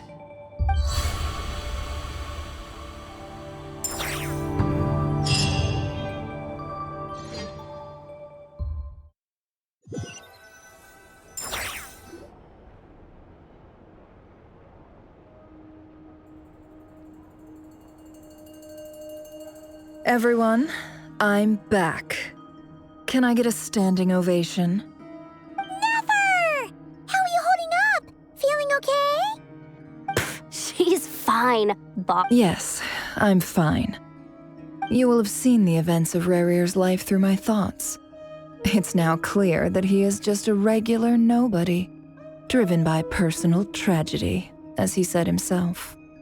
I mostly agree. There's only so much we can know about him from his memories alone, but they did give us a clear glimpse into his life in Conria. However, I would not consider Rarir to be a nobody. He was deeply involved in the events of that era. Yet, when the catastrophe of a generation strikes, nobody is safe. Sounds to me like you're speaking in riddles again.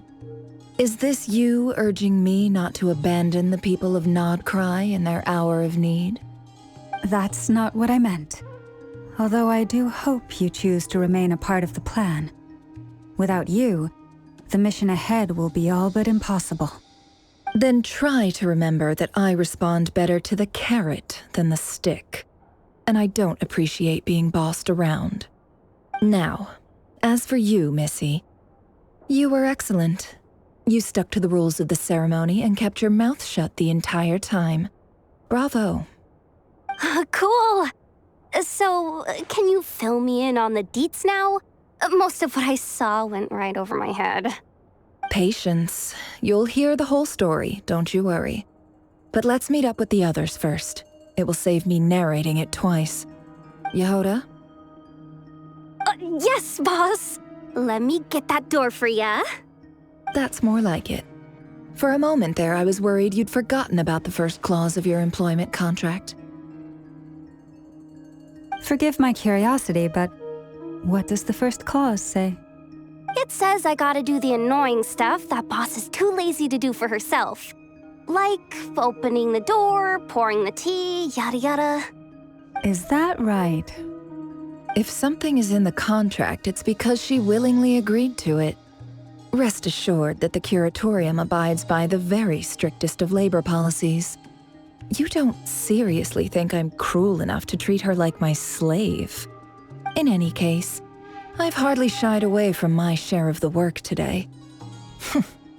Hope I don't catch Flintz and Varka lounging about in their chairs, enjoying a leisurely cup of tea. There's nothing I dislike more than other people enjoying themselves while I'm hard at work.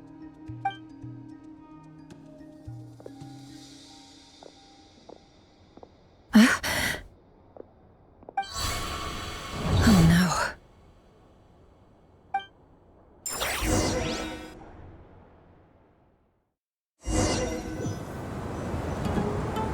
Sorry to disturb you, but we seem to have run into some trouble.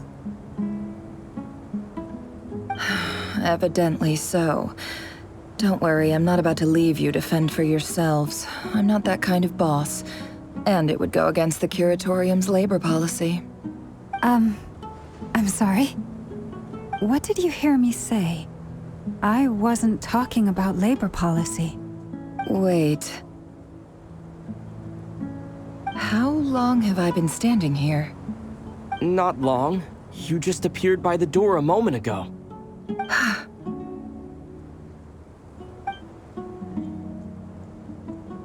Boss, what's wrong? You look like you've seen a ghost. We've been tricked. We never left at all. Somehow I hallucinated that whole scene back inside the office. Hallucinated? But how? How indeed. This place should heed my will alone. All thoughts and actions that occur in here are just a result of pawns moving across the chessboard in a carefully calculated manner. And nobody has access to this chess set but me. So you control everything in here? More or less. But yes, it's a special technique of mine. Has anything like this ever happened before? Only once. It was the first time I used the chess set. Is there any similarity between what happened then and what's happening now? I suppose my thoughts are a little turbulent, which was also the case my first time. Is there anything I can do to help?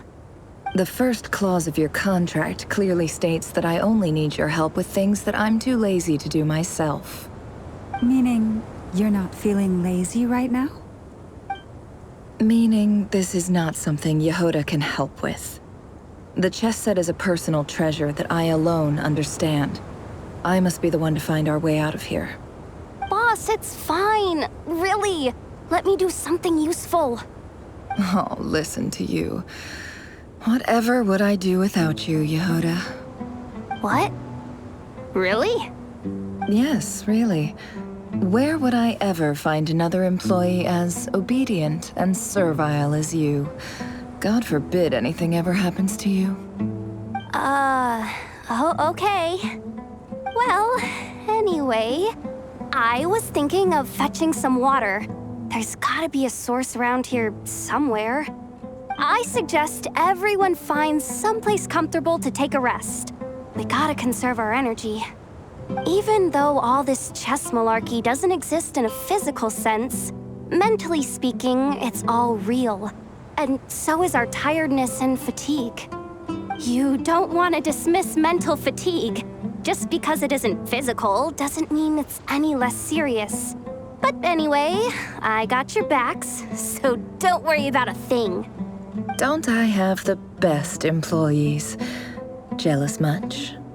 If we can find a suitable time, I'd love to borrow Yehoda for a day to help out at the Frostmoon Scions. Would you be amenable to that, Boss Nefer? Oh, Lauma. Have I ever told you just how pretty you are? Beauty runs from the tips of your antlers to the depths of your imagination. Time to rally, everyone. Follow me. As we continue our journey, the same rules will apply. That means stay focused and no talking no matter what we encounter. And don't disturb the chess pieces. You have my word that I will get us all out of here.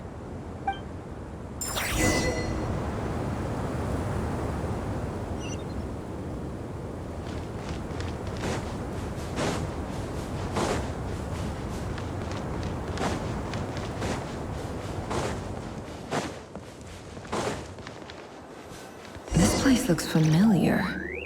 That's not a good sign. There's someone up ahead. Time for a little chat.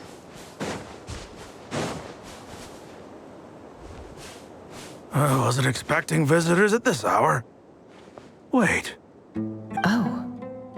It's him. There you are. Sinue's been looking for you all day. I think he has some— Oh yeah? What were you doing just now, Uncle Retinue? Hiding away some more loose change? I know I saw some Mora. What do you mean loose change? Oh, come on.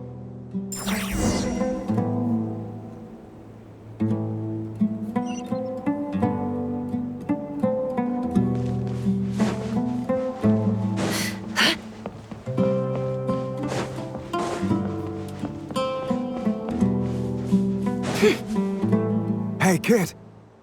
Mind telling me what Sinuhe's been up to recently? I'm trying to get in his good books and I need a way in. Get in his good books?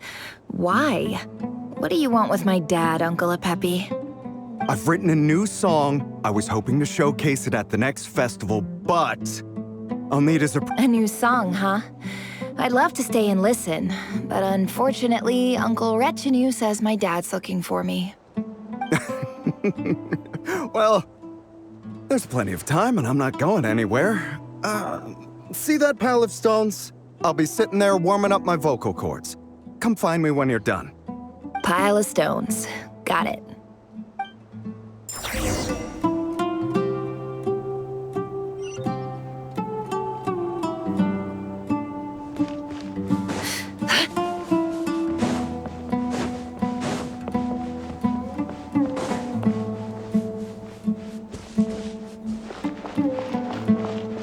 Hi, Dad. Uncle Retinue said you were looking for me. Ah, there's my little princess. If you'd gotten back just a little sooner, you could have shared the spoils of war with me. Spoils of war? Who were you fighting against, Dad? It was just a figure of speech. The aftermath of a sandstorm. I was talking about our war against thirst. I went out to fix our water supply problem, and now I'm back. We have a well again. That's right. I found a new one and brought back as much water as I could carry. It should last us for a good while. If it wasn't for these blasted sandstorms, our wells wouldn't be caving in. You wouldn't be spending all your time out searching for new water sources. As the chief of our tribe, I'm supposed to be leading us out. You know how prosperous our ancestors were. I've told you all the stories. And look at us now. Squeezed into these hovels. No one would choose this, if it wasn't for the endless wars over the years. But things are looking up. I started working with some folks from the academia a few months back. They gave me some contacts in return for my assistance in the desert. So you're the academia's helper? Special ambassador, they call it. Think of it as a partnership. It's nothing bad, okay? We've been isolated here in the desert for too long. Seeking opportunities elsewhere is the best thing for us, and the fastest way. So, do you get anything good out of being? Of course. My luck's improving all the time. One day, I swear I'm gonna lead us out of this place. We'll find somewhere new.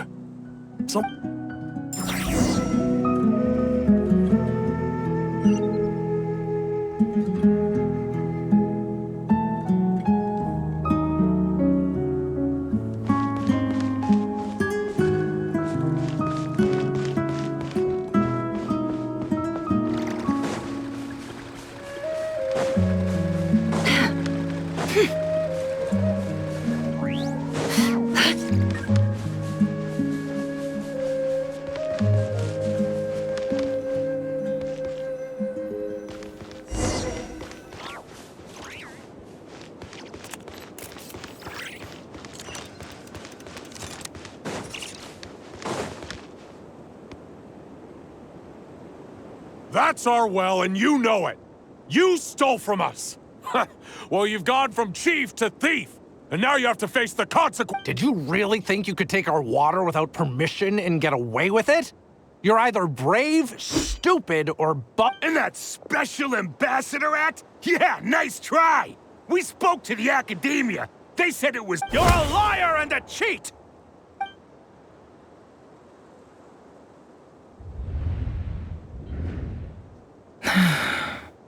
I heard Yehuda gasp, but I don't blame her. Most people are terrified by the sight of blood. Corpses strewn across the ground. The wounds are clearly from scimitars and daggers. The desert dwellers' weapons of choice. There's a handwritten note on the ground. Let's see what it says. Halil, this is Sinuhe, chief of the Shimti tribe. Surely you remember me. I was the one who helped you and your colleagues avoid the quicksand in the desert. This is my second time writing to you. I assume my last letter must have gotten lost in the mail, as I didn't receive a reply. I hope this one makes it. I'm writing to you because I need some help. That sandstorm the other day completely blocked up our well, forcing me to look for another water source in Iab and Unut territory. It was a matter of survival. Praise the gods. The well of the Iab tribe was intact. It was my last resort. I drew what water I could and left, but not without being spotted. I fear they will retaliate.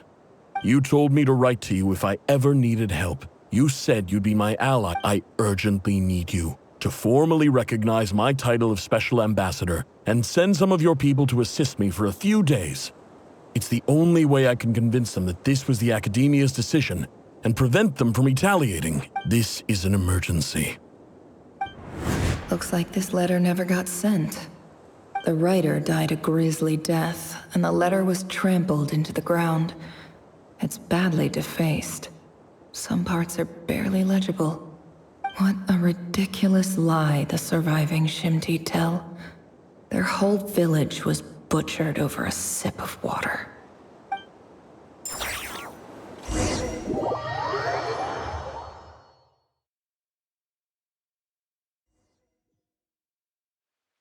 Ah, officer.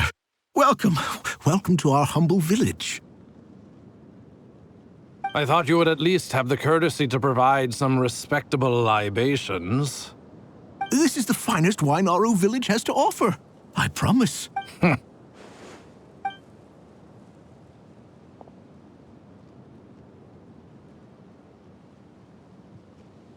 The Academia has agreed to reserve a single space for a candidate from your village. But I remain skeptical of this entire endeavor. I highly doubt anyone in this desert— Please, have faith! If not in us, then in our god. The child we found shows great promise. I beg you, take her away from this place. Give her a chance. Don't let her talent go to waste. I don't recognize her. New arrival? She showed up here a few days ago and we took her in. She's a really bright kid. Please help. So, where are you from? Nowhere special. Just a sand dune. What about the rest of your family? How many of you are there? Just the one. It's only you? Correct. So, no brothers, no sisters? Any who have slept on a bed of sand, I call my brothers and my sisters. Apart from that, I have no family. All right, get over here. Sign your name on the form.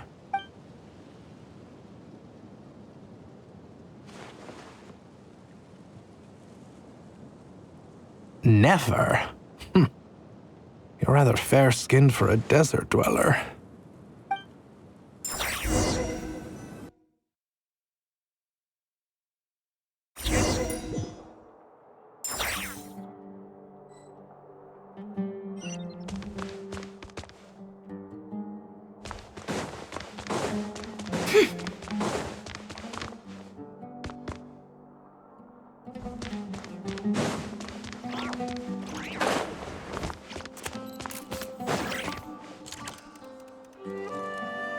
Nefer, this term's assignments have been issued already.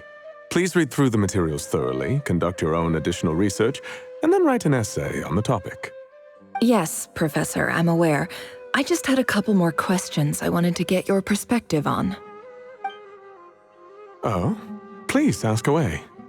Well, I saw the other students' problem sheets, and I couldn't help but notice that my assignment is much easier than theirs.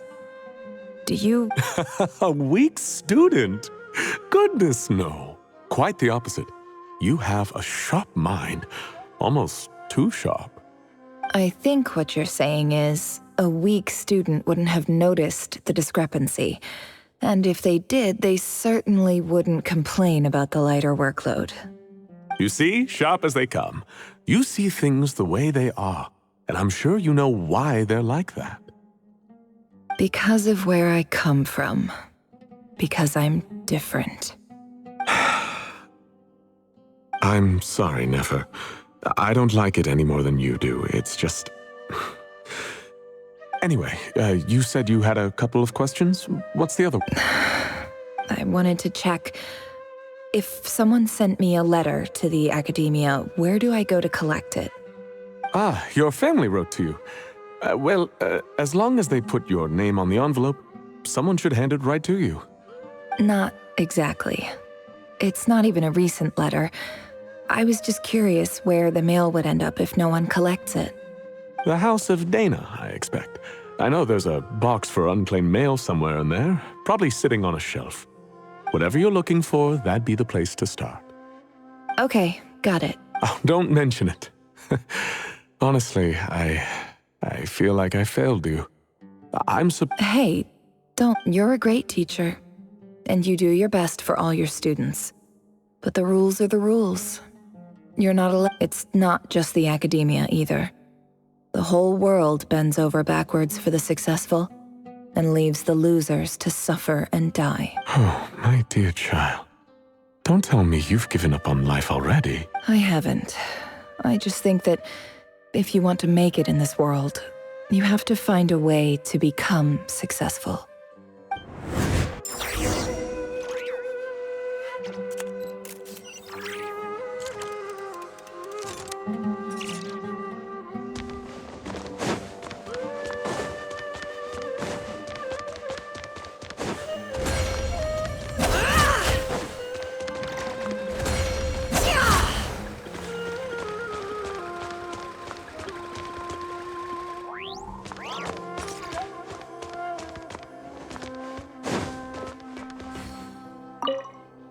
This must be it. A big cardboard box full of unclaimed mail.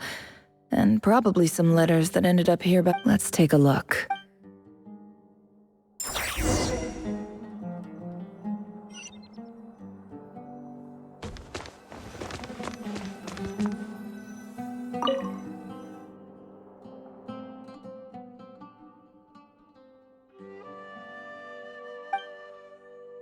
A dilapidation survey from Port Ormos. Looks like it's from a Core of 30 representative. What a strange thought. A bunch of mercs losing sleep over rundown buildings. This one was never even opened. I guess the recipient didn't care what the Core of 30 had to say about anything. Who was it addressed to? I don't recognize the name. But it must have been a Ksharawar professor.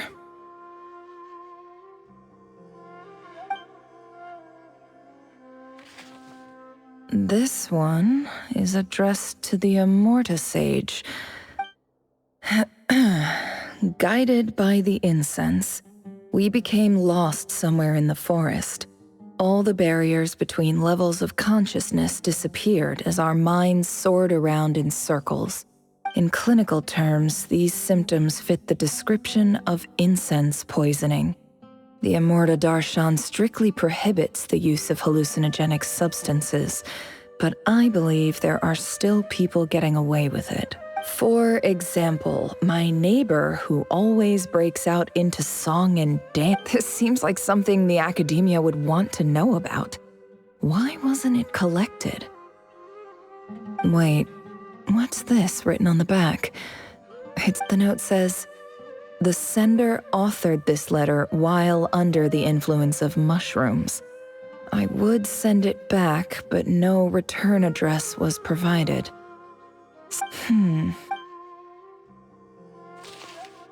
This next one is addressed to Grand. A few words of protest regarding recent changes in Sumer. In recent years, the Academia has taken on a small number of students from the desert region. However, it appears to me that these students have not, in fact, been provided with educational opportunities that are, in any meaningful sense, equal to those enjoyed by their peers. As well as receiving dumbed-down assignments and perfunctory tutoring, they do not even have full access to the Akasha system. Education is the fundamental purpose of this institution, which should go without saying in a nation whose founding virtues are knowledge and wisdom. I ask you, is the lip service we pay to the policy of education for desert students truly the standard of pedagogy to which the academia aspires? As Grand Sage, policy decisions are your prerogative, but do not forget your roots. You and I were once students too, as was everyone else in this institute. I do hope you will give some serious attention to this matter. I encourage... Great letter. Shame it didn't get to where it needed. And the sender is... Huh? Sage Cyrus of Spontamod. I didn't realize anyone else even knew how bad students like me have it in this place. So this is where letters from the Sage of Spontamod end up? Nice one, Grand Sage. Really enlightened leadership. Whatever. This isn't what I came here for. I'm not exactly holding out hope that a letter sent from the desert would even make it here. But if it did, where else would it end up if not? I can't believe how much discarded mail there is. Must have been years since someone last went through it all. And this is just one box. The whole I don't believe for 1 second that any human being has sat down and read through all the documents in this place. Who has that much free time? Wait.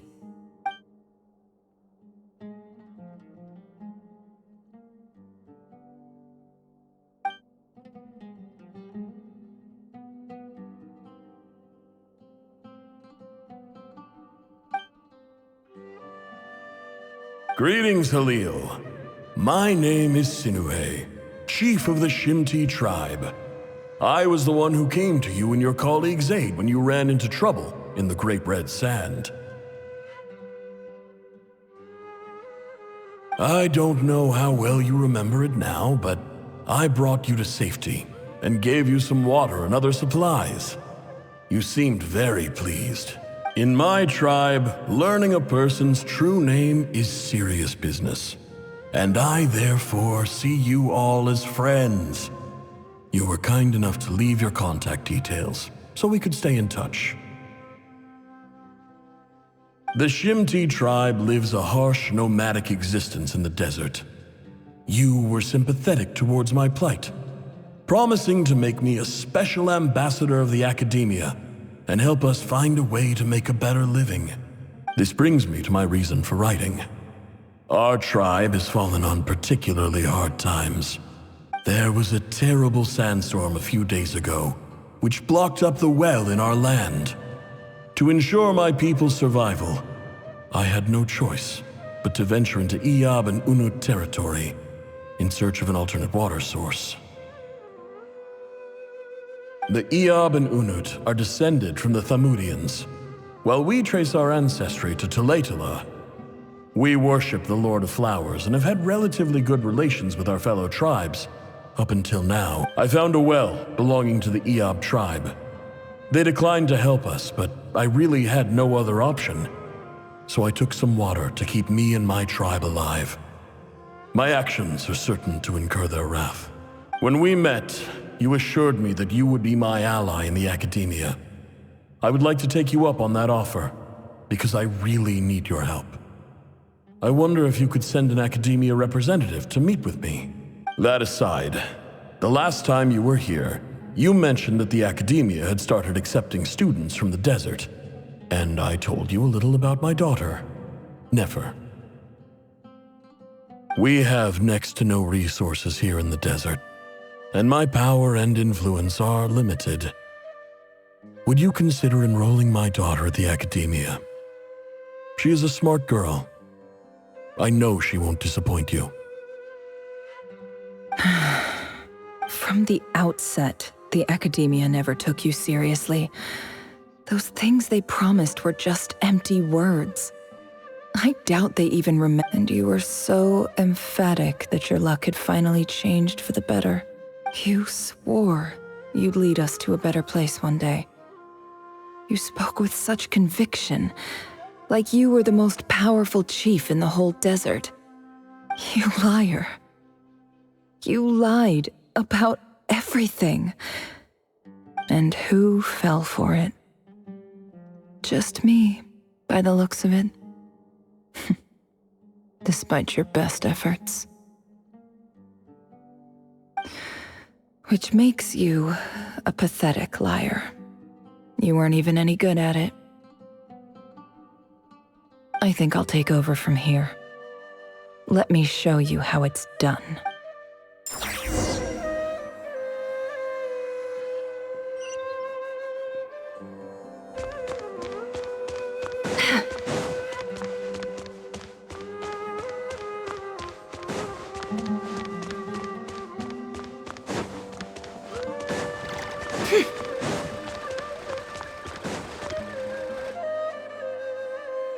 I just came to say goodbye.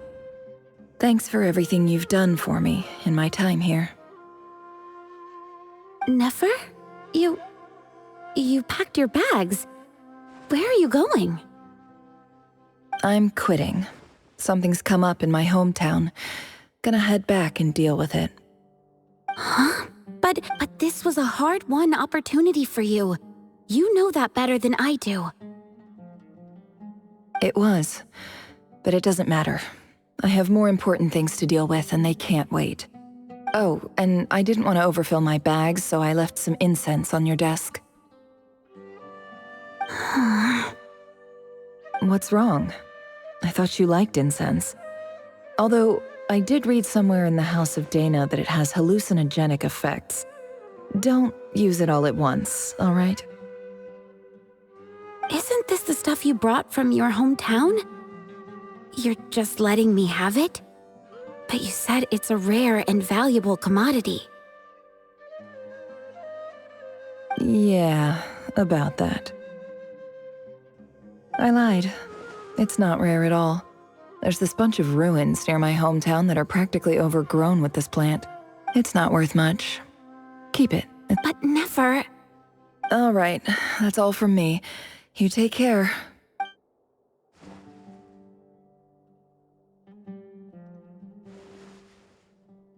Don't forget me, okay?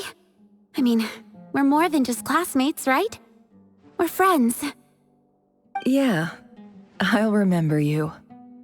I lied again. That incense is worth a fortune, and it's a rare find even in those ruins. And as for remembering her, I have far too much to do when I get back. No time to... I'll be lucky if I even make it through this alive. But either way, I expect I'll forget you pretty quickly.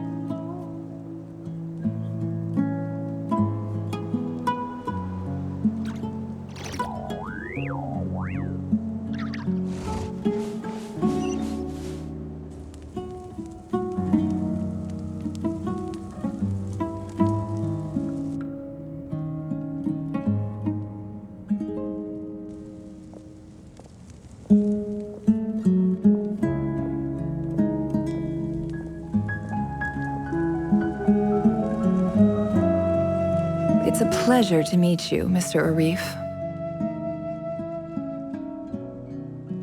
So, what does the Academia want? Since they've sent their special ambassador, I assume there's a big business deal to be made.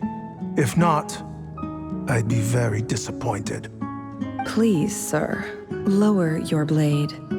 You're lucky I'm the one they sent. Not all special ambassadors share my admiration for the Iab people.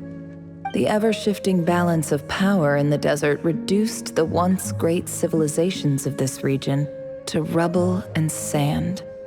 But the story of the Iab has a very different trajectory. Others grew weak, but you grew strong.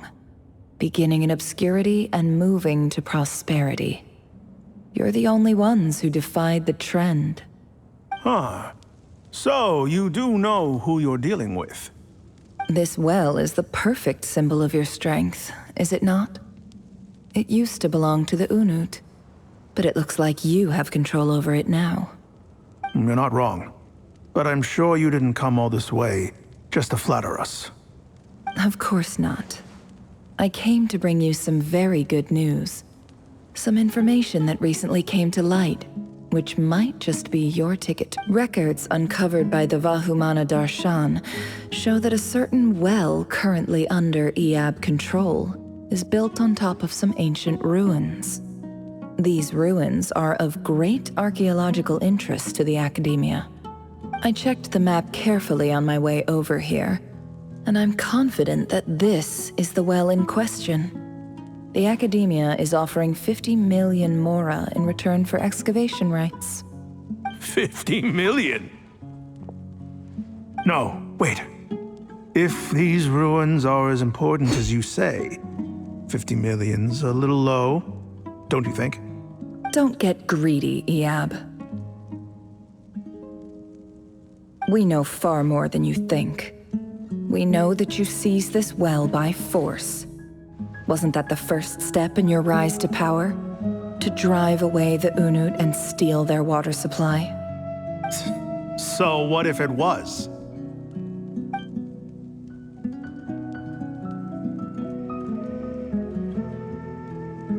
Don't worry. As unscrupulous as it was, it's something we're willing to overlook. The Academia is only interested in dealing with the de facto power holders in the region. I hope I am making myself clear. And I hope your words are the truth. If I find out the Academia is trying to play me, I'll hunt down every one of your people and make you watch as I cut their heads off one by one. I assure you, Chief, that would not be in your long-term interests. You don't want to make an enemy of the Academia. You see how I'm dressed, don't you? I appreciate that you've never been to the rainforest, but surely even you recognize an ambassador's attire when you see it. And what does a barbarian like you have to lose anyway? You really think the Sumeru Academia would bother to come all this way just to lie to you? We have more important things to worry about. All right, I take your point. The Academia is the highest authority in the land. I'm sure you're trustworthy people. In that case, we have a deal. We will sell you the excavation rights. I'd like to thank you, Ambassador. This is good news indeed. Excellent news. In fact, it calls for a celebration. Gladly. I am partial to wine myself, and I trust you are as well, so let's indulge in a few drinks together.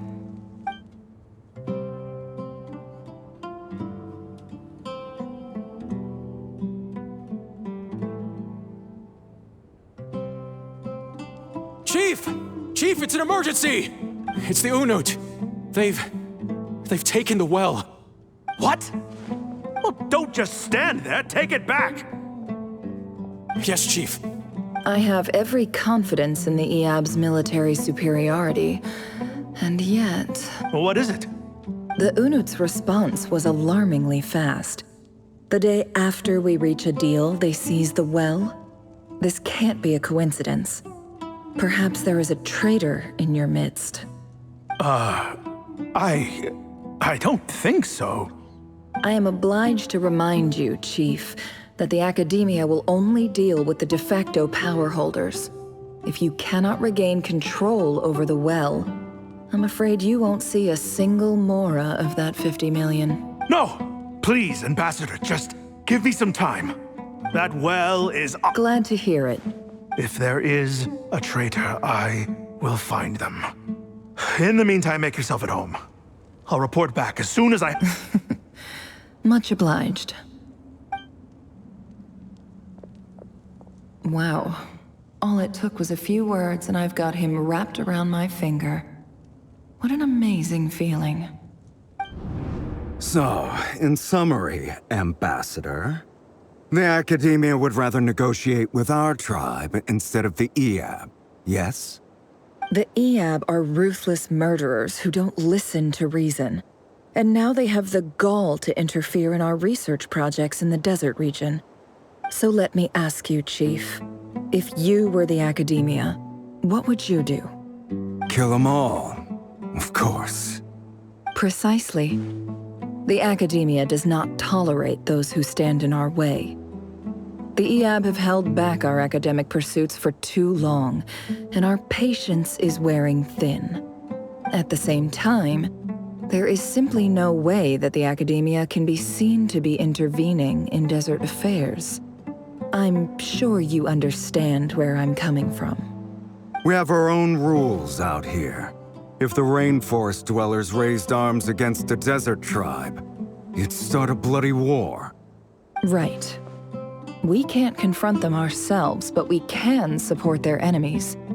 The Unut have always had strained relations with the Eab, which makes you our natural allies. Natural allies. Weren't the Eab your allies once?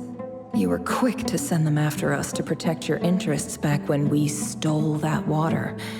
And now look at you. You're at each other's throats. Let me be clear. The Academia wishes to collaborate with the legally recognized rulers of the desert in this matter. We are asking for excavation rights to that well, and our offer is 50 million mora. Say no more. I believe we have an understanding. Good. Then I suggest you get to work. Get us access to that well, and the mora's yours. You see, Dad? Lying is easy when you know how. People will believe anything.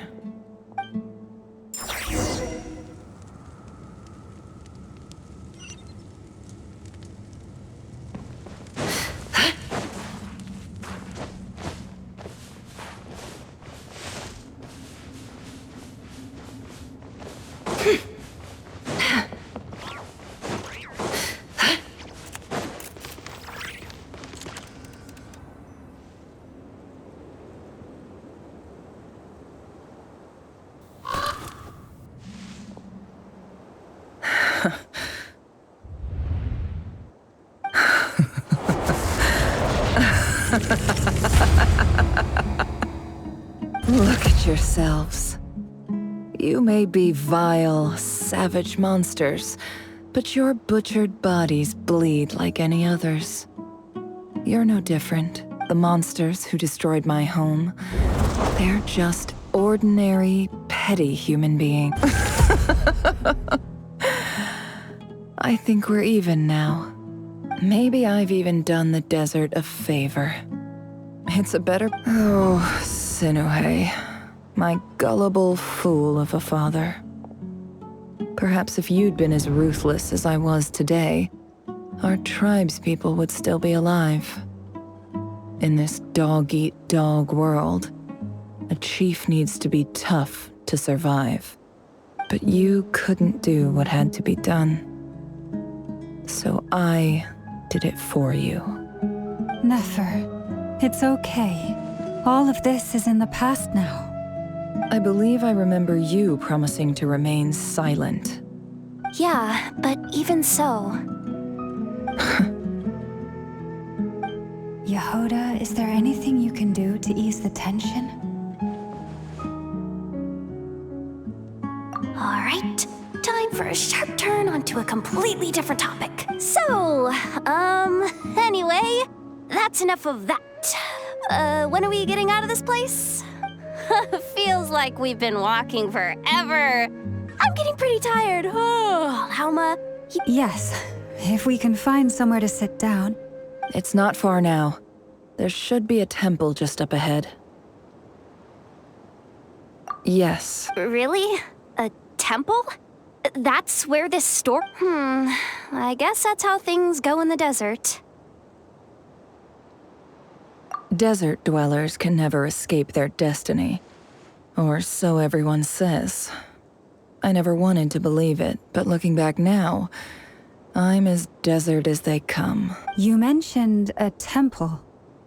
My biggest trade secret. Ah. Then I'm guessing it's where you got your power from. The power to peer into... I didn't know you were clued up on any other religions. I'm no expert in the history of Sumeru, but since you come from the desert, I would imagine it has something to do with King Deshret.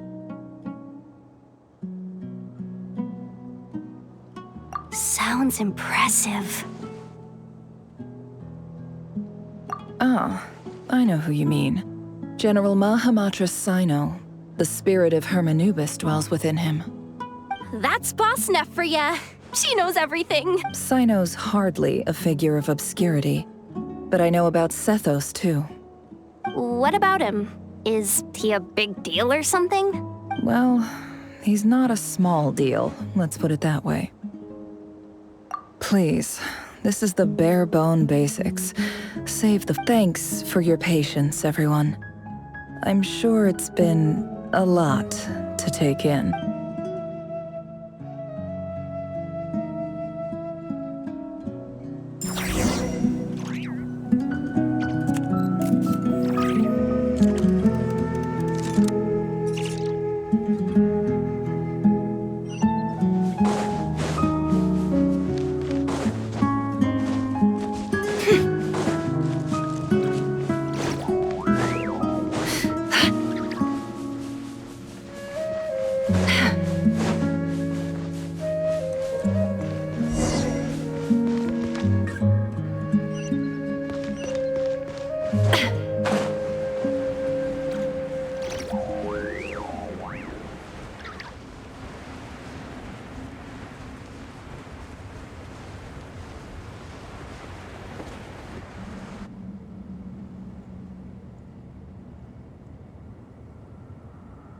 Uh-oh.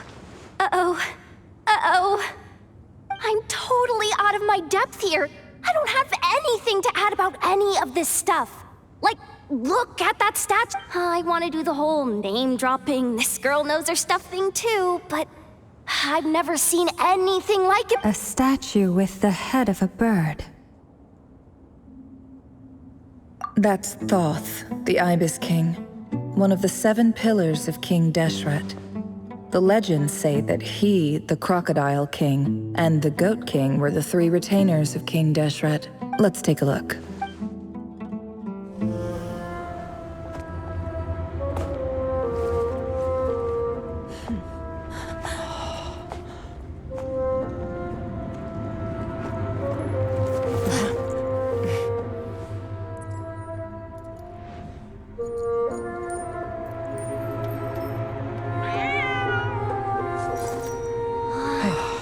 It's just Ashru. So, all is well?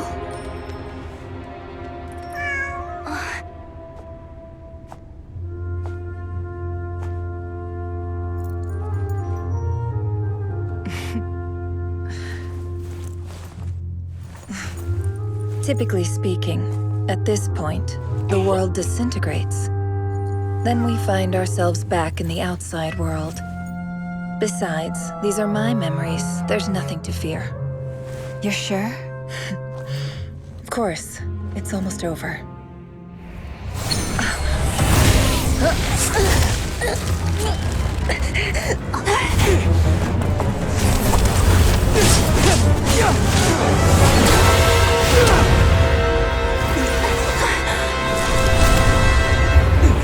Never! Hey! Hold on!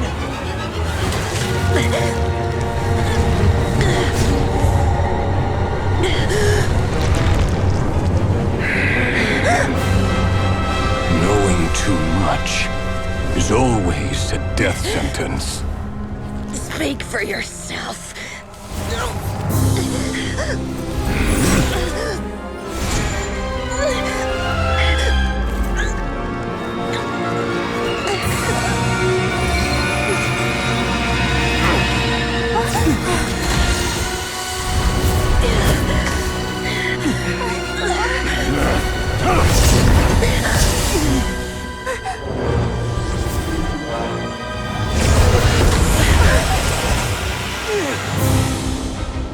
How repulsive.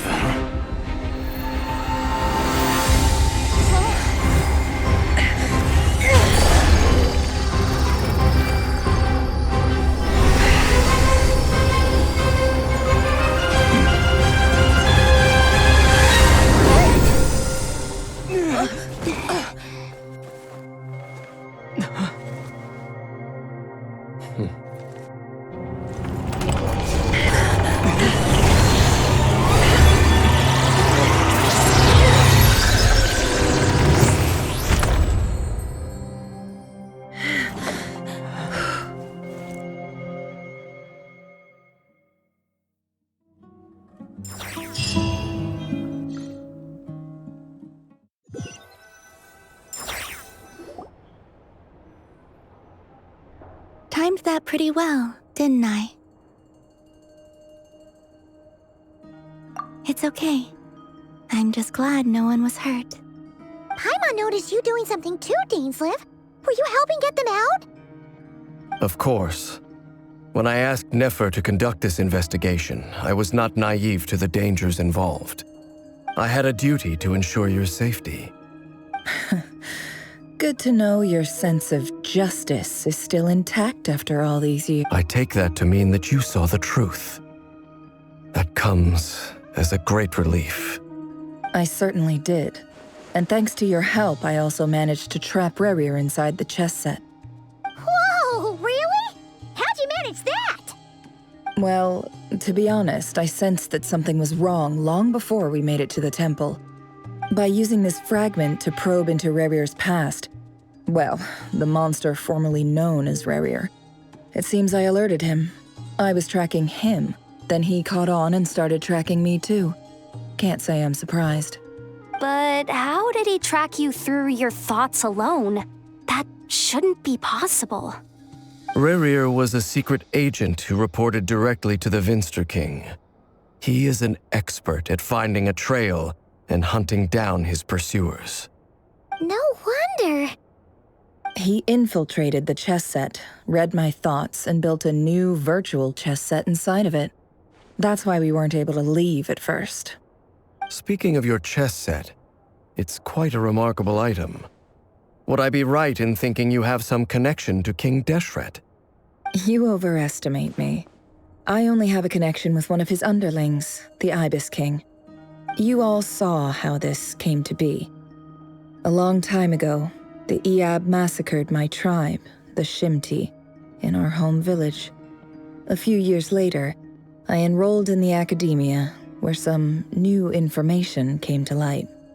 The Unut and the Iab fought a bitter battle over the rights to a well, all for the sake of a non-existent 50 million Mora. The Iab ultimately won that confrontation, but their victory came at the cost of almost every warrior in the tribe. The final blow to the Iab came at the victory feast, when an Unut assassin beheaded their chief right before my eyes. The remaining Iab fled and have been scattered to the winds ever since. Having gotten my revenge, I returned to my hometown, where to my surprise, the nearby temple was still standing. There it was, seemingly immune to the relentless hostility of the desert, while my tribal home lay in ruins. As I stood there gazing at the temple, I noticed a cat just outside. This cat, as it turned out, was home to the spirit of the Ibis King. He led me to a gate deep inside the temple, and there he made a deal with me. This chess set is my gift from the Ibis King. The chessboard within is made to the same specifications as the one in the mausoleum of King Deshret, and represents his power of piercing analysis. With this chessboard in its container, I gained a certain ability to perceive hidden secrets. Now, you could conclude that the Ibis King simply wanted to give the people of this world the power to seek the truth, but I don't believe that's the full story. Every god plays favorites. Their hearts are as fickle as any human's, full of secrets, perversions, egotistical tendencies. But precious few gods are willing to admit this. It is the same with all powerful forces, including fate itself. Their gaze falls preferentially upon a select few. As you rightly point out, this is an act of favoritism. If you're alluding to the Abyss, then yes, I agree. Gather the others. It's time to share everything I've learned.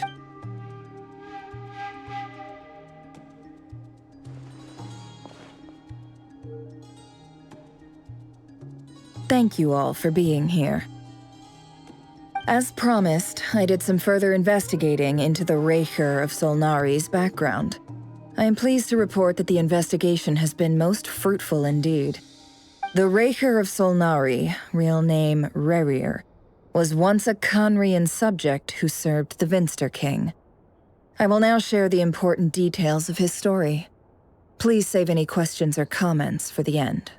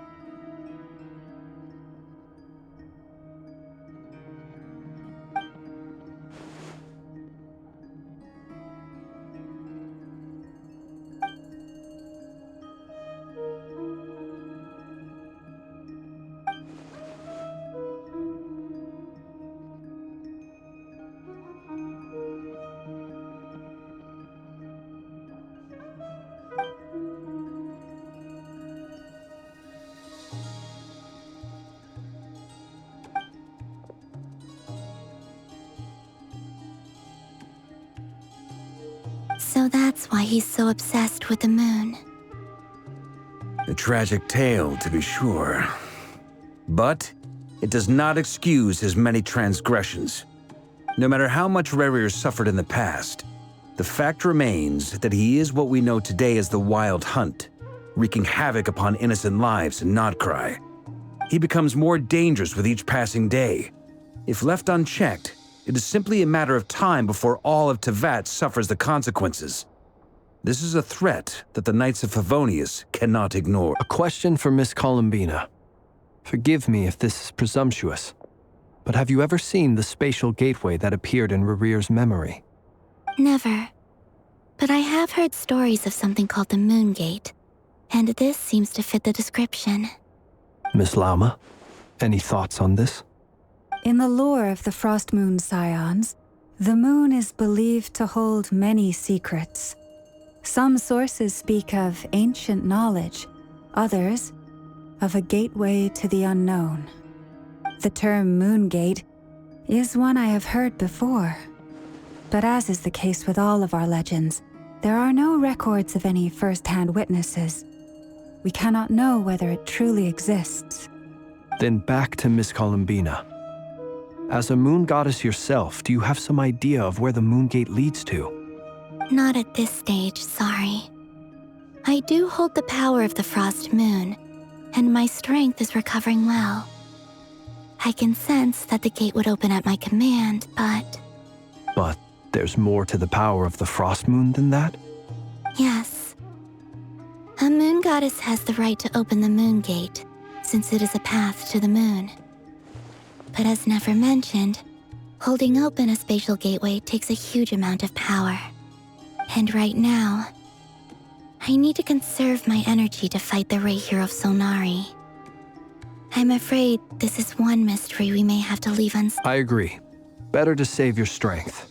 But if you'll humor me for a moment, I have a bold conjecture of my own regarding the world beyond the gateway. I highly suspect that neither Tholindis nor Rerir made it through unscathed. The evidence pointing to this is the fact that the Raker of Solnari exists in the form of countless fragments. With the abyssal power he wields, no ordinary foe can touch him, let alone tear him to shreds. And yet, the Wild Hunt proliferates wherever his scattered fragments lie, drawing hordes of monsters to many different locations across the land. So your theory is that Rerir was physically torn to shreds by some powerful force? Hence, why the Wild Hunt is a distributed phenomenon rather than a unified one? Makes sense to me. Explains why the Wild Hunt is so pervasive, and why he's been trying to piece himself back together. He was whole to begin with, and he wants to be whole again. Without the power of the Abyss on his side, he almost certainly would have perished the moment he was torn apart. But the Abyss, much like a curse, has kept him alive. I could not agree more. The power of the Abyss is most surely a curse. It is a compelling explanation, and one that accords with my present understanding of Abyss creatures. Whether the life form in question is primitive or advanced, if a curse has extended its lifespan unnaturally, it will continue to survive in spite of everything. This raises some interesting questions. I will run some experiments and see if there is any validity to my suspicions. That being said, regardless of whether my research bears fruit, I would like to thank Miss Nefer for conducting such a thorough investigation. Already, it has greatly enriched my understanding. My pleasure, Mr. Albedo. I too hope that the information I have shared today— Hey! What is it, Dainsleif? You look really upset! It's just... when I think of the man I once knew as Rerir, I struggle to understand— The two of you used to be friends, didn't you? I don't know if these words will bring any comfort, but my heart goes out to you. Mine too. We could never know all the hows and whys of the way things are. The moon and stars are full of untold secrets and lies, and the skies are host to many more mysteries than these alone. Yet, none of that can begin to compare with the complexity of human life. Those are the first comforting words I've heard in a long time. Thank you, both. Well, I think this is a good place to end today's meeting. I'm sure Nefer needs some time to recover. She's been through an awful lot today. That's very thoughtful of you, Lama. Of course. Sounds good to me. Take some time to rest and digest before we reconvene to nail down a plan.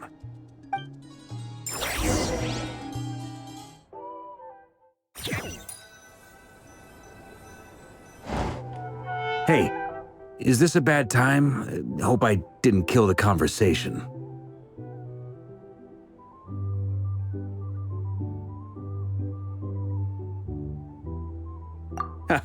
No need. Come on, let's talk outside.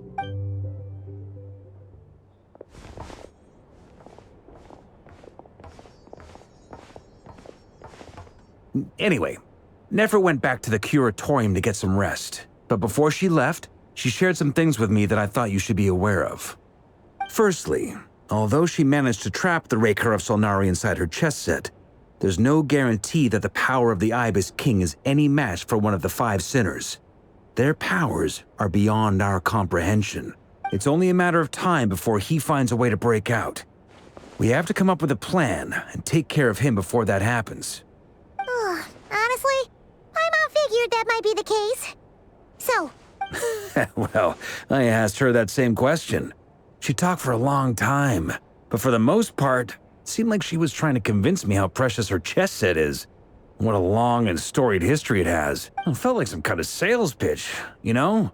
The kind where you end up handing over Mora against your will? Anyway, after all that, she finally answered the question. 2 days, at most. 2 days? Holy moly! That remains to be seen. Which brings me to the second issue. Dainsleif is obviously conflicted about this whole thing. But given how little time we have, there's no way we can pull this off without— You have some history with him, right? Do you think maybe you could talk to him for— Great. I appreciate— All right, on to item 3. So, Albedo, Durin, and I put our heads together and came up with a plan. Can't promise it's gonna— We figured we'd bounce the idea off you first. We'll explore it further once— Oh, Paimon's dying to hear this. All right, so here's what we're thinking.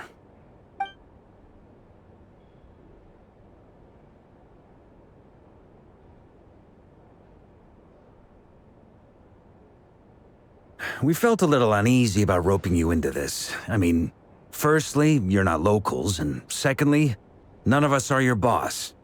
You're well within... Roping us in? Why would you... I choose my words very intentionally, I'll have you know. I like to think that... Sir Varka, I have a few thoughts. I'm all ears. I think we can be more flexible with how the roles are allocated. In my view, the most sensible...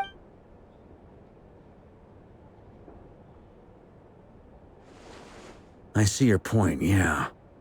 But if that's how we're going to approach this, you'd better make sure you're... To be clear, I don't doubt your abilities. Far from it. I just want to make sure. I want to do everything within my... Well, that tracks with what I've... As in, most people weigh up the risks and rewards in situations like this. But you... Of course, everyone appreciates a fearless pioneer. But all that aside, I'm the Grand Master of the Knights of... Thank you, Sir Varka. I should be the one thanking you. It means a lot to have you on board. I'll give some serious thought to your suggestions.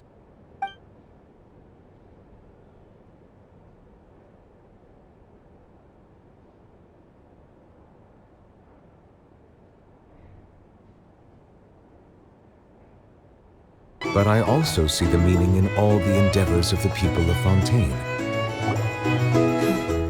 This is a thorough plan, but I do have one last question before we take action. How can we be sure that our enemy won't leave the designated area? Great question. Albedo's been hard at work analyzing Rerir and the Wild Hunt's behavioral patterns. His conclusions are as follows. Firstly, from the earliest known confrontation until now, Rerir has never displayed any ability to manipulate the dimension of space. So it's unlikely he has any power in that domain. Secondly, he seems to have a particularly strong vendetta against our group. If we put him in a fight-or-flight situation, he'll choose to fight every time. Thirdly, finally, and most importantly, he is consumed by hatred, both for the moon and for his enemies. Turns out, we tick both of those boxes. We have a reincarnated moon in our ranks, and a spy who accessed his private memories without permission. He'll be baying for blood, not looking to escape. As someone who's had their fair share of interactions with the Wild Hunt, those all seem like valid observations to me. Understood. Then I will defer to the verdict of the group. Well, everyone, that's the plan in full detail. Albedo and Durin are carrying out their part as we speak. Plan approved. Scheduling. Okay, any firepower you need, I got you covered. Let's light this baby up. The Frost Moon Scions are behind you as well. And the rest of you?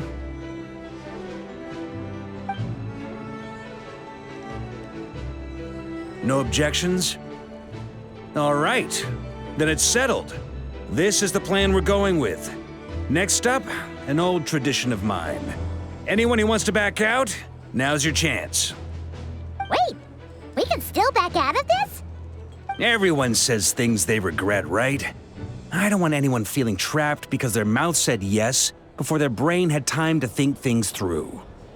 A very people-first approach. I hear that's common practice in the Knights of Favonius. Heh. Who'd you hear it from? D-Luke? Shh. We don't use people's real names at work. This contact will be known only as Owl, please and thank you. This plan can only work if everyone does their part. Flint's and I will absolutely support it. We shall indeed. You'll be glad you accepted our help. Also, you are the last person I expected to see here, Miss Dory. It's not often I get called Dory in a work context. My peers usually call me Lord Sangamabe.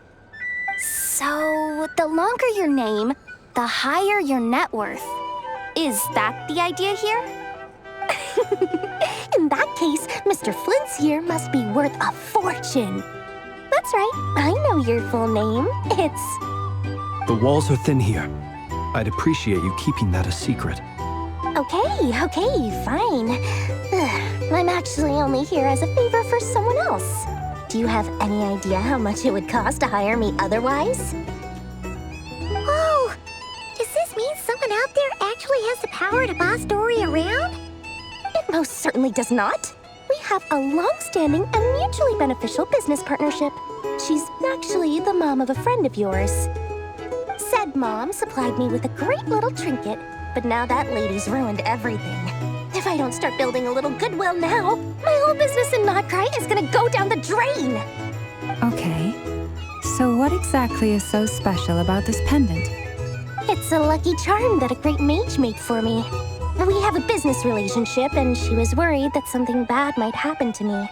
So, she wanted me to have something that can store power to protect myself with. I finally got it all fully charged up with Kovaki, and then never went and used it all up at once! Never lost so big in my life! You're right. It was all my fault. I didn't mean to drain all the Kuvaki in the pendant, but I'll make it up to you. You will? Well, in that case, how about you give me your chess set, and we call it even? I knew you'd say that. Well, it's yours if you want it. In fact, take it now, and I'll even throw in a free Raker of Solnari. Deal? You're putting me in a difficult position here. It's a very useful thing to have around, but I have a funny feeling it won't be around much longer. I guess we'll see in a couple of days. Looks like bankruptcy for me. Hey, don't be so pessimistic. See this through and you never know. You might find a new business opportunity on the other side.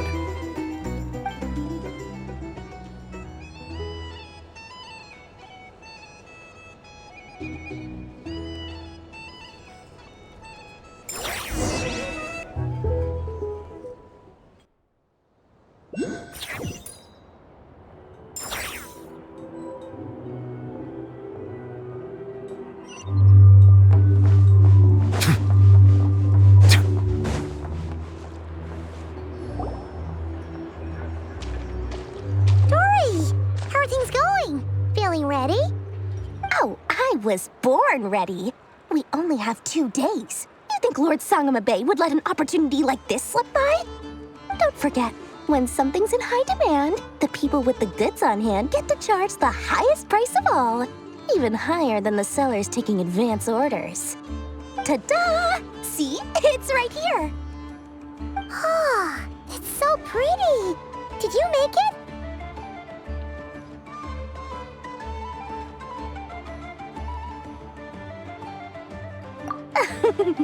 No, I have a supplier. We go way back, so he made me a very attractive offer. Aha! No wonder you were talking about lucky charms at the meeting. You've been getting Kaveh to make them for you. That's not the full story. It actually started a while back as a project between me and the Dendro Archon. Mage Alice once warned me that this world won't stay safe forever. There may come a day when everyone faces a great crisis.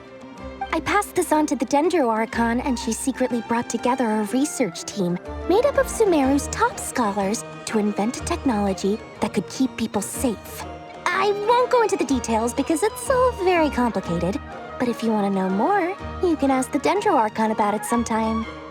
Anyway, point being, it was the Dendro Archon who asked Kaveh to build this little contraption. As one of the top Kasharawar talents, he was the obvious choice. Took him long enough. He stressed over it for ages. Must have gone through at least a dozen designs before producing a final product. But that's Kaveh for you. Marak delivered it to me a couple of days ago, along with a letter from Kaveh. Could I ask why I'm sending this technology to you? And what's your proposed use case? Has it been approved by the relevant authorities? So nosy. My fault for sending him the research permit to begin with. Surely Nahida must have told him you were involved in this project. He was probably just nervous because you're always so secretive about your business. Could be. Anyway, I just replied, let's hope there never has to be a use case, because it would involve grave danger. just being cautious. He probably felt responsible as the one who made it. Or maybe he was asking as a favor for his housemate. He's done that before. Not sure why, though. His housemate doesn't seem to really care that much about this kind of stuff. Either way, all's well that ends well. I'm just glad to finally have my hands on the product. I wouldn't want to be without it, given the potential dangers that lie ahead. Huh? What does that look mean? Paimon's just super surprised. This must be the first time we've ever seen you actually get serious about something.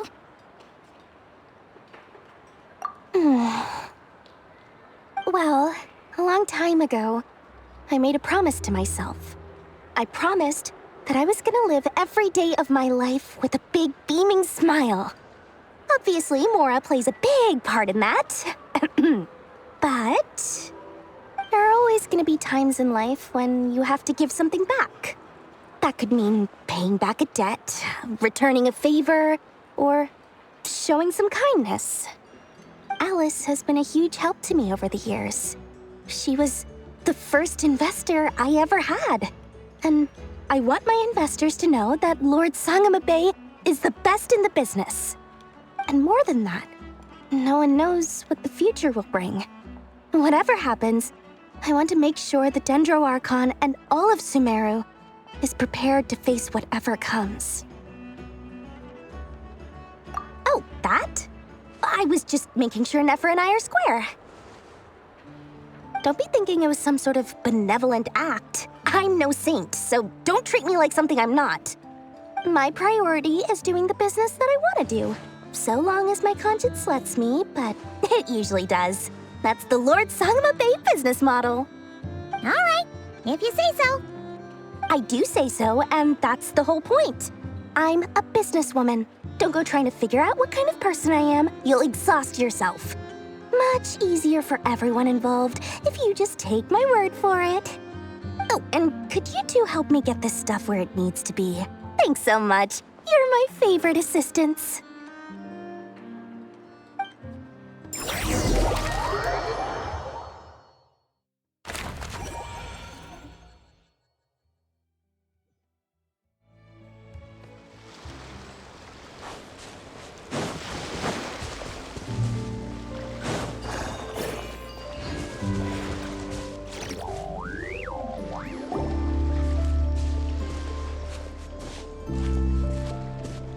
Traveler, Paimon, it's good to see you. Everything going smoothly over here? Sort of. As you're probably aware, Varka, Diren, and I captured some abyssal creatures from the Wild Hunt. Per the plan, we dissected and analyzed some samples of these creatures. The process went very smoothly. The findings, however, come with some troubling implications. What? You can actually dissect the Wild Hunt? That depends on your definition of Wild Hunt and dissection. Harmless, lifeless. These words are accurate descriptions. The Wild Hunt is an interesting phenomenon. In and of itself, it doesn't seem to possess anything akin to a human personality. But taken as a collective, the medium through which the Wild Hunt is summoned does appear to have a soul. Master griped a lot about the wise Horoptatyr, and seemed somewhat fascinated with the foul Certology. But she barely mentioned Rerir at all. I don't think that was because of his lower social standing, though. Anyway, it's a pity. I should like to hear her thoughts on the nature of the lifeform he has become today. It's a strange mix. The furious energy of an abyssal being channeled through a fractured physical existence. A consequence of being torn apart by an unknown power. Perhaps the only explanation for his survival in this state is that he sacrificed a degree of individuality in exchange for a continued existence. Oh, sorry. Once I get talking about interesting research, I have a tendency to go on indefinitely. Back to our research findings. Essentially, they confirm my hypothesis. Rerir's corpse is completely contaminated by the Abyss, and the effects are irreversible. You could think of this as rarer in mutated form. But in my view, even that would be inaccurate. In reality, his whole being has been consumed by the Abyss. In other words, he is now nothing more than a manifestation of abyssal power. Unfortunately, at present, we have no means of completely eradicating abyssal power. Hence, we cannot fundamentally destroy the Rayhir of Solnari either. Oh, that's terrible news! So, that's it? We can't defeat him? Not even if we get the power of the Three Moons? Miss Columbina's situation is a difficult one. She can never achieve wholeness when the world does not accept her presence. It's as if her creator banished her to a place she can never be accepted. It means she spends most of her energy just on her own survival. Given the circumstances, it's only natural to despair. But we must see this plan through to the end. Time to kick off the backup plan. Oh, Paimon almost forgot! This is for you. Dory asked us to bring it. Ah, how wonderful.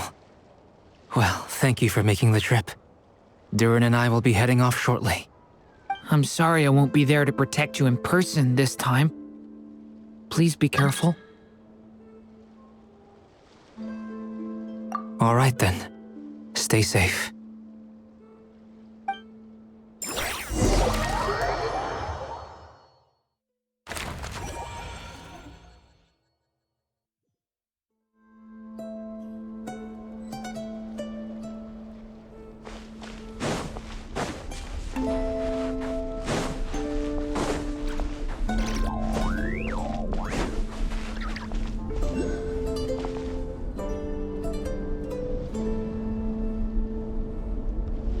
Miss Lauma, is everyone here?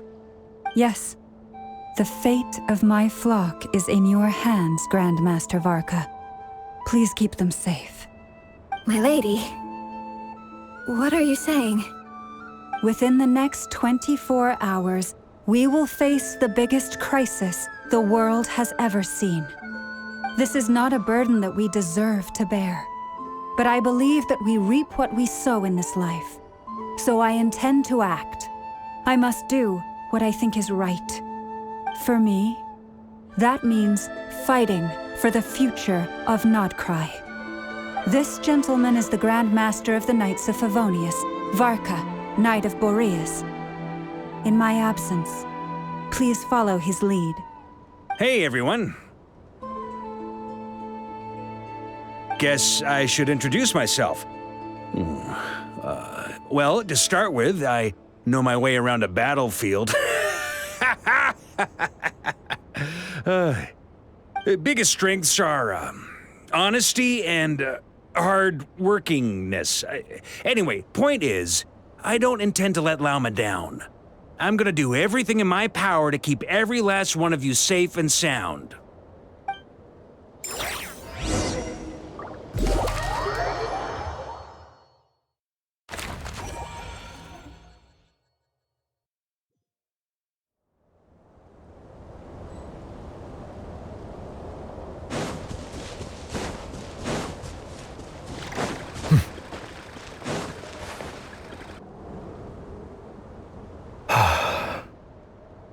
Something on your mind? Miss Columbina, was it? I believe that's how the others addressed you. That's right. Names are funny things. Have you always been called Dainsleif? Yes. I take it your own name has a more complicated history. I have a different relationship with names than other people. To be honest, I'm not even sure that Columbina is my name. At least, not in the same way that Dainsleif is yours.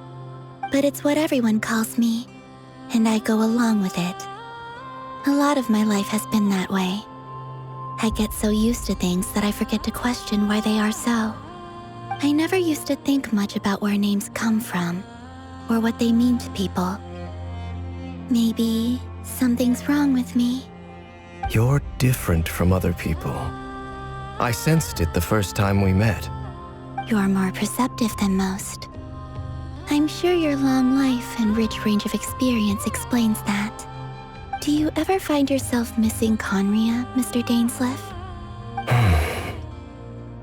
Difficult to answer. I have dreamed of the past many, many times.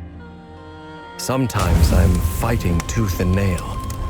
Other times I'm lying on the ground, defeated. I don't recall any happy moments from that time. It has been too long. Is that because hatred survives longer than love and affection? That would not be for me to say. I make no excuses for the grudges I bear. But whatever the reason, I remember little that was beautiful or sentimental. Thank you for your help with the Rerir situation. Without your efforts, I never could have learned the hidden truth of his story.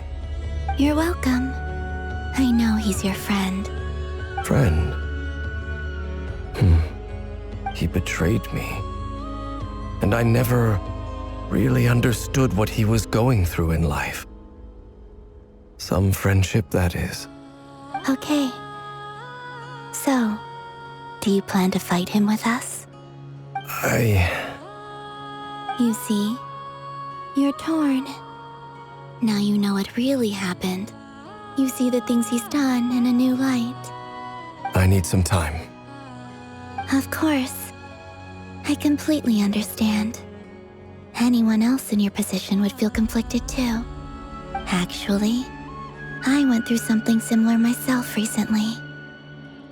Something happened that changed my perspective on a situation.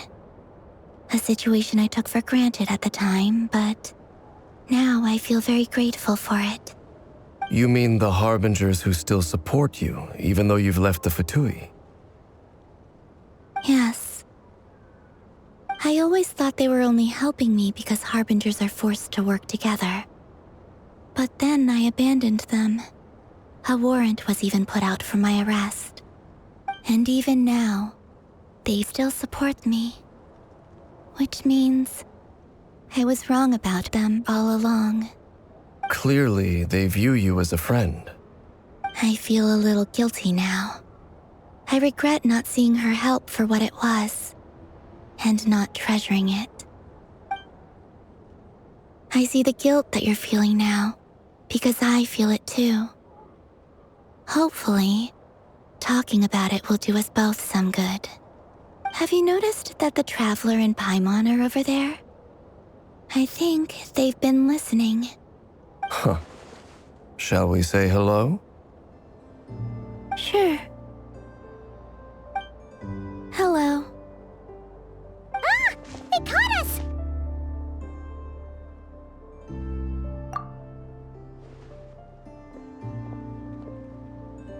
I apologize for making you worry.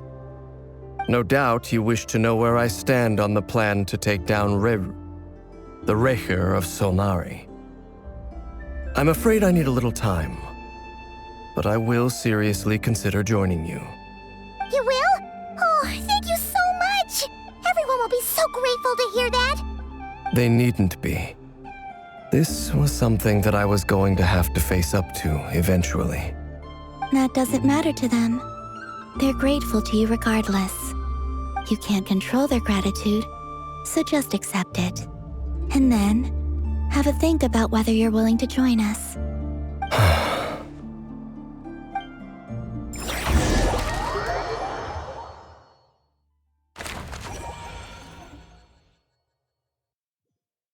It's nearly showtime! Let's go rendezvous with the others. You know the place.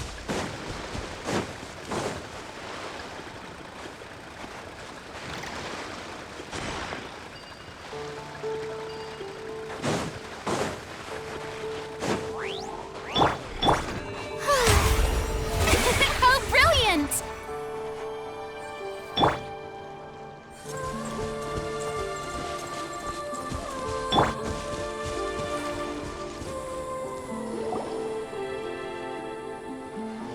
Ah, you're earlier than I expected. Hey, Flint's! Been waiting here long? Not too long. I came a little early so I'd have some time to think. Are you nervous about the battle? Quite the opposite. I'm reminiscing on my past battles. When I was awakened by the Ratniki, I had not touched a weapon in many years. I felt like the battlefield was not where I belonged. But after waging war against the Wild Hunt for so long, I came to realize something. A life of absolute peace is simply not a possibility for me. My restless flame indicates that somewhere inside of me, there is a deep yearning to root out the evil in this world. Oh, that doesn't sound like such a bad thing.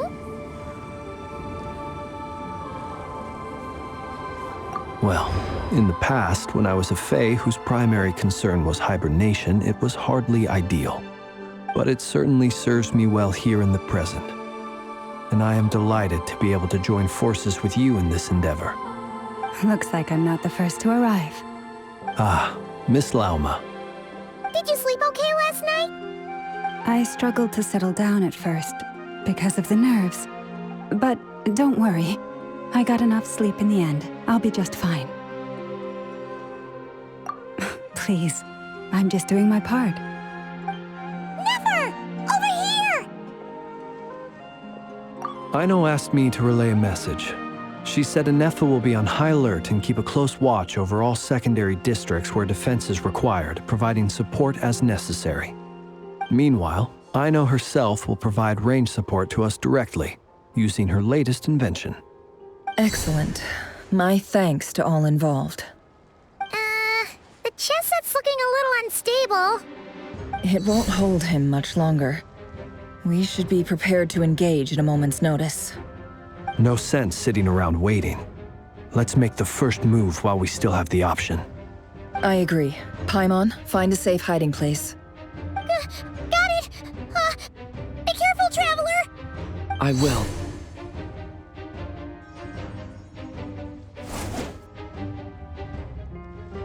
Everyone, take your positions as soon as the battle starts. Every ounce of strength we have in our bones, let us bring to this fight. Ready? Let's go. I've seen all your futile ploys before. You have become the authors of your own demise. I wouldn't be so sure about that. You are merely a moment of sport before I tear down the moon.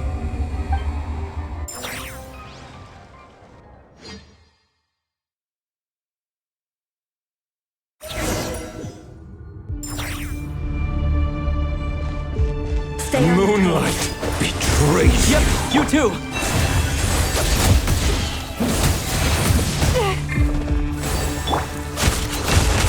It all adds up.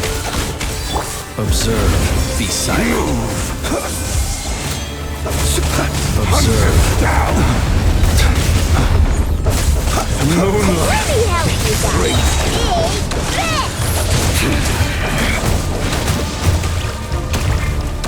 Close your eyes. Observe. Futile. Close your eyes. You poor lost lamb. Pathetic. With one heart, we pray. Hunt him down. No more lies. The deception ends here. It all adds up. Moonlight Can't hide the truth. betrays you. Receive my blessing.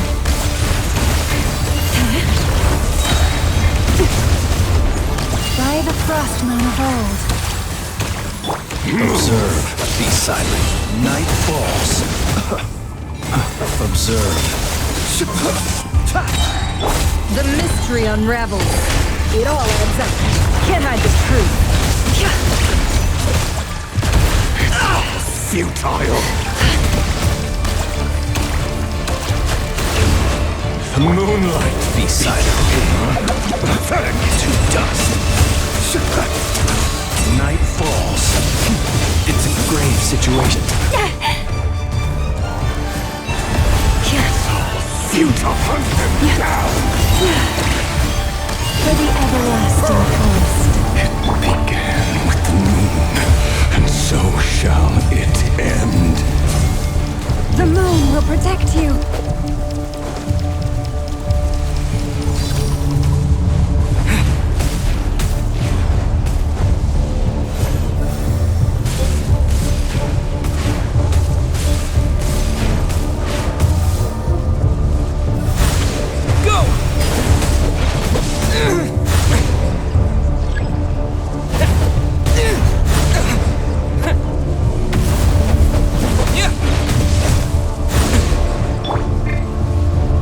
more lies.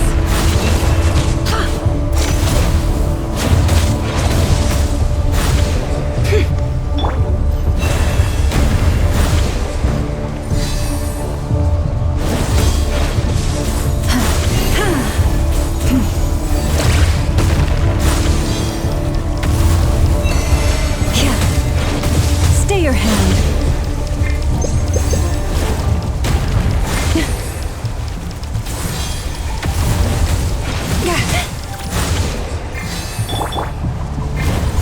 Close your eyes.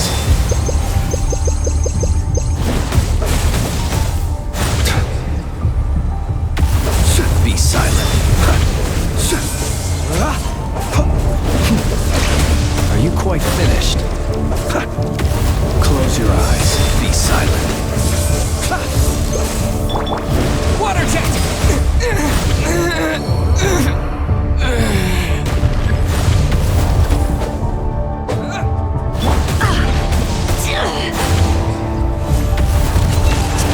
It all adds up.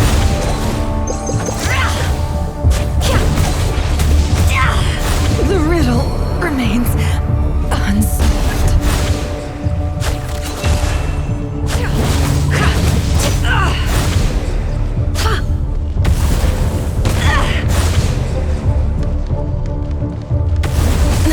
Shameless.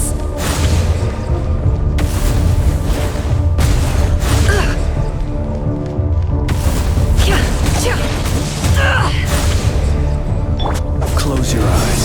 Be silent. You see now.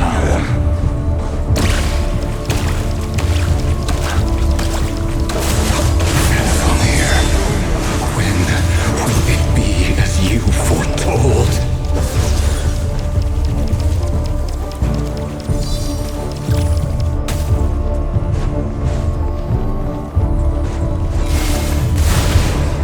Close your eyes. See you at the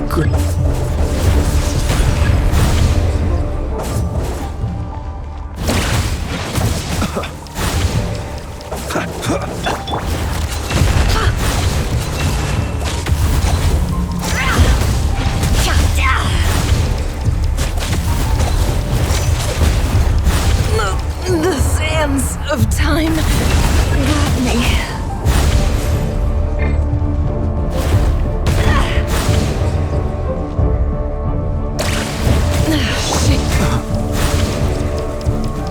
Be silent. Welcome here. One heart, we pray. Forest, protector, seek within. It all adds up. No more lies. Steady now. Be silent. Fear the dark. Pathetic. Wipe out! The moonlight betrays you.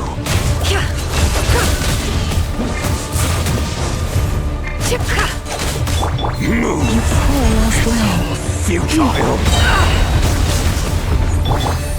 Close your eyes. Be silent. Fear the dark. Close your eyes. Hunt him down!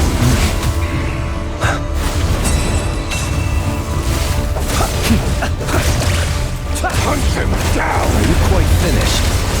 Be silent. Night falls.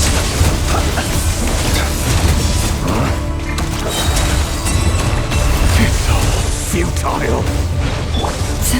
For the everlasting forest, leave this Hunt place. him down! The mystery unravels. Can't hide the truth. No more lies.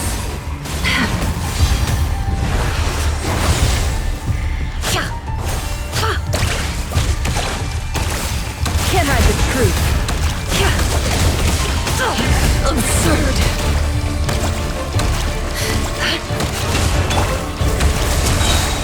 To dust. Steady now. Burn. No more. Pathetic! The moonlight betrays you. The game of heroics is over.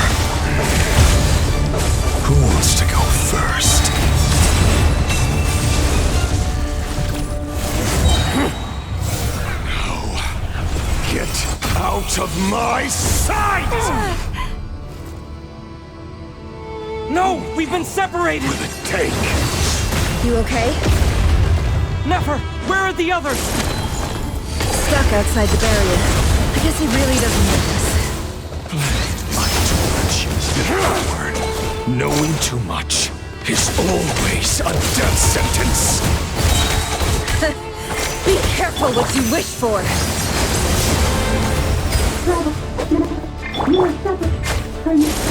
Grandma! Can you hear me? Hold on, where? Silence. The voices are gone. But at least I know they're still there. I need to focus. Stick to the plan. Remember my most important task. Just keep stalling him. If I can stall him for long enough, the moment will come. Go! Wipe out! No more lies.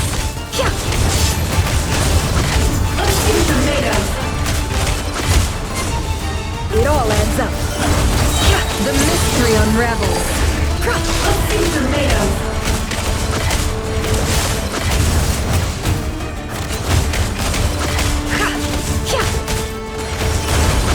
It all falls into place. Go! No more lies. It all adds up. Time to come clean. Seek within. Yeah! Nowhere to run, nowhere to hide. Can't hide the truth. Time to come clean. It all adds up. How unfortunate.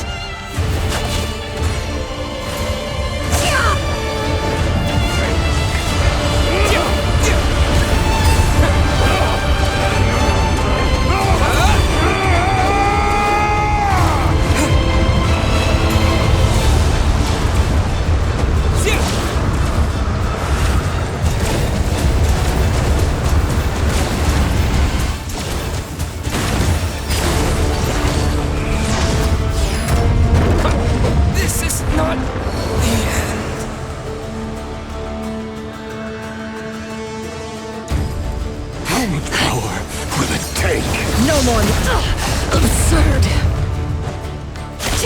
The mystery unravels. Can't hide the truth. Nowhere to run, nowhere to hide.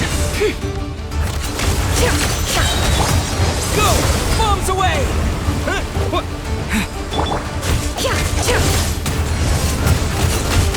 Seek within. Let's see what you're made of. No more lies.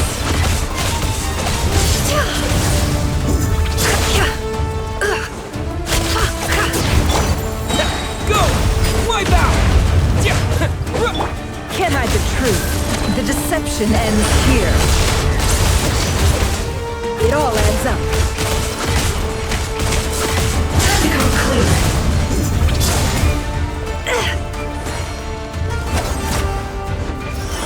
Can't hide the truth. What a joke.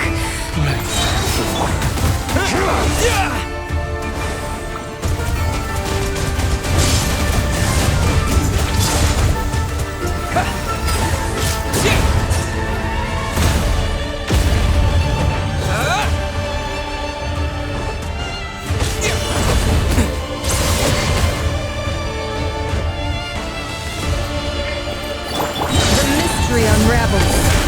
No more lies. It all adds up.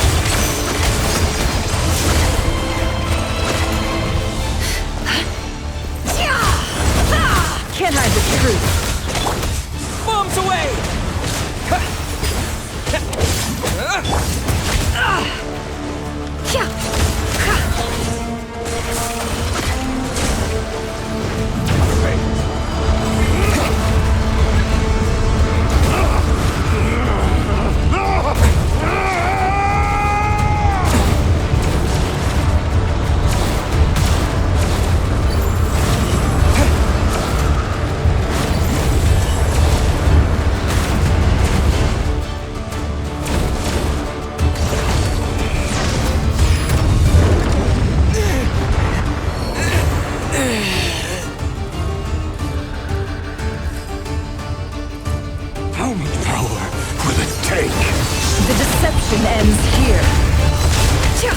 No more lies.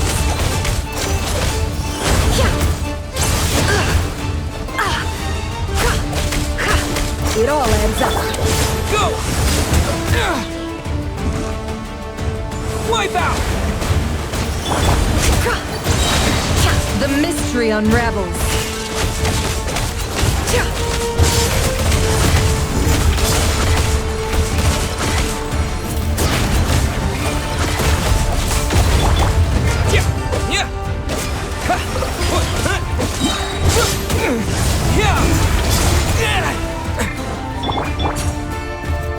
No more lies.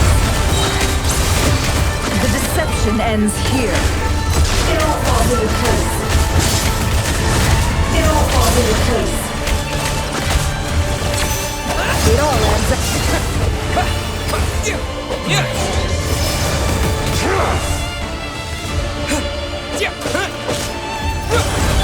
Hound, no more. Destroyed. It all adds up. The mystery unravels. Can't hide the truth. It all falls into place.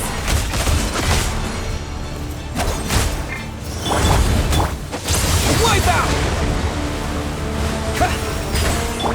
It all adds up. What a joke. Can't hide the truth. Seek within.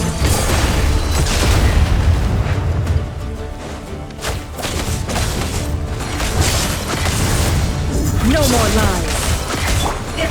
Water jet! Yeah!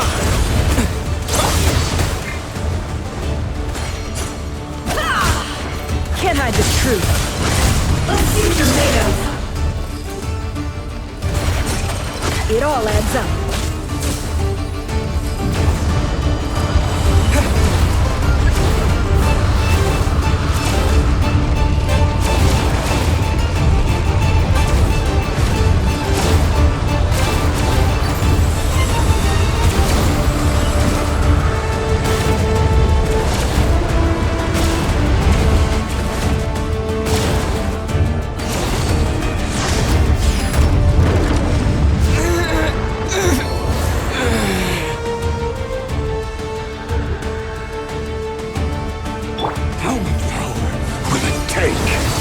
Bombs away!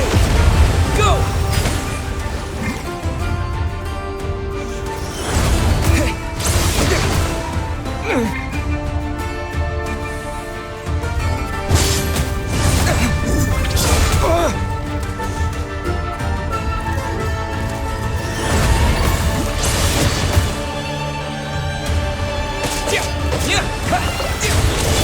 No more lies. The deception ends here. Can't hide the truth. It all falls into place.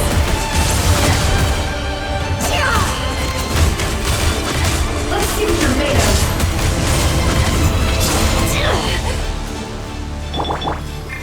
Wipe out! The mystery unravels. No more lies.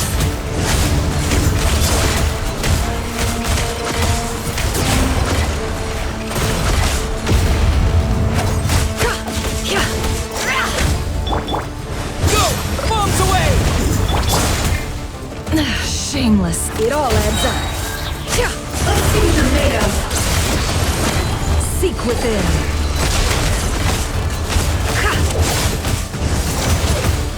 Destroyed. Reborn. Time to come clean.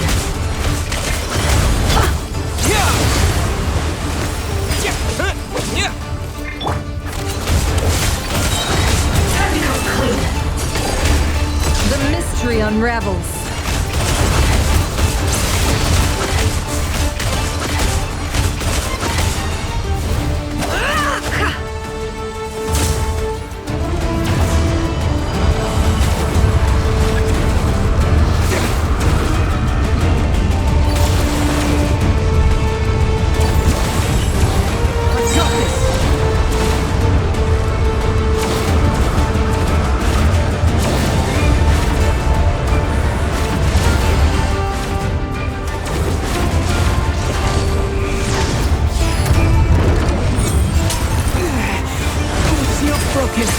I can't keep this up!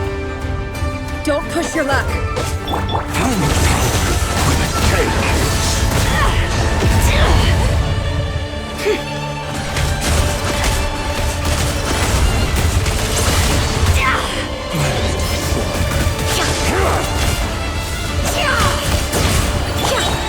Water jet! Wipe out! It all adds up. The deception ends here. No more lies.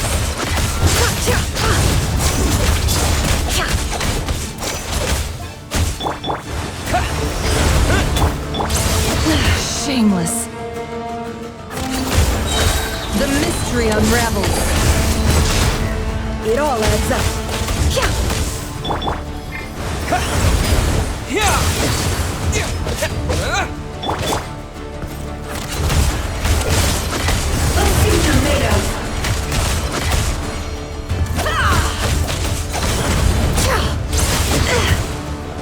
Run or to hide. Seek within. Can't hide the truth. It all adds up. The riddle remains unsolved. How unfortunate. Water jet! Bombs away! The deception ends here. No more lies. Let's see what you're made of. Let's see what you're made of. Can't hide the truth.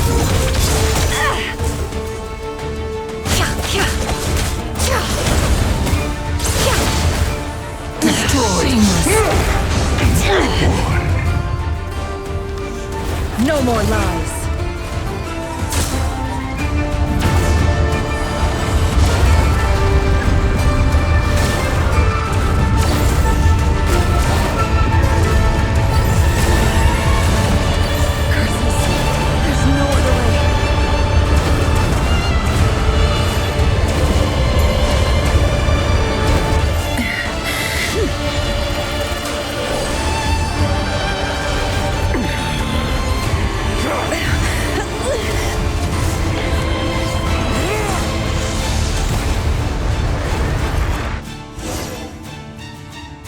The only way to defeat Rarer is to borrow his own power. That means Columbina will have to disappear while you two bear the brunt of his attacks. You have to hold on. Find a way to keep him focused on killing the two of you.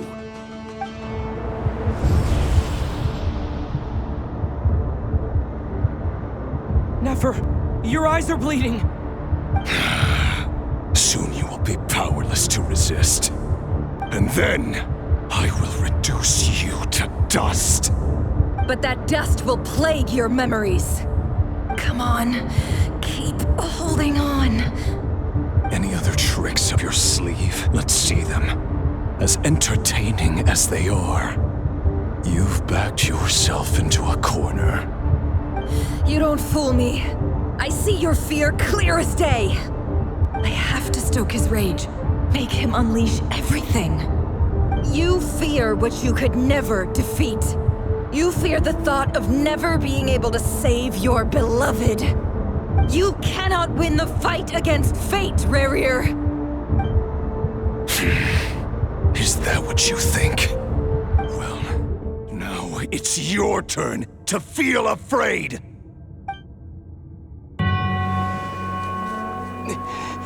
You fear the sound of your own name? Is it us you hate? Or is it what you've become? Let's see what becomes of you!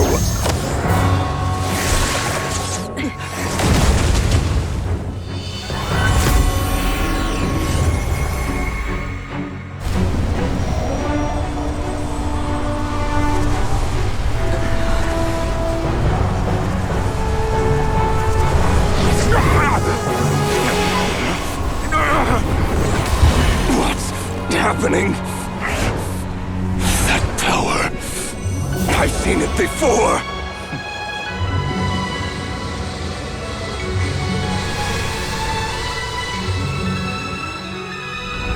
His power is on another level. We'll need to use an alchemical array to convert his power into a usable form. Then quickly channel it into Columbina, rendering her powerful enough to compete with him. I'll join you. I can help. If I release enough abyssal energy into a confined space, it'll create a potential difference, allowing us to extract a huge amount of elemental energy. Next, I'll synchronize with everyone's minds using Pyro, then give you temporary access to their abilities and fields of view. But it won't last long. Can you see? Well enough.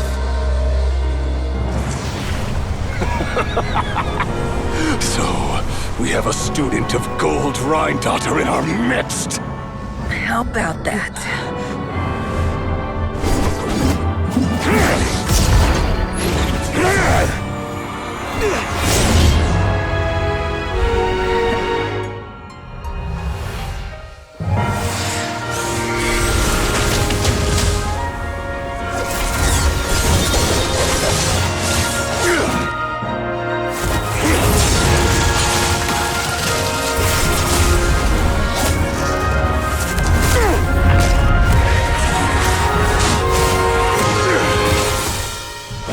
You use my own power against me? Just like how you stole Kuvaki. Look familiar?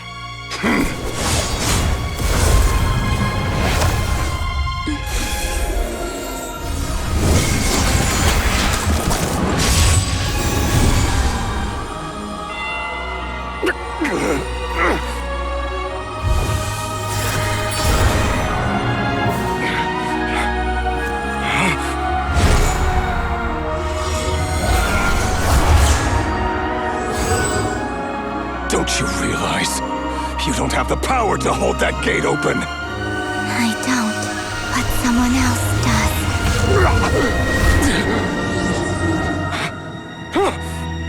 Goodbye, Rerir.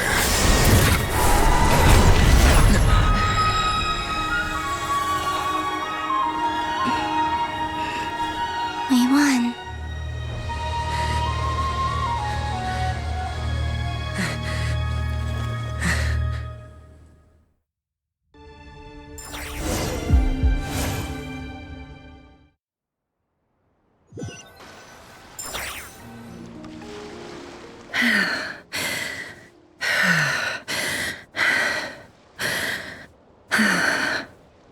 Nefer, how are your eyes?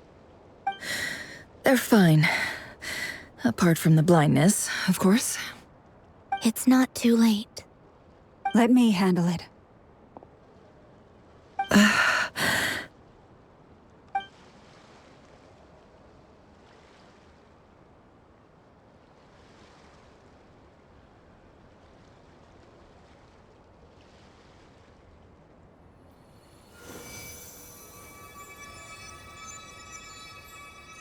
Miss Nefer, it's not like you to lose your composure. That was the most reckless thing I've ever seen you do. Reckless how? The situation was critical. Our lives were at stake. We had to do something. Even so. Okay. I guess you're right. Under the circumstances, it was a wise decision. You traded your eyes for an incredible victory. In business terms, I suppose that's a huge return on investment. I'd be hard-pressed to argue otherwise. Still, I don't like this outcome, and I don't want you to lose your sight for good. People suffer when they make sacrifices they shouldn't have to make, whether that means faith, strength, or in this case, your ability to even see. I had hoped you could win without sacrificing so much as a single hair on your head. Thank you. Really. All done. Don't try and open your eyes just yet. We'll see how you're doing in a couple of days. Until then, please follow your recovery plan to the letter.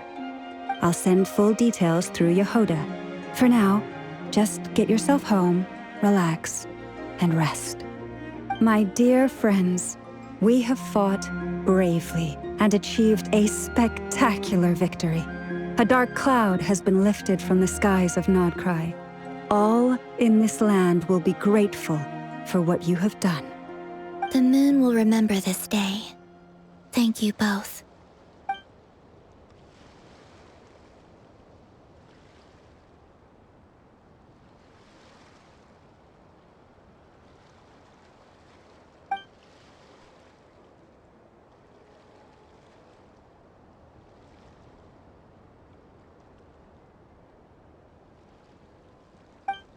There's something I want to let you know. What is it? When Durin connected everyone's minds so I could access their powers, I also felt everything they felt. And since Nefer's eyes were injured, my eyes are hurting now too.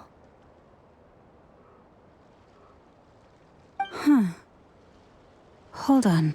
Let me try. I only feel the pain. There's no actual damage.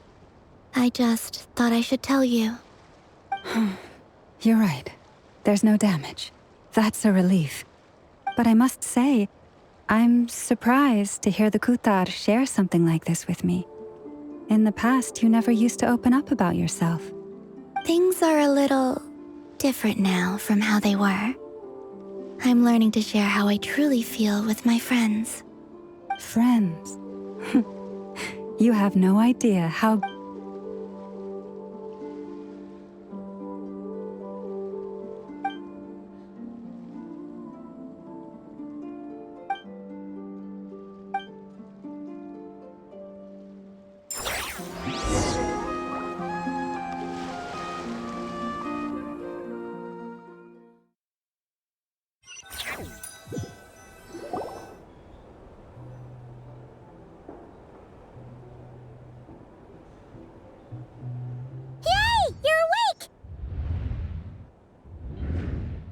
How are you feeling? Any aches and pains? Did you sleep well? I'm doing all right, Paimon. No need to worry about me. Phew! Well, that's good. Paimon's been sitting on the edge of the bed worrying about you for ages. You slept a whole day and night. Poor Paimon had to eat all by her lonesome. Glad to hear you didn't starve. How was the food? Well, it wasn't the same without you there to share it. Honestly, Paimon just can't relax when you're not your usual self. She couldn't enjoy the food and settle down to sleep. Well, I'm back to normal now. Oh yeah, and Albedo swung by earlier. He said to tell you to head to the tavern when you woke up. Varker and the others are organizing a victory feast and they want to celebrate with you. He also dropped off some medical supplies, but you seem fit as a fiddle, so guess you won't be needing those. If you're feeling up to it, let's head over now. Wouldn't want to keep them waiting.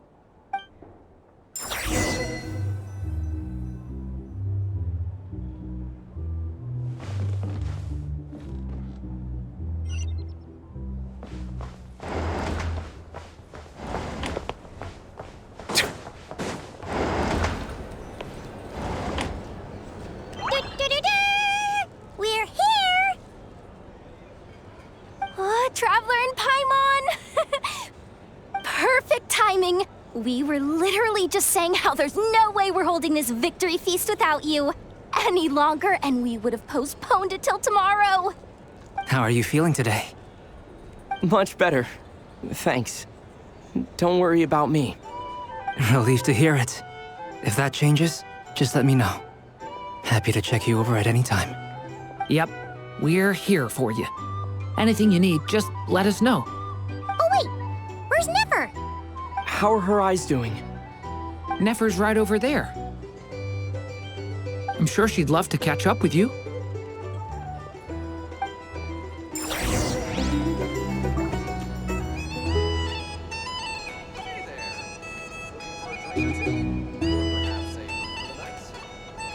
You're here to sign up with the Fatui. Make sure your paperwork is all in order.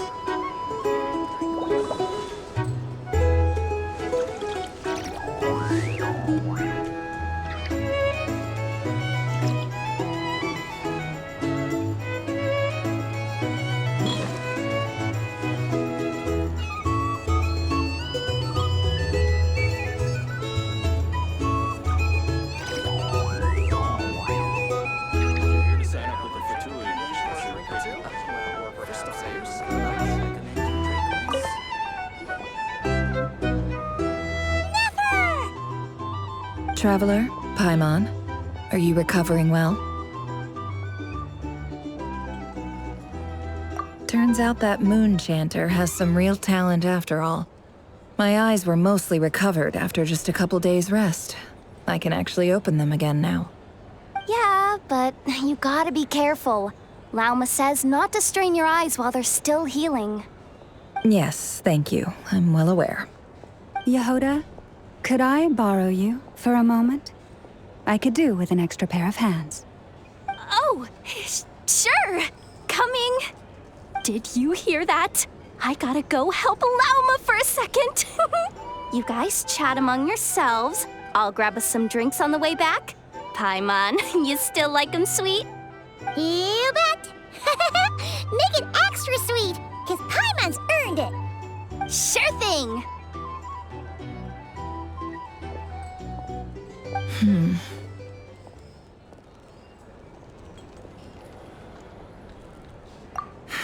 The Raker of Solnari.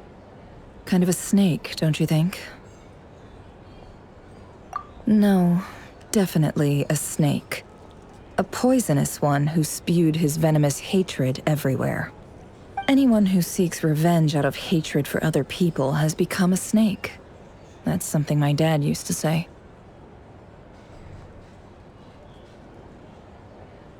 Perhaps. I'm sure it sounds like a very wise and open-hearted perspective to your ears. But me? I think hatred is a perfectly justifiable emotion. What else is left when everything you depended on in life gets stripped away? Something's gotta fuel that drive to keep on living. If you're worried about me, you can nip that in the bud. I'm not someone who gets stuck in the past. It's just... I suddenly feel like I was wrong to call my father a liar. He was just a fool. That's why the Academia turned their back on him, and why the other tribes ganged up on him. Oh, Father. How much better things could have been if you were a skilled liar. Look at the Ibis King. Thoth is a fiendishly cunning liar. And yet, strangely, he feels more like a father to me than my real dad ever was. He's never brought it up, but I'd bet he feels the same way. Why else would he give me the power to perceive the truth, while at the same time training me in the art of deception? Well, King Deshret banished him to Aru, which is essentially a prison, and posed 3 questions to him. He promised that he'd have his freedom if he could find the answers. His response was to take on a physical form and approach me, hoping that I could become his envoy and search for one of the answers on his behalf. Did he really think I'd fall for that? He's stuck there. He can't make me return what he gave to me. So that's enough for you to decide he's nice, is it? He's a prisoner, and he was scared. So he decided to perform some good deeds to win people's approval. He lives in fear because he's a deceiver. How is Rerir any different? You can't work as a spy your whole life and expect a happy ending. It's preposterous. Yet I can't say I don't understand it. Liars live in the darkness of their own making, but it's still human nature to want to go on living. They say that a liar's soul is the most worthless thing in the world. What do you think?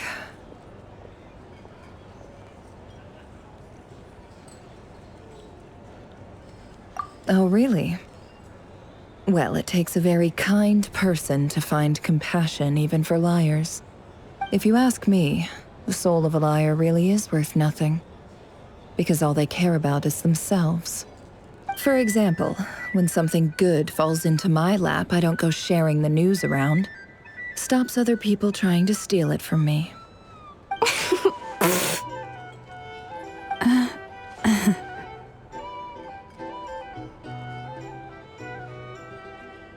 So be it. They have sharp ears. I can't keep anything from them. Wow, is that what it looks like?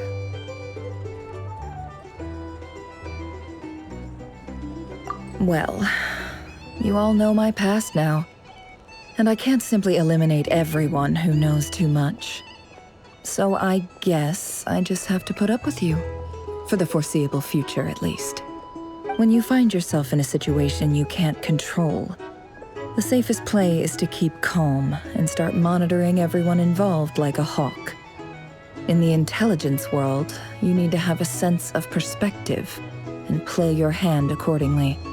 If you understand what's at stake, please ensure my secret is safe with you.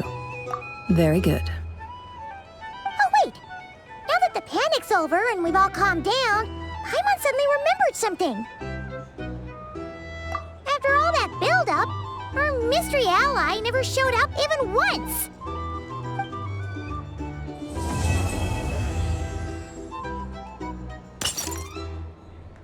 Huh? Am I imagining things?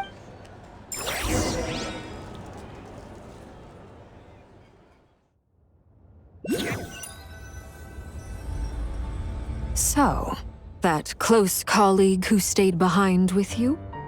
What's he been up to recently? Don't know, don't care. I get more normal human interaction from hanging out with Bosco too than him.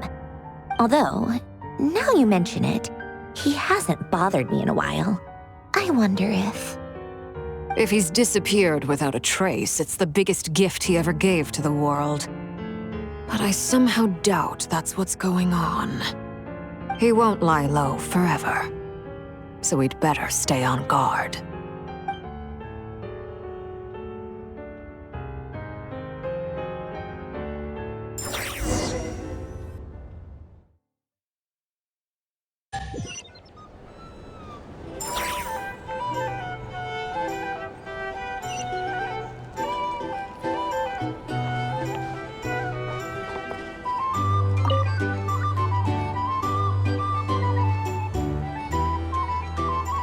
Ah, Lord Sangama Bay.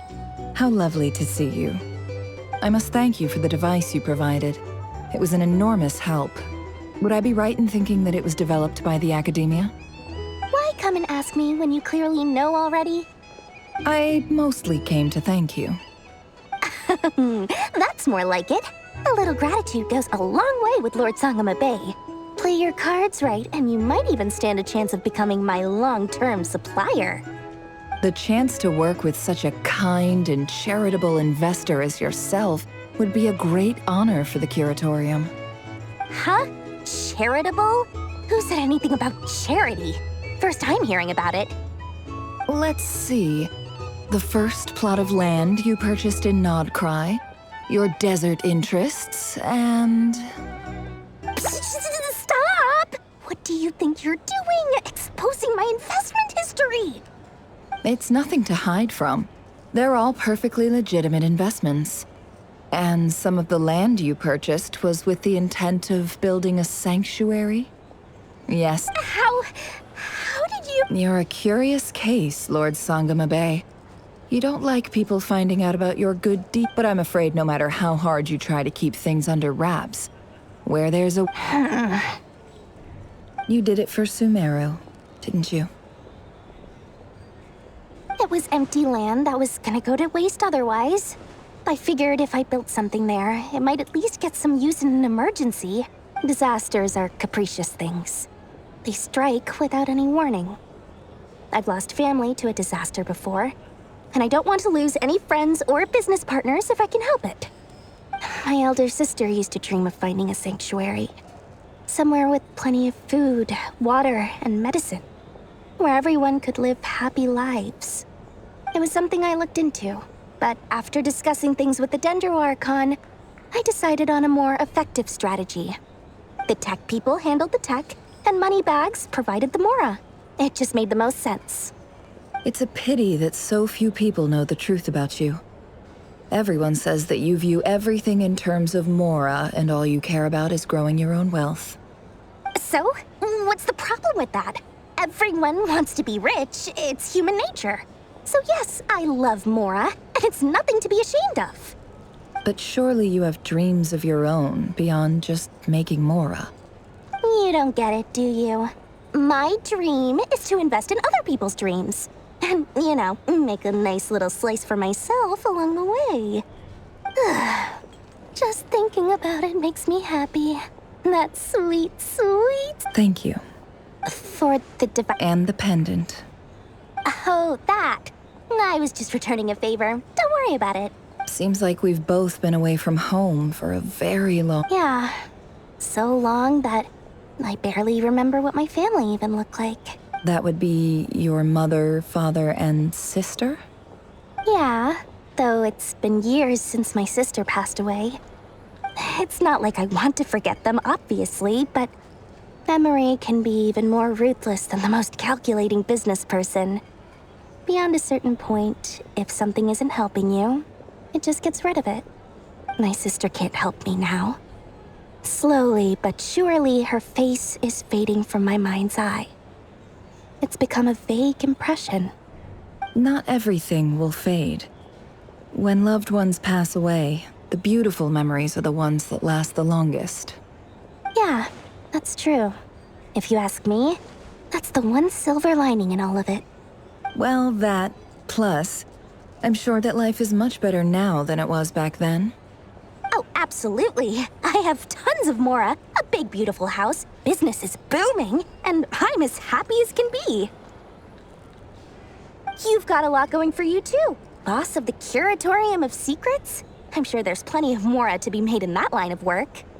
I appreciate the vote of confidence.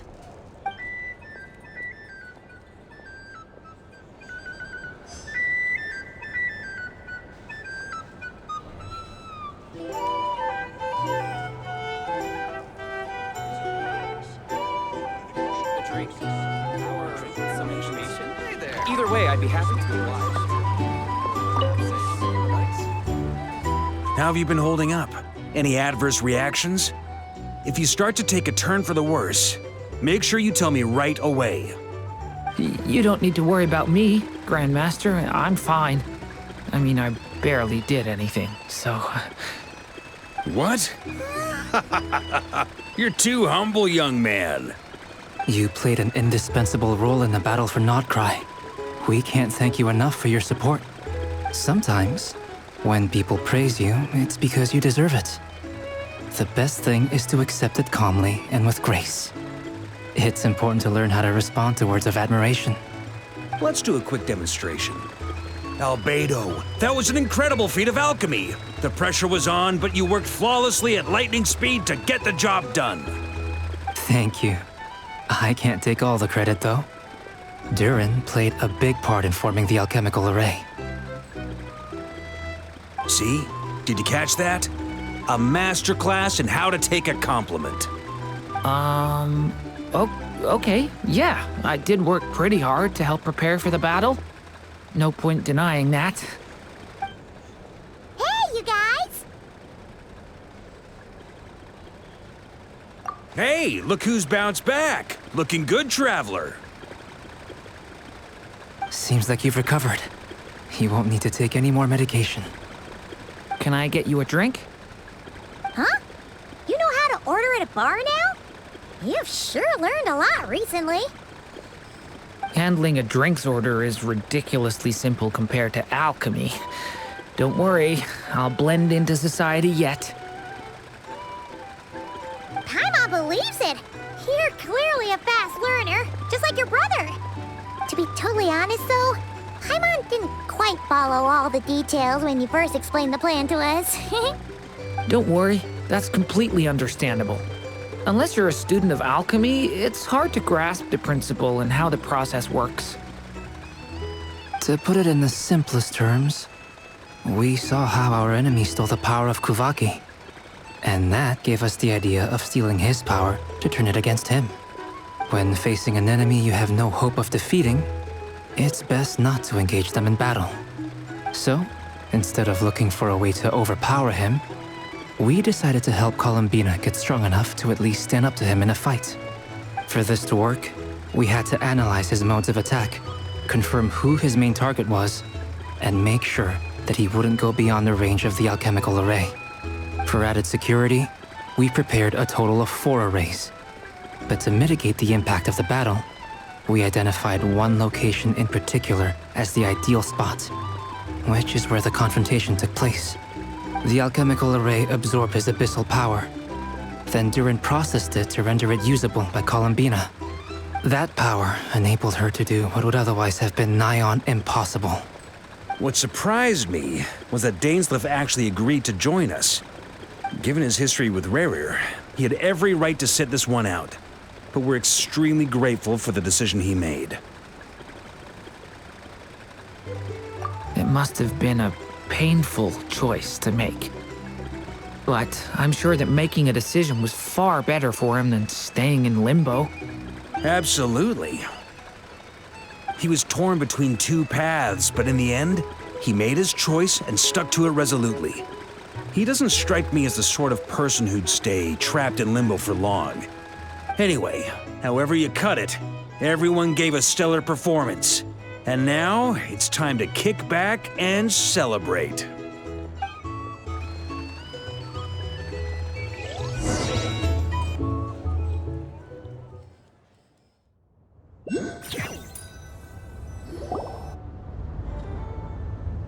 That's the only reason you're here?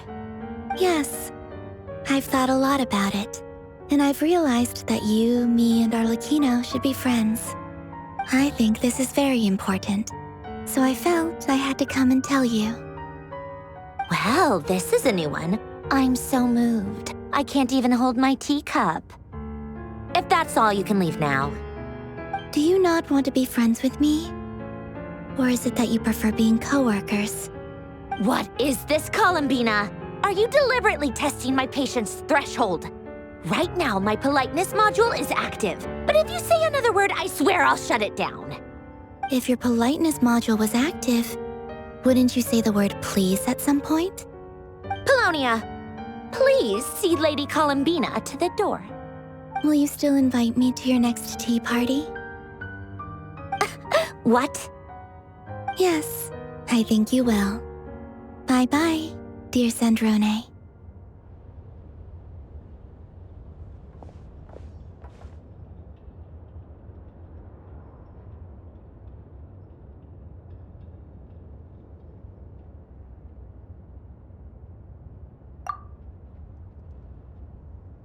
Last time, the Wild Hunt escorted you out. Would you rather I handled it myself this time? We just wanted to, see how you were doing now that it's all over. Why? Out of concern for my safety? I hope you didn't seriously think that the Rahier of Solnari would be able to lay so much as a finger upon me, given how prepared I was. Mostly because you kind of helped us out, so we just wanted to check you were okay. Looks like all your robots are fixed, huh? Oh, don't you worry about that. Tea time is already a write-off. The visitor before you managed to kill my appetite.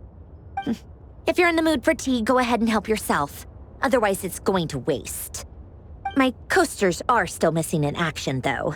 Use this notebook instead. Whoa! Pretty hefty notebook. Look at all those... You can ignore those. They're just dumb scribblings. I doodle and write in my free time. Sometimes I remember the distant, and other times, I grit my teeth and note down all the crazy nonsense going on in the present. Some people do the crosswords in the newspaper. Trying to predict the future is like daydreaming. And writing about the present just makes me furious. The past is my favorite.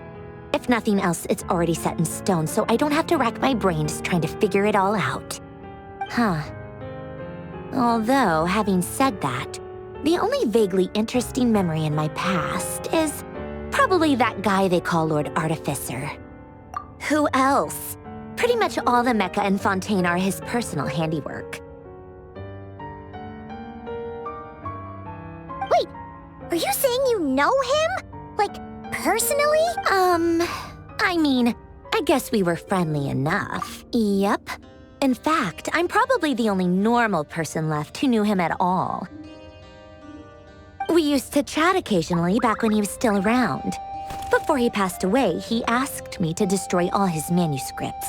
I honored his request, but I did read through everything first before I couldn't let the genius of Lord Artificer Alain Guillotin disappear like that. Would have been such a waste. So, that's where the formulas in your notebook are from? I just told you. Those are my equivalent of crossword puzzles. They're just dumb formulas that I solve for fun when I'm bored. Alain's work was like epic poetry. The formulas in my notebook are just silly little... Not that there's anything bad about them. I mean, at least, solving those riddles isn't going to hurt anyone. Except me, because I lose a few brain cells in the process. Anyway, while we're on the topic, I might as well tell you about what happened to him and his friends. Alain Guillotin had two close buddies, René and Jacob. They spent their childhood years together in the Narzissenkreuz Institute. They were all quite competitive, so there was some rivalry between them, but it was a friendly rivalry. But beneath the friendship and the rivalry ran something deeper, a sense of nostalgia for the past. Unfortunately, childhood would end, the prophecy would come true, the apocalypse would arrive, and the future would never be. A mad dream that would normally only capture the minds of lunatics begin to take root in their hearts. A dream of saving the world. And if René and Alain had been people of lesser wits, that dream would probably have ended up as something for them to joke about in their older years. But alas, they were some of the sharpest minds around. They nurtured that dream with the full power of their intellect, and it grew into something that ate away at their souls. The first of them to fall under its spell was René. Against Alain's wishes, he persisted in experimenting on a mutual friend of theirs to try and save their life. Alain did not approve and parted ways with René. It's complicated. Alain wanted to believe that René only did what he did for the sake of their friendship. But when he told me about what happened, I could tell he still had some suspicions about René's motives. Perhaps the seed that would grow into a nightmare had already sprouted in René's mind. Even then, the next time they met, René's soul had been completely engulfed by the dream of salvation. His futile attempt to change the tide of fate only resulted in a wave that swallowed up the world, even before the apocalypse came. And although that wave died down eventually, I hear that it just recently came back with a vengeance. As I understand, René wanted to live out his dream of salvation once more. But I'm told that the attempted resurgence finally died out for good. At long last, René awoke from his deluded dream. Though of course by then it was far too late. What do you think of René? Do you admire his transcendent genius? His view that any price was worth paying to achieve the lofty goal of saving the world? Or do you despise him? Dismiss him as an evil madman who wrought havoc on the lives of everyone around him as he pursued his delusional dream? Same difference, really. Just a matter of perspective. Doesn't surprise me. You share one thing in common, after all. You both want to be the savior. The only difference is, your dream came true, and his, well, he wasn't the one who made it come true. I don't like fanatics who give up their whole lives for their ideology. Nor do I like fools who let their delusions take control. Maybe I could understand if René had just been an ordinary person. But he had a sage-like intellect, and still managed to get himself lost in the labyrinth of his own desire. Anyway, that's enough about René. Now, moving on to Alain Guillotin, the Lord Artificer. He managed to put a stop to the first storm whipped up by René. But after that, Alain lost his friends and family. To his credit, I suppose, the loss of his family and friends was purely a tragic accident. It's not like Alain sacrificed them for his cause or anything. After that, the only thing supporting his work was the same dream that had dragged his closest friend down to the abyss. But although the desire to save Fontaine drove him to found the Fontaine Research Institute, Alain continued to reject any form of transcendental knowledge or power. He was suspicious and fearful of it, having seen the way it had affected his closest I think that formulas and machines derived solely from human intellect were the only thing that gave him a sense of spirit, yet Alain's intellect was simply too great. It barely left him space to breathe in his lifetime. Once he realized that the end of his life was approaching, he finally accepted the truth. The Nazissenkreuz Institute needed someone, and a human being, to see its story through to the end. He quit working on his formulas, trading them in for the fairy tales that had played such a formative role in his childhood. But he told me that the director of the Nazissenkreuz Institute used to read those fairy tales to the children as bedtime stories. Apparently, they worked wonders at sending kids off to sleep. I think that all he wanted at that time in his life was to be able to sleep deeply without being plagued by depression. By that point, nothing else really mattered. At the very end, he laid down to rest in the ruins of the former Nazissenkreuz Institute orphanage, while the Fontaine Research Institute he had founded continued tirelessly with its work. Many years after that, tensions over competing dreams would once again cause a rift, this time between members of the Fontaine Research Institute. But the actions of those fools had nothing, and that is the story of two people from the Nazissenkreuz Institute who both wanted to save the world. One went all in on his fantasy of salvation without ever looking back, and ended up calmly sinking to the bottom of the deepest sea. The other sought desperately to burn bright in his life, even though he wasn't sure where he was going.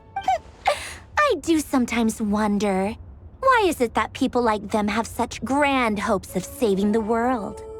Even the grandest tree starts as a tiny seed.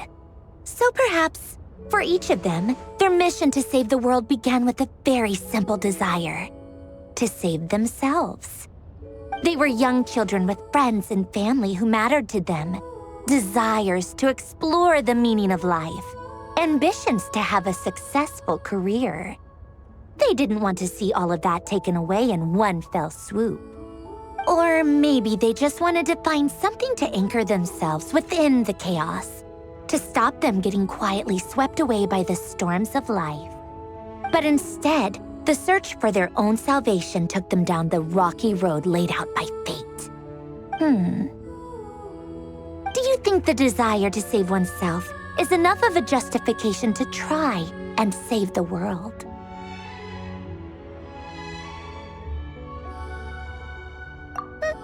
The way you said that sounded just like Alain. I asked him the same question back when he was in his prime, putting all of his energy into his work. He gave the exact same answer as you did. No elaboration, just a quick short answer before getting right back to his work. All right, tea time's over. I owe Arlecchino a favor for telling me these stories. I'll have to bring a whole sack of gifts the next time I visit the House of the Hearth. I'm gonna go tinker with Polonia now. You guys can do whatever you want, as long as it doesn't involve interrupting. Polonia, exit hibernation mode. Begin diagnostics.